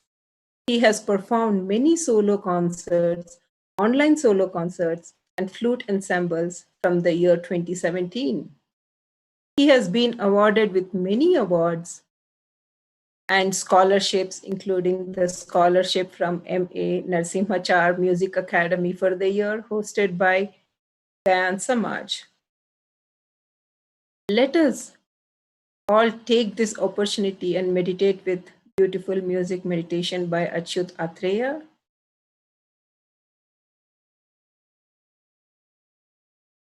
Achyut, it's over to you.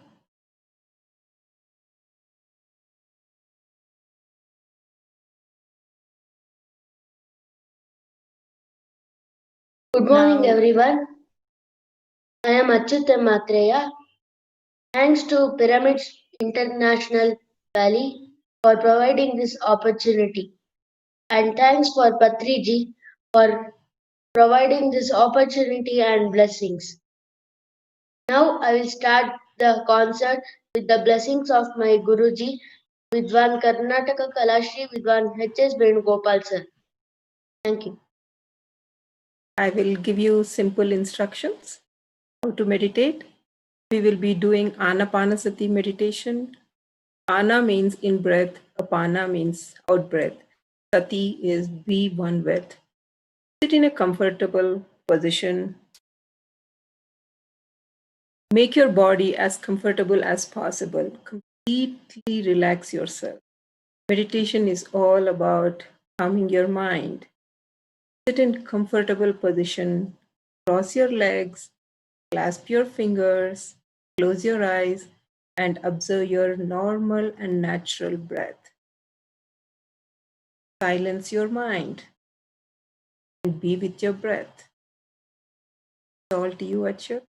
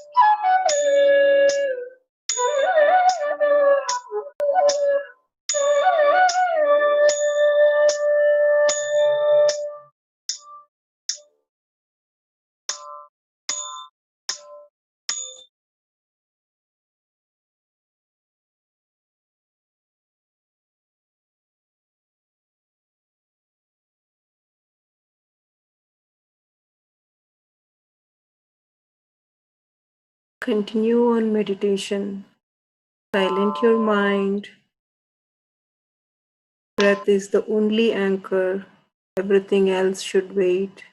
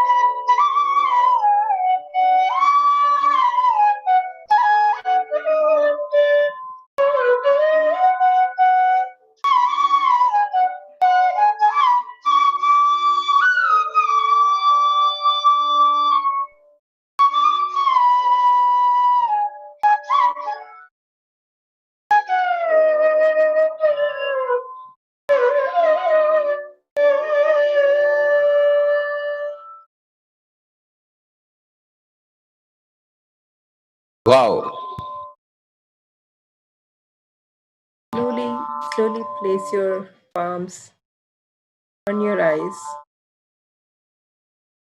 At the count of 5, 4, 3, 2, 1. Slowly blink your eyes and gently open them.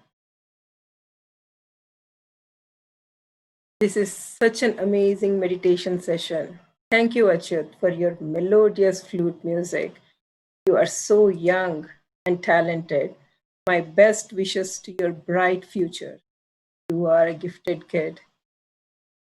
Very impressive about your music skills. Hope Thank you you all for enjoy. Patriji. Thank you Wow. for Patriji and Pyramid Valley International for providing this opportunity. Why above? Why above?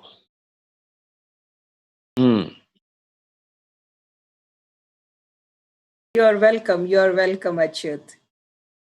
It's our pleasure for you to be here.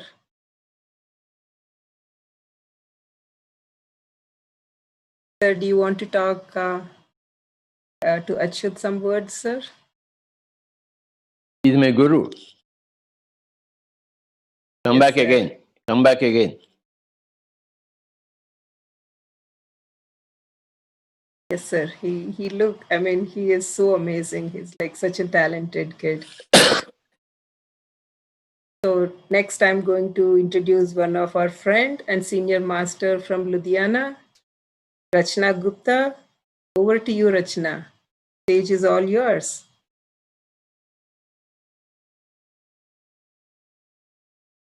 Rajan madam, Madhav madam. Chala baga jarigindi, sir. Amazing team, sir. I mean, the back end and then all the moderators have done such an amazing job, sir. 24-hour session and it's like hats off to PSSM team, sir. And to you, sir, mainly. Ayya Baba.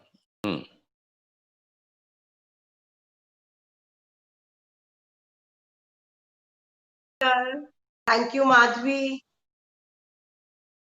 Thank you, Rachna. Namaskar, sir. Namaskar to all the pyramid master. मैं जाके सो गया. आप क्यों नहीं सो गए आप? नहीं sir, मैंने पूरी रात प्रोग्राम देखा सर. ये तो हद हो गई आपका. सर बहुत अच्छा programme. I would like to congratulate every pyramid master and all that our master, guide, friend, mentor, Pitami Patrisal has been facilitated by Star 2020 Award for spreading a spirit of positive and hope during these testing times. I'm wholeheartedly grateful to all the pyramid masters and Patrisal for being a silent warrior in this COVID-19. What a privilege it is to be a part of such an amazing foundation filled with wonderful people. I'm really blessed to be a part of this foundation, sir. I'm really blessed. International Yoga. Rachna ji. Yes, sir. This boy you played flute, na? He is Yes, my sir. own. This boy who played flute right now. The boy who played the flute right now. Yes, sir. Yes, sir. He is my guru. Wow, sir. We are so blessed to hear from him, sir. Who It taught was me flute. amazing. I learned flute from him. Oh, sir. And he is again reborn as this boy. That's such a privilege, sir. On this International Yoga Day, he's with us. Yes, yes. Sir, we are so blessed souls. When I first saw him, I recognized him. Oh, sir. Very nice, sir. He's got the same face, the same demeanor, same habits of speaking.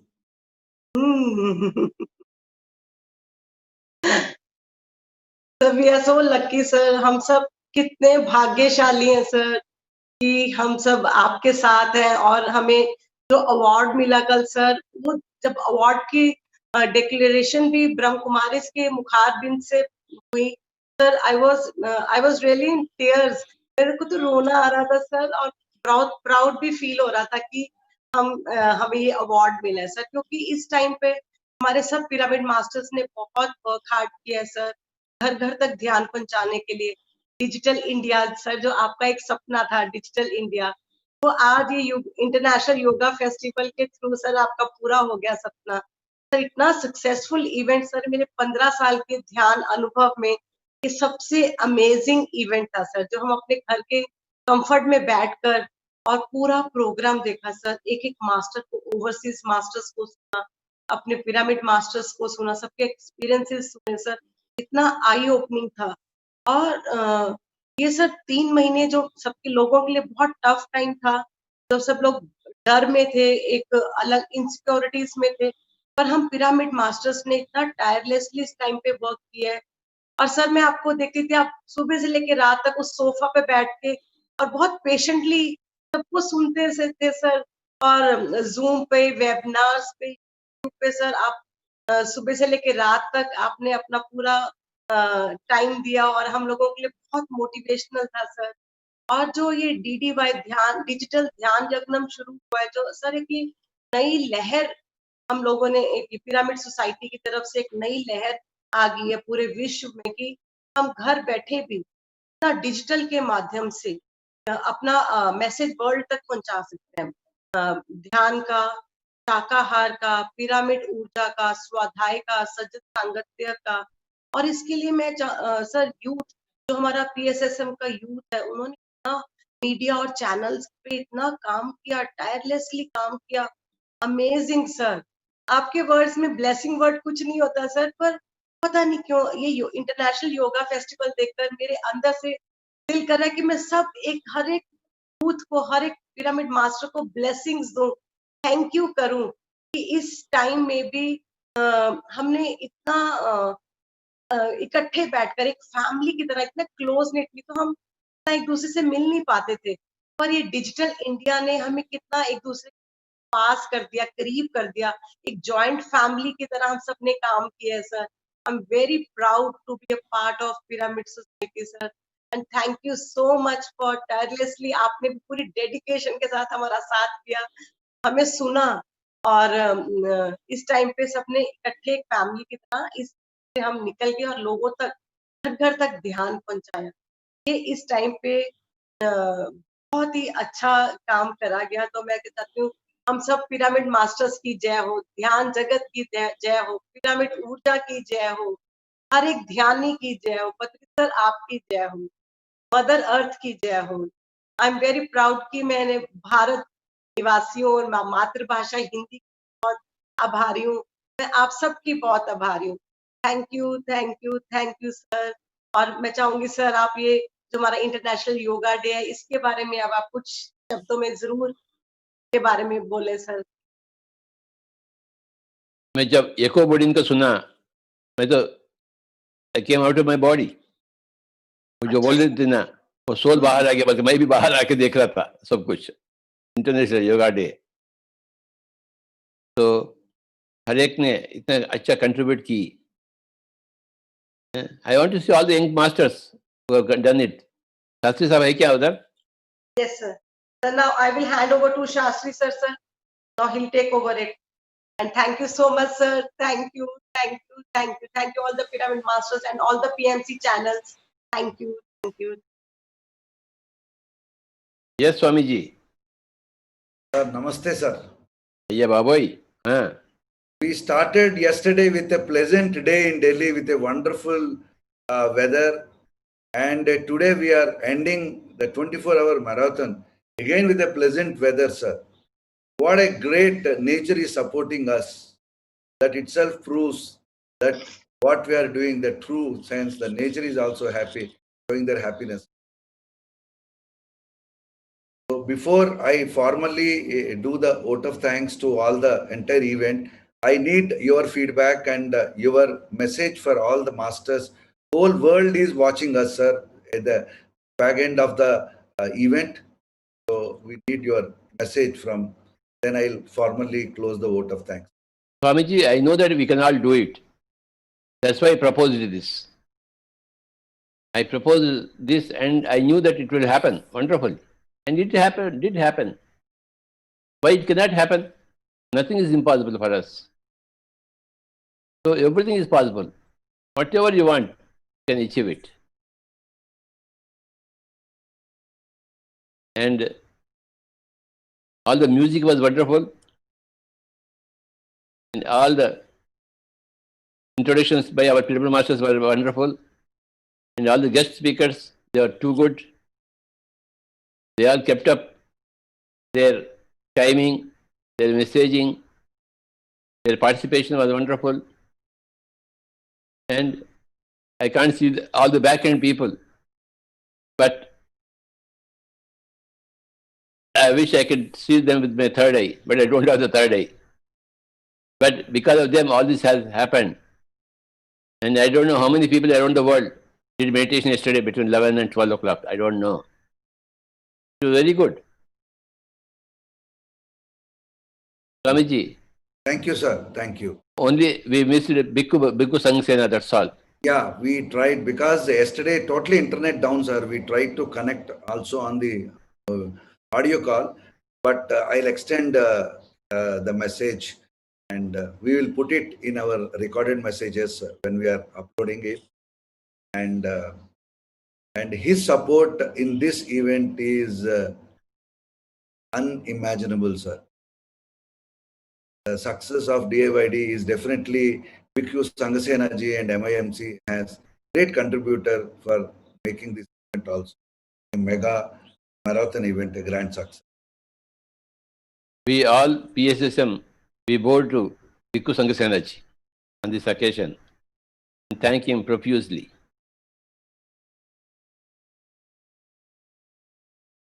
And sir. Next year, if it is possible, we'll do it in Leh only. Yes, sir. Sir. Before I begin, I would like to introduce Uttarakhand Tourism Development Board, a close alliance partnership we have had over 3 years, sir, supporting us through Mahayog Jankum as well. We wanted to cherish the memory of Uttarakhand government once with the wonderful video they have shared with us and supported the entire event, sir. I want the team to kindly play Uttarakhand Tourism Board video.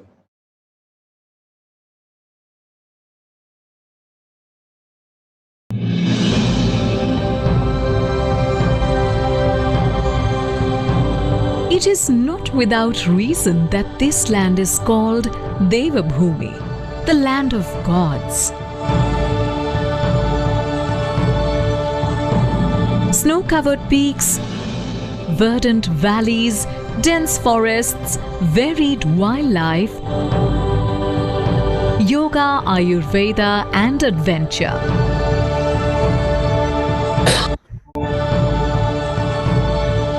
Uttarakhand has something for everyone.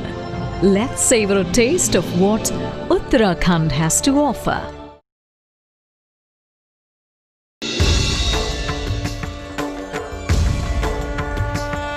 Be one with nature and God.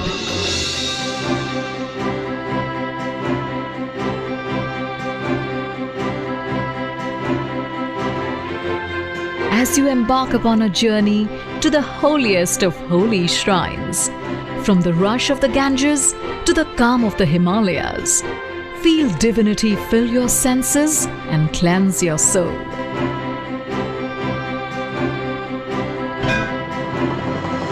Envelop yourself with bhakti in the centuries-old shrines.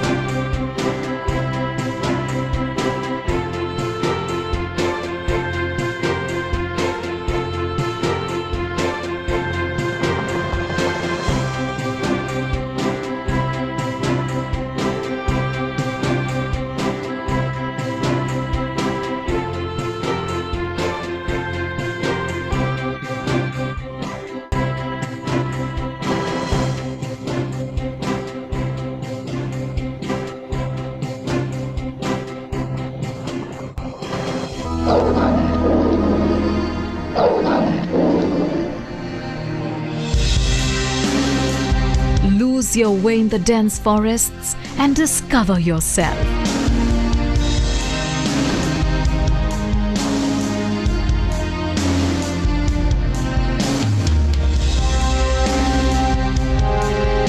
Every nook and cranny here hides a surprise.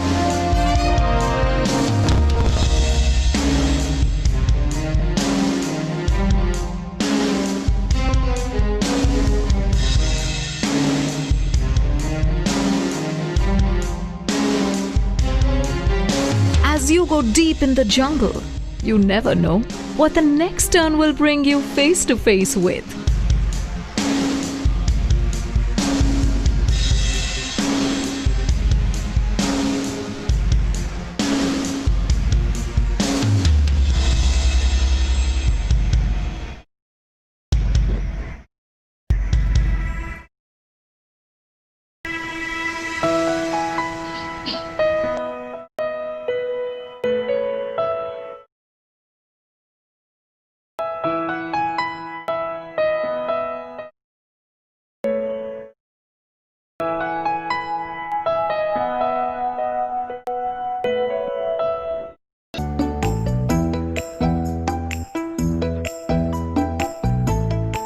Step off the fast lane to rejuvenate yourself with ancient traditions of yoga and Ayurveda. Let Uttarakhand help you reconnect with your inner self and heal your mind and body.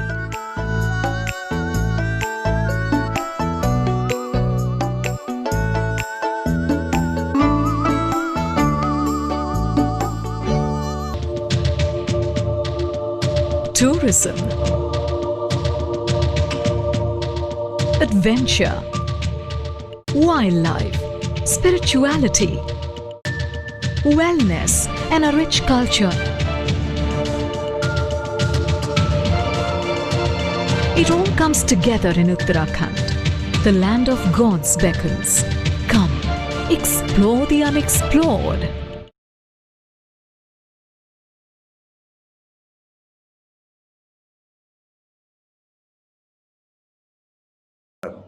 My dear friends, Pyramid Masters, and viewers of the 24 hours marathon event through Zoom, PMC channels, Om Shanti, Peace of Mind, NSS Web, YouTube channels across India and globe have watched in the last 24 hours this marathon event.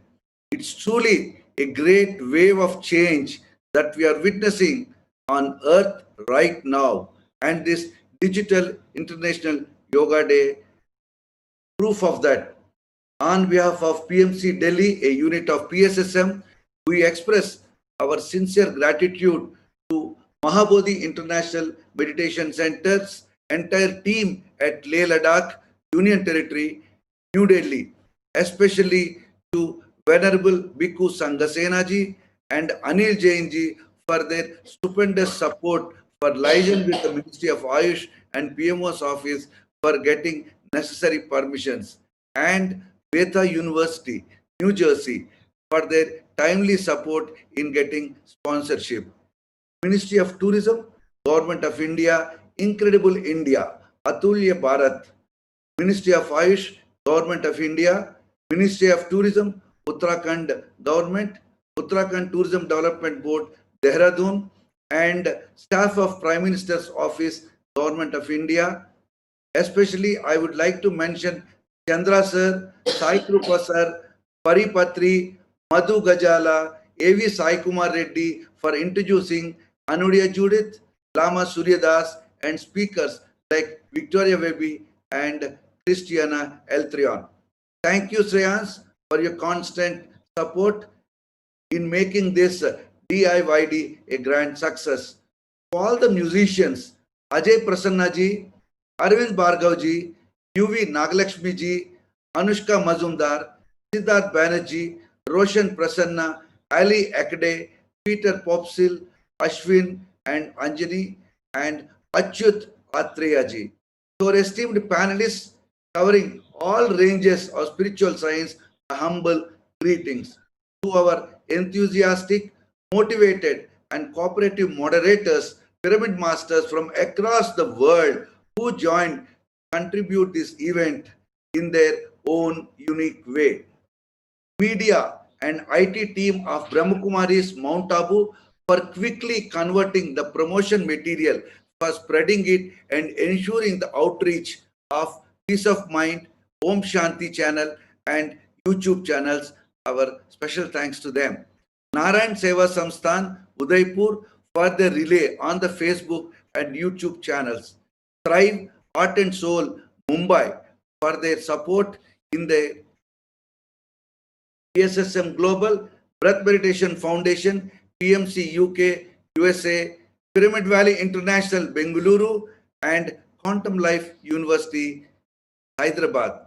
All the team of PMC Hindi, PMC Valley, PMC Tamil, PMC Kannada, PMC English, PMC Global, PMC Bengal, PMC Marathi, PMC Telugu, PMC Odia, PMC UK. We have a total of 35,000 families watched the DIYD event through our various PMC channels from across the world, in addition to the satellite channels, which in some of the countries and in the states of Andhra Pradesh and Telangana has also shown.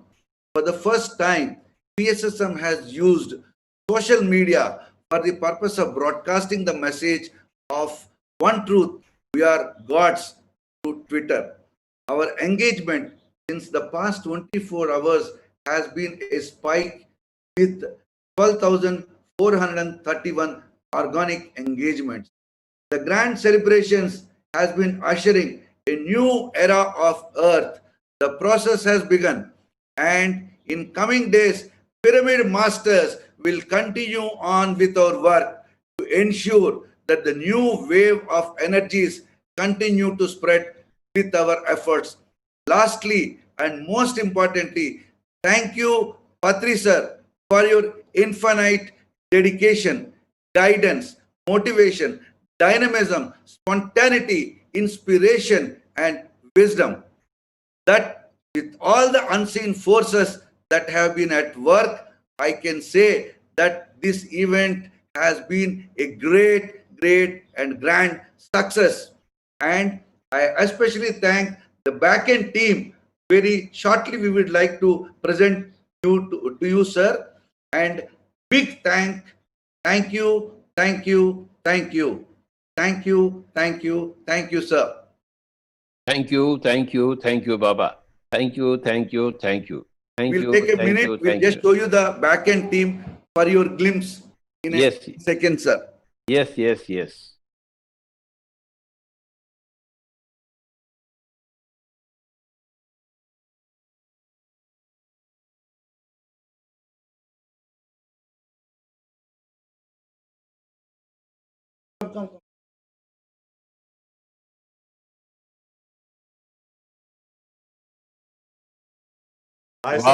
Wow, Naman ji.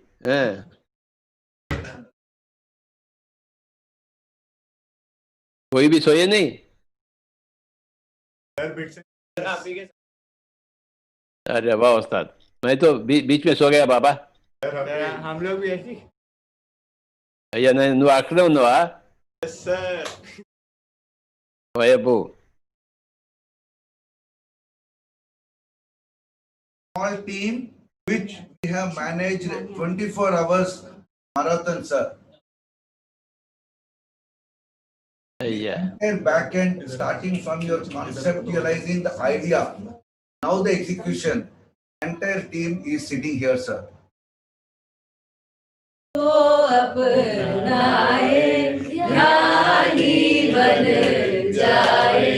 सांस को अपनाए, ज्ञानी बन जाए.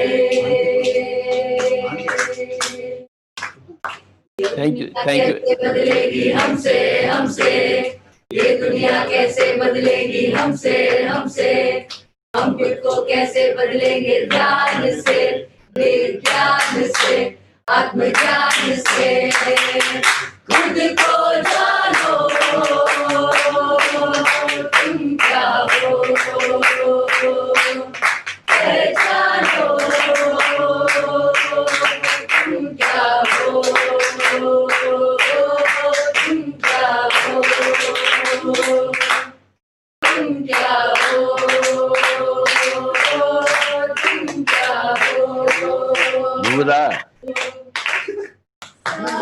को अपनाए, ज्ञानी बन जाए, सास को अपनाए, ज्ञानी बन जाए।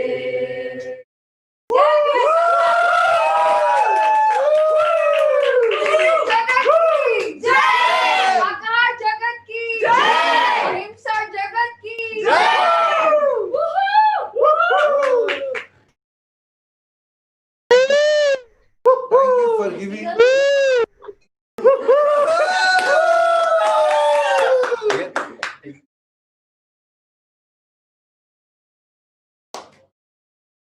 हम भी कर सकते हैं। Wonderful, sir. What an event! What an event! What an event! We have got almost all the people, non-meditators. So many people have so blessed.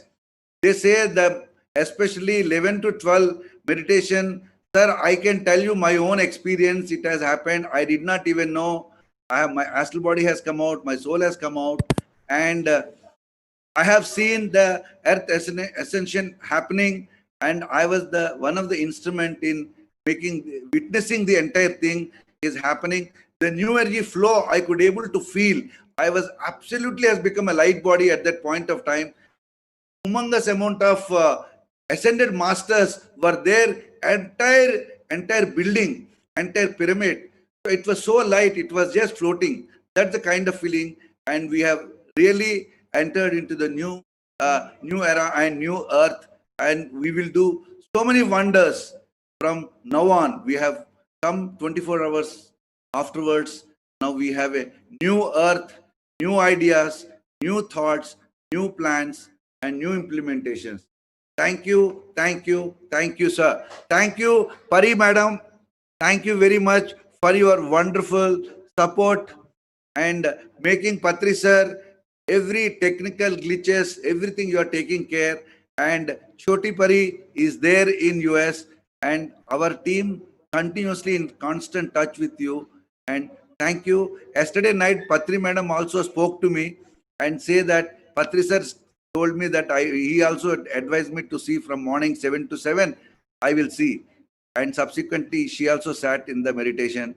Wonderful, sir. Wonderful. Thank you, sir. Already. Thank you, Pariyama. Okay, sir. Go and sleep. Yes, sir. Thank you, Thank you, sir. Guys, back and